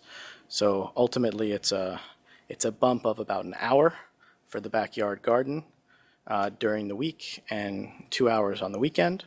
And So you have the current hours, so the current hours of the Sidewalk Cafe are 8 to 10 Monday through Thursday and Sunday through Thursday. Sunday through Thursday and 8 to 11 Friday and Saturday? Correct. Because the application says 10. Okay. So we're looking to increase by 1 hour both the rear garden and the sidewalk cafe during the week and 2 hours on the weekend. So 8 to 11 during the week? For the garden. No, for the Sidewalk Cafe. Till midnight during the week for the sidewalk cafe. And then on the weekends, 8 Till 1. Till 1, okay. So that's the entire scope of the application. You've seen the hundreds and hundreds of signatures and support, letters of support for these gentlemen. They've been good operators. There was a disciplinary matter with the authority about a year ago that has been resolved, and there have been no new issues, at least that we're aware of, since that time. And anyway, that's the extent of the application. We're just looking for a slight bump in hours in the backyard and the sidewalk cafe while maintaining the hours of the operation of the restaurant. Okay. And would you like to hear from the opposition, or would you like to hear from No, the you support? can hear for the support can come up and talk. Okay.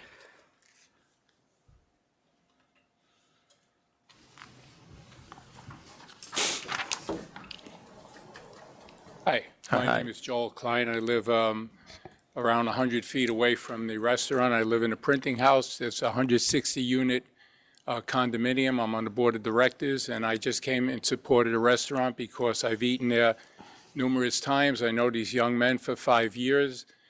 It's a tremendous asset to the community. There are 2 other restaurants that have sidewalk seating that are open beyond them. I've sat in their garden at around 9:30 p.m., and they've asked people to leave at 9:30 numerous times. I unfortunately frequent that place way too often, myself, my wife, and other people my age. I think it's like one of the best things to happen in the neighborhood. I've been there many, many times. They're respectful. They're sweet guys. They're, to me, it's just like a great asset, like I said, to the neighborhood. I just can't understand why anybody would oppose them. I've never heard any noise come out of there. Short of that, I can't think of anything else to say other than I would say that in a neighborhood where there are so many restaurants going out of business, why would anybody ever want to hamper somebody from, being able to pay the rent? I think it's a tremendous asset to the community. Okay, thank you. Thank you very much. Hi, my name is Barbara Steinberg. I've lived across the street from the Clearwater for about, well, they're only in existence for about 6 or 7 years, but I've lived in the community for over 50 in the same place. They're particularly good neighbors on many levels. First of all, before they even opened is when I met them. They put a notice up on a tree saying they were going to open a restaurant and they wanted community input. And there were many of us who gave them community input. And they also came to the Morton Street Block Association and asked questions of the members there of what their concerns were before they opened. And Mark even gave us his cell phone number if there were any questions or problems to always call him. Now, as a member of that community for a long time, I just want to reinforce that they have good food, they're good people, they should have their hours extended so more people can avail themselves of their good food. I feel they're like members of the family. And I have the assurance from Mark just yesterday, as when I first met him and his brother at our Morton Street Block Association meeting, that if there was any question at any time relating to noise or any other issues, that he's there 6 days a week. His cell phone would also be available. So I really strongly request that you grant the extended hours. And if there's any problem, they're going to have to answer to me, and we're friends, so they'll be held to pay. I have faith. I have faith in them. Thank you. Thank you.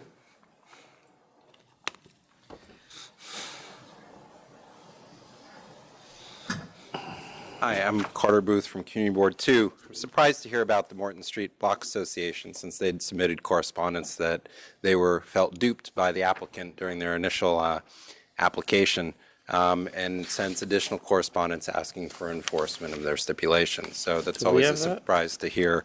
Do you have that? I would have to look for it. If you might take me a few minutes to find it. Forget it. Did we get that, Tom, do you know?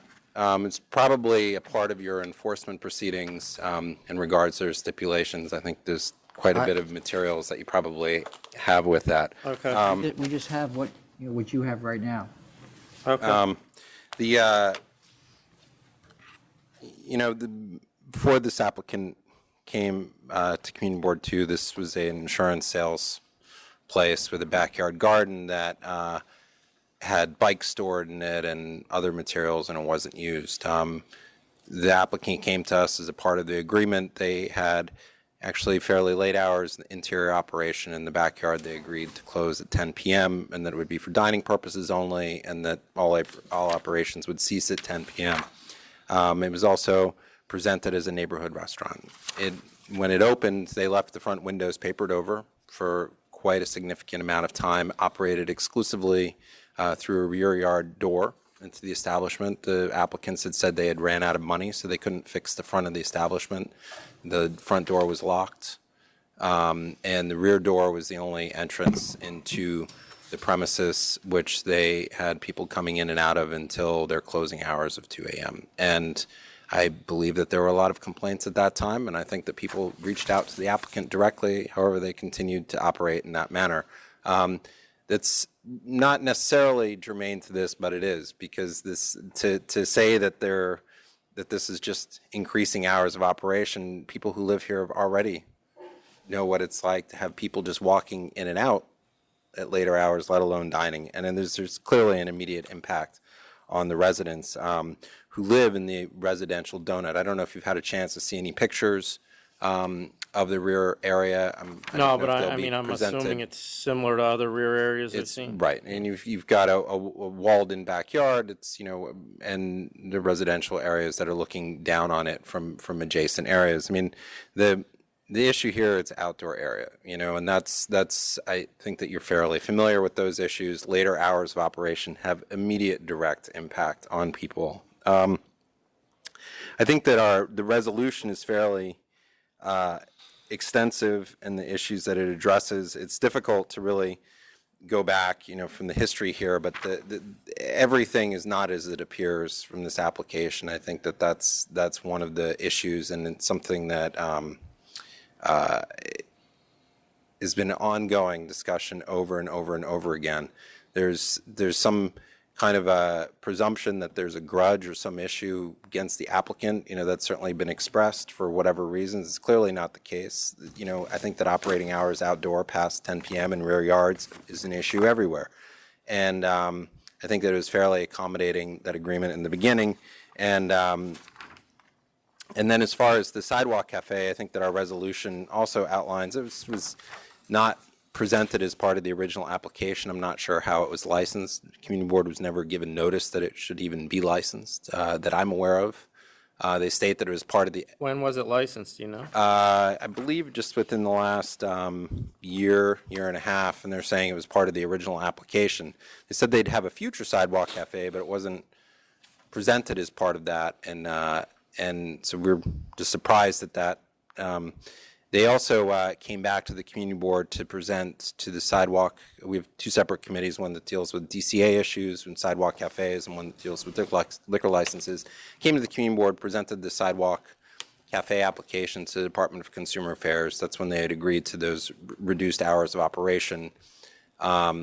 And Did they agree to reduced hours of operation, or was that, I'm looking at Yes, the they did history, or agree is to that them. something that was imposed? Department of Consumer Affairs does not impose hours of operation. Oh, this is to they the willingly- backyard area, okay. Right, that is the backyard. They also willingly agreed, though, to the hours for the sidewalk cafe. That's something that they had presented to us, not the other way around. I don't want to go through the whole issue with the original backyard hours. I think that the council can apprise you of those and probably summarize in a faster manner than I could, all the details there. But I think that there are I know there are a number of people here from the community who'd like to speak in opposition to this. So if that's all right, I'll let them Just let me speak to take their- 2 minutes for. Sure.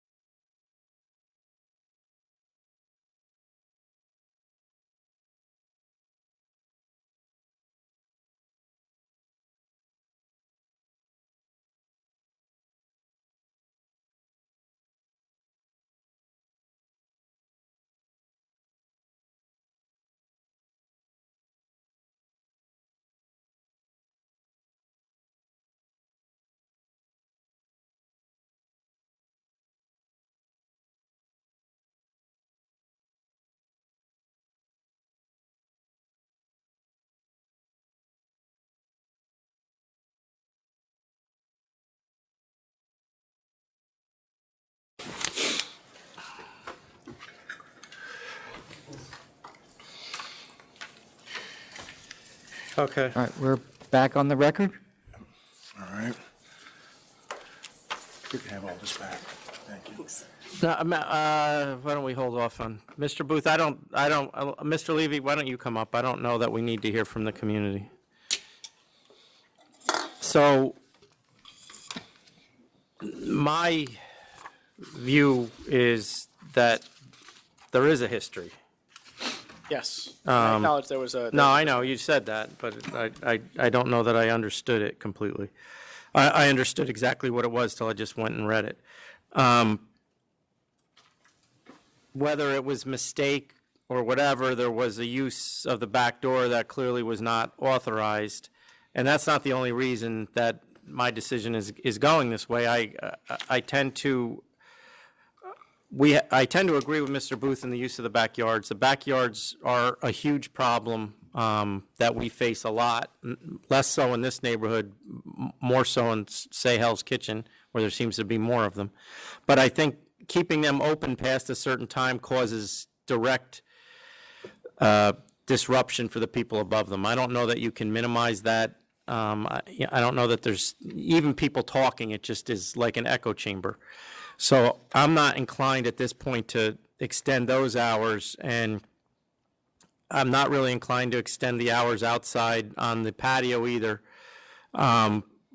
based on, one, the history, and two, that for the same reason. I just think it just disrupts the neighborhood, and that the hours they have now were agreed to. I know how hard it is for them to approve hours outside, the community board, and they clearly did approve these. So given that they seem to be doing fine now, maybe I'll reconsider it in a year or so, but right now I'm not prepared to do it. Okay, just, just a quick note on if rehashing the old disciplinary with the authority, I think you're right. I think this was really a lot of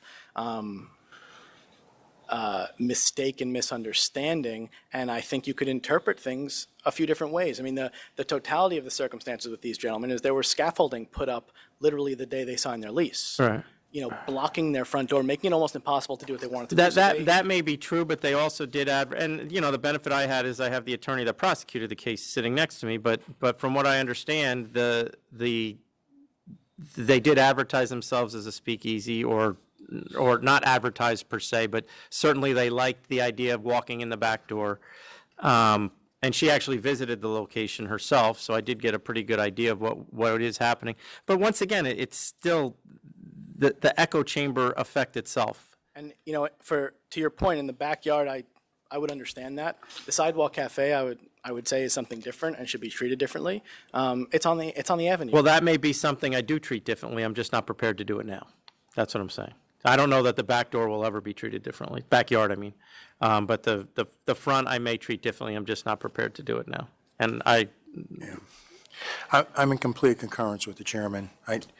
I don't see anything ever happening with the back. I mean, it's right underneath people's bedrooms, and I just don't see that ever being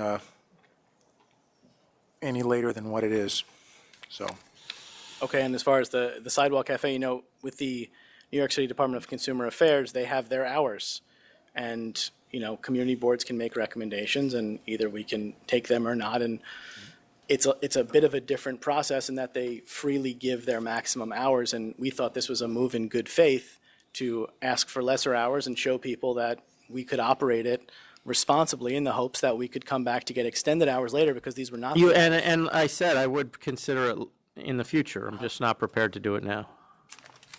That is something that I understand. They are restrictive, the hours that they have, and many places have an hour or more, or even more longer than that. And given it's on an avenue, you're right. It's a real restaurant, and an extra hour allows them to do another turn, which is tremendous. But I'm just given the history that's only at this point, barely.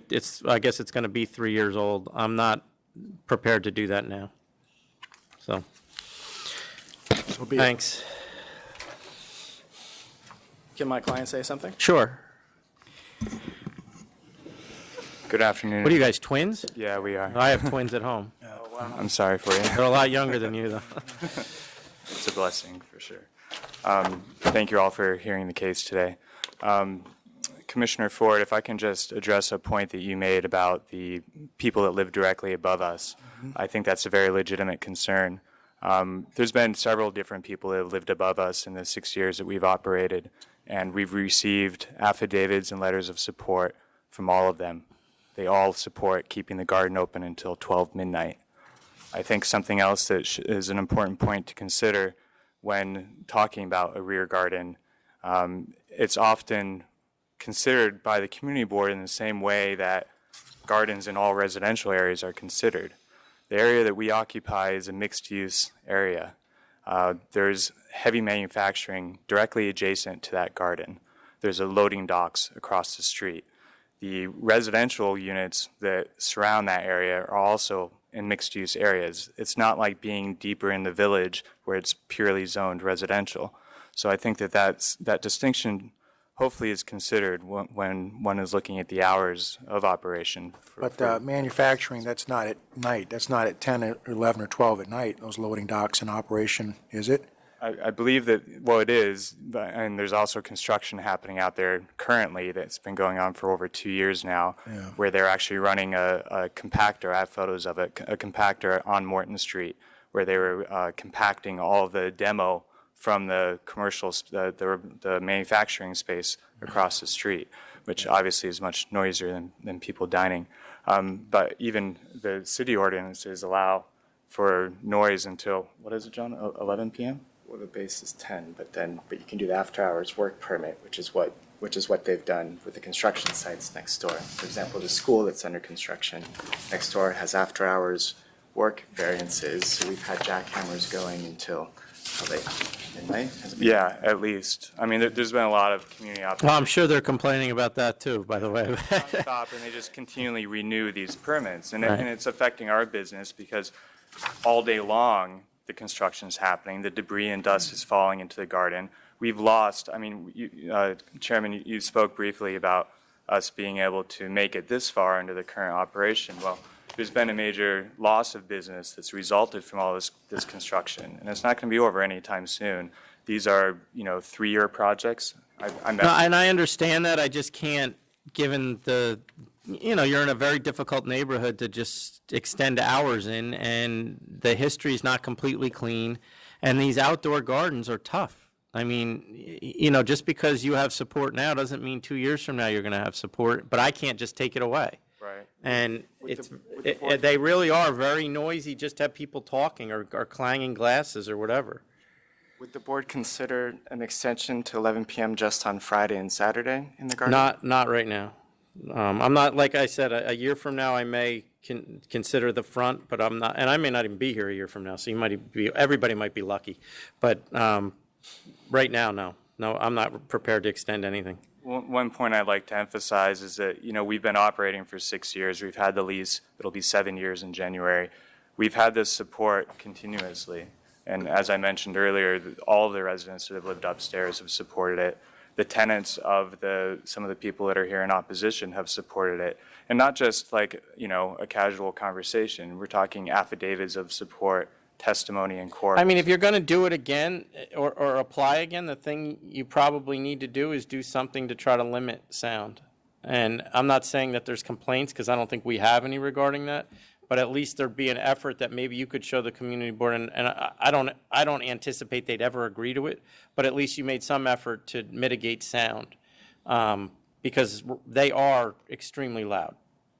Can you clarify the opposition to the Sidewalk Cafe extension request? Just the neighborhood you're in, and given what, there was a case that was, I realize it was almost 3 years ago, but I don't know that enough time has passed. On the basis of concern for noise, or? Yes. Okay, but one of the charges was noise, and that was dismissed. I'm not convicting you of anything. I'm just saying that there was not a completely clean history. That gives me a level of faith that going forward, the behavior you've shown, at least in the last 2 years, would continue. Maybe in another year I will have that faith, but I don't have it right now. May I approach and share a photo with you? Sure.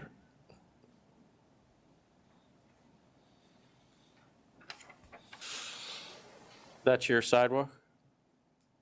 Yeah, so the photo there is our Sidewalk Cafe, and you can see in the background the Sidewalk Cafe of a neighboring restaurant, Alexandria.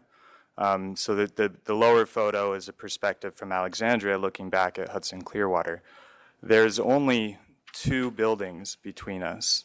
We're talking about, 100 feet. That is probably 50 feet. Yeah, 25-foot frontage is standard. That's an unrestricted sidewalk cafe. They're allowed the maximum use by the DCA.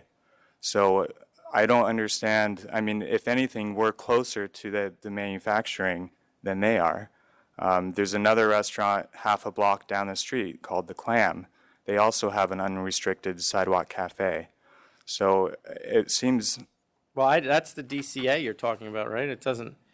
The community. Is he talking about hours? What's he saying?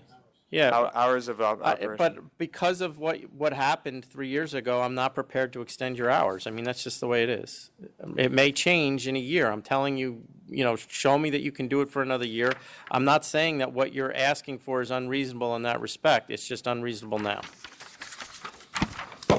The charges were initially brought, I believe it was 4 years ago. So It's been the event. 4 The event years. happened in 2013 December, so we're at 2016 December, so it's 3.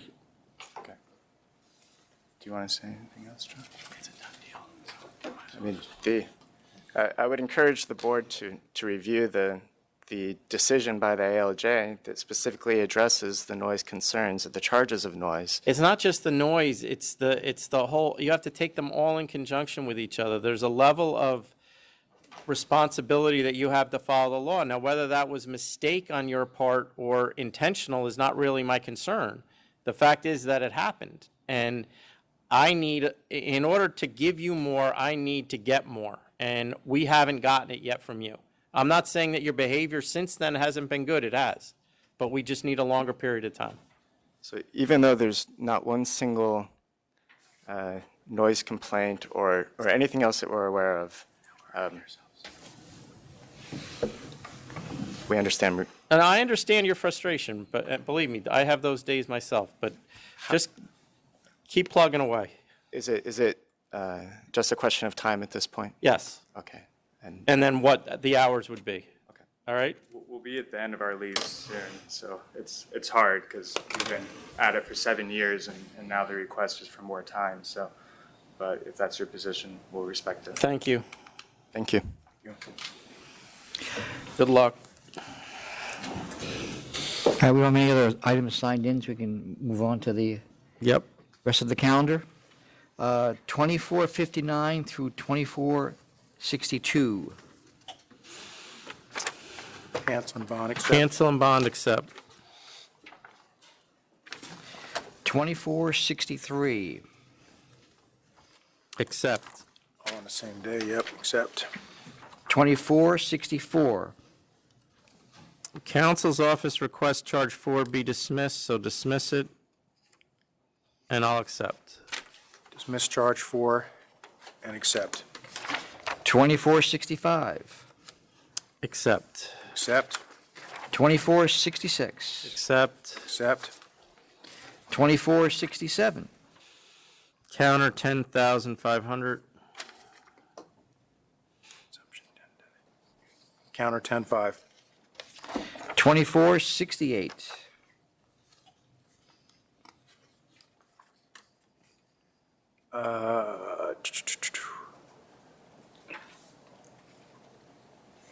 Community board request waiver. I had letter of warning.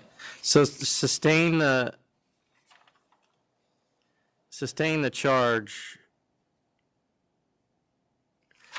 I mean, my issue here is, and I'll do the same thing, but they take the thing to hearing, waste all the resources, and then after the hearing and they're found guilty, they decide that they'd like a break. But Letter of warning then across the board? I'm just trying, what'd you offer? I said letter of warning. Seems like an honest mistake, I thought. I don't know. Okay, letter of warning. All right, 2469. Cancel and bond. That's surrendered, right? Yes. This is surrendered. Cancel and bond. 2470. Letter of warning. Letter of warning. 2472. Cancel and bond. Cancel and bond. 2474. Accept. Accept. 2475. 3,000. 3,000. 2476. 4,500. 4,500. 2477. 6,000. 6,000, accept. 2478. Accept. 3,500, accept. 2480. 3,500. 30, has that been paid yet? 35. The 3,500 civil penalty has been paid today, correct? Not yet, no. But they still have some time. Okay, accept. 2481. Cancel and bond. Cancel and bond. 2482. 2,500. 2,500. 2483. Cancel and bond. Cancel and bond. 2484. All right, so she already got a letter of warning about this, so she has to get this person on the books. I'll go to 500. 500. Yeah. 2485. Since 1958. Yeah. Letter warning. Yeah, letter of warning. 2486. Mingling.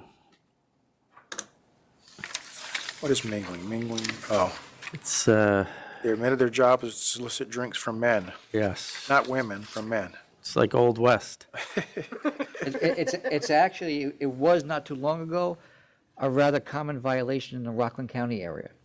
The licensees were bringing in vans of the female dancers. And matter of fact, I don't know if it was Rockland County or if, you might remember this, or if it was the island, the van flipped over. Yes, and hit the abutment. That civil case ended up in my office. Yes, well, They that- sued the yeah. state. It killed about 5 women in that. Yes, 2,500. 2,500. 2487. Dismiss one and sustain all other charges. Wow. 10,000. Dismiss one, sustain the rest, 10 Gs, 10 large. 2488. Cancel and bond. Cancel and bond. 2491.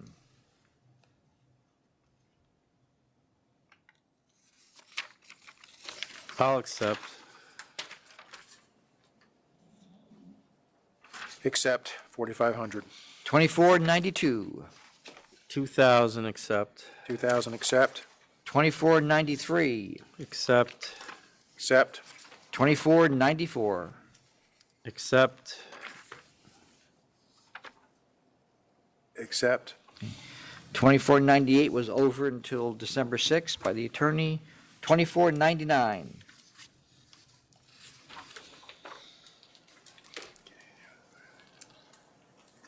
Ay, ay, ay. This is one of the most confusing ones I've ever read. He's got to come in. So, want to hold it over for the applicant to appear? Yes. Previous license was revoked and 2 applications were denied at this location. You want for 12-6? Yes, please. Okay. Commissioner, you're good with that? Yes. Okay. All right. 2505 was adjourned until 12-6. Probably to see how the other grandfather one went. 2506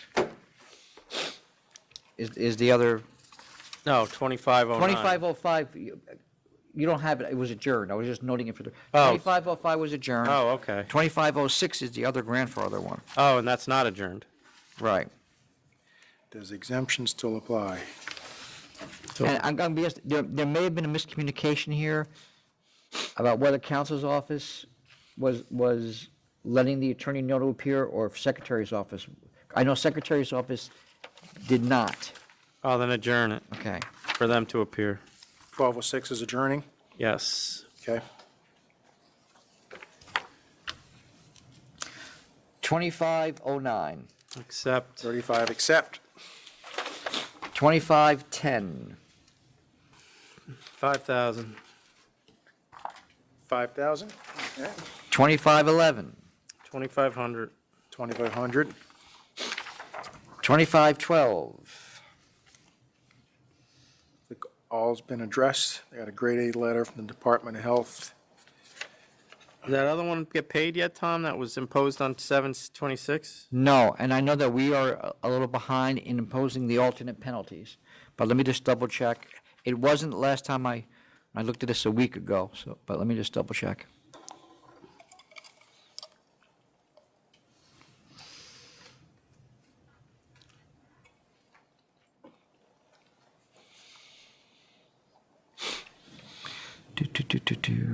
What time's your train? 4:40. I'm going to make it just right. I'd never make it 3:15, so that's perfect. All right, I got it right here.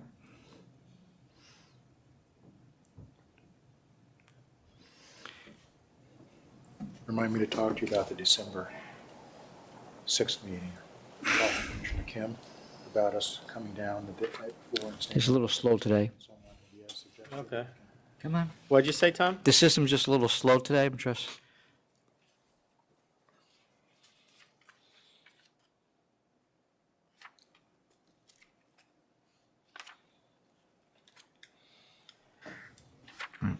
I'm still waiting for it to come up, but last time I checked, it was like about a week ago, it had not been paid. All right, so keep we were- looking. If it's been paid, I'm going to cancel and bond. If it's been paid, I'll recall this. All right, so I'll hold that out here. I'm assuming it's not been canceled, that it's not been paid. All right, the next item then is 25. Commissioner Ford has to vote. I'm sorry, 2513. Up here we go. I have it here. It has not yet been paid. Cancel and bond. Yep, gave him a shot. Cancel and bond.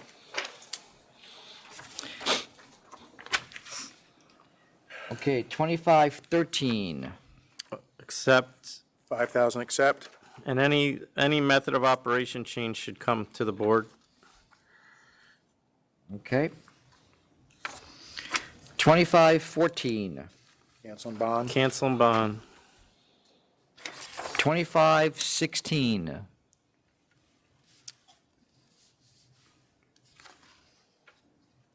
He didn't show again, and we denied because of the bad history and because he never showed previously. Yep. He worked.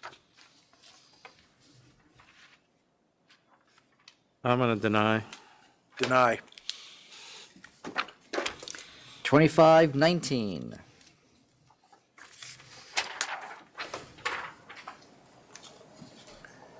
Sustain 1, 2, 3, and 4. 5,000. Based on the fact that these are 4 different people on the same night. That's quite the day, wasn't it? If they get another one, they're done.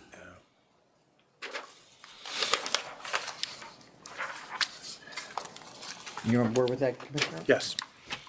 2520. Dismiss. Dismiss. 2521. Revoke and bond. Revoke and bond. 2522. Counter at 15,000.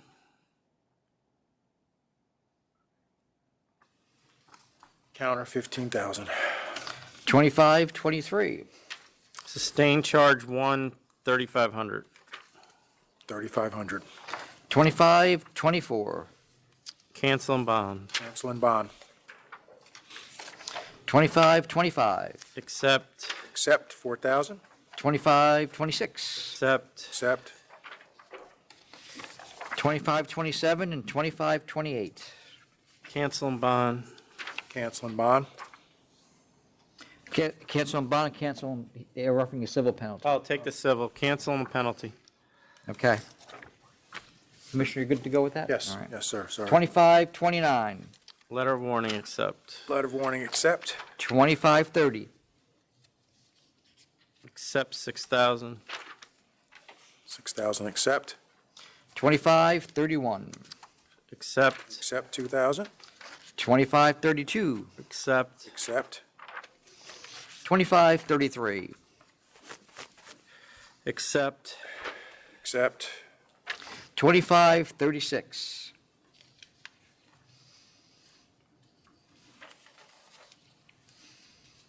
Okay, I'll accept the 2-month suspension, January and February. With allowing them to do the price postings for the March? Yes. Accept, same, yeah. 2538.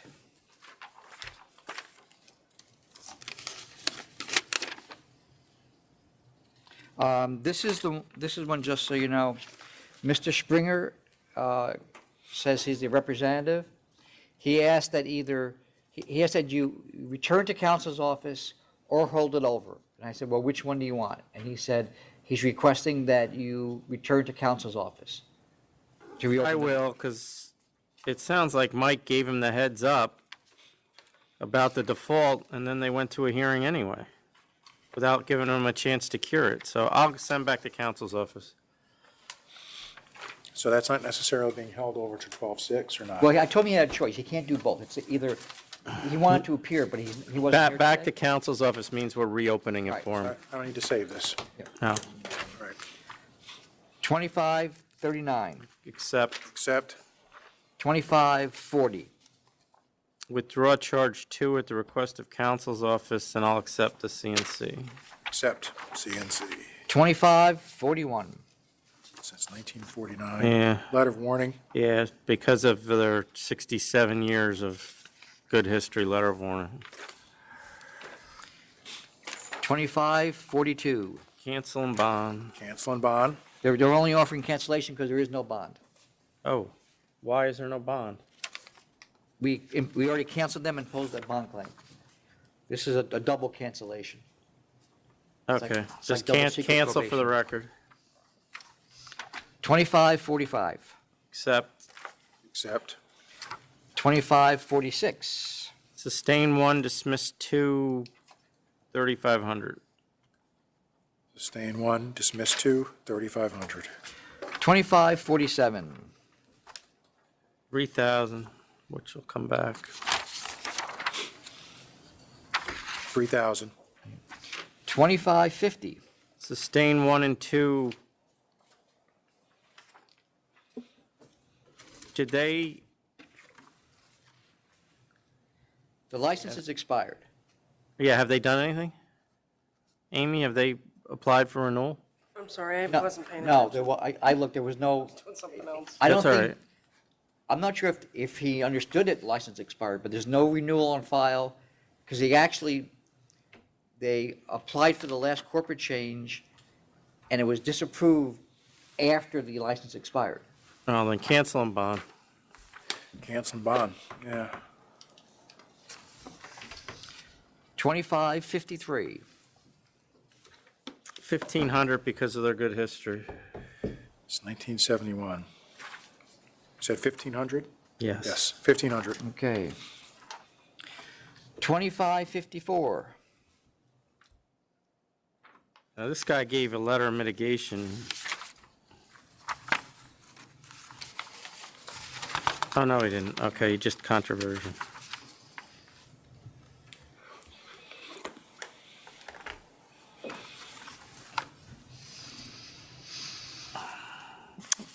I don't know if this guy wants to stay open.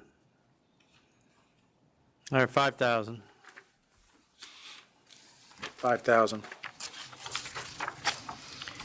2555. Sustain 1, dismiss 2, 3, and 4, sustain 5, 6, 7, and 8, dismiss 9, and sustain 10.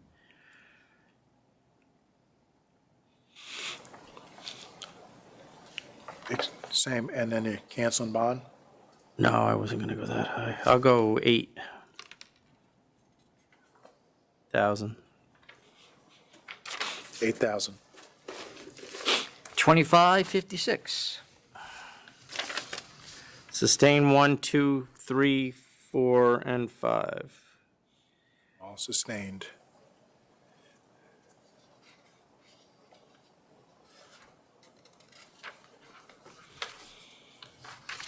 $12,000. This guy's just not getting it. Police attention. Yeah, 12,000. 2557. Dismiss 1 and 2, sustain 3, 3,500. Agreed. 3,500. 2558. Consideration withdrawn. Community Board. Because they didn't present it as a, Didn't meet with the Are they police re- department. they're just required to notify the community board, right? Well, I mean, just like any applicant, Yeah, yes. They might be required to go to a meeting, but it's not. not Well, for I a mean- restaurant wine, though. Well, I mean, nobody's required to go to a community board meeting. But the difference is that with a non-500-foot case, the position of the community board becomes part of the record and you can take it into consideration, but it's still good cause, whereas the 500-foot, you have to show public interest to get it's the reverse standard. Right, right. I mean, the community board seems to just reject this because they told them that the 34th precinct wants a meeting and they just decided not to go? Do you want to bring them in? But they're not, the community board's not alleging they didn't get noticed, they're just alleging that they got ignored. So no, I don't. Yeah, you might as well. Bring them in? Yes, 12-6. Okay with that, Commissioner? Yes, 12-6, yeah. The other one, drawn 562 is adjourned already. Okay, 2562 was adjourned at the applicant's request to 12-6. 2562B, it was a mistake, we put the same matter on twice. And 2562M, 3,500. 3,500. the only other thing I have is I sent you those decisions from the 10/11, 10/25 meeting. Yeah, they're not done yet. Okay, so I need to look at them, hold them. Do I need to do that on the record? I'll just note that you didn't decide them, that's all. Okay. I'll read them tomorrow. They're not technically an item, so at the next meeting, you can just let me know what you want to do with them. But can I do it before then? I'd rather you not have to wait 2 weeks, that's what I'm saying. Can I? If the two of you are okay with just saying, you'll let me know if they're okay and I can issue them, we can do that. Yes, All right, okay. good enough. That's all I have, unless you have anything You else? want me?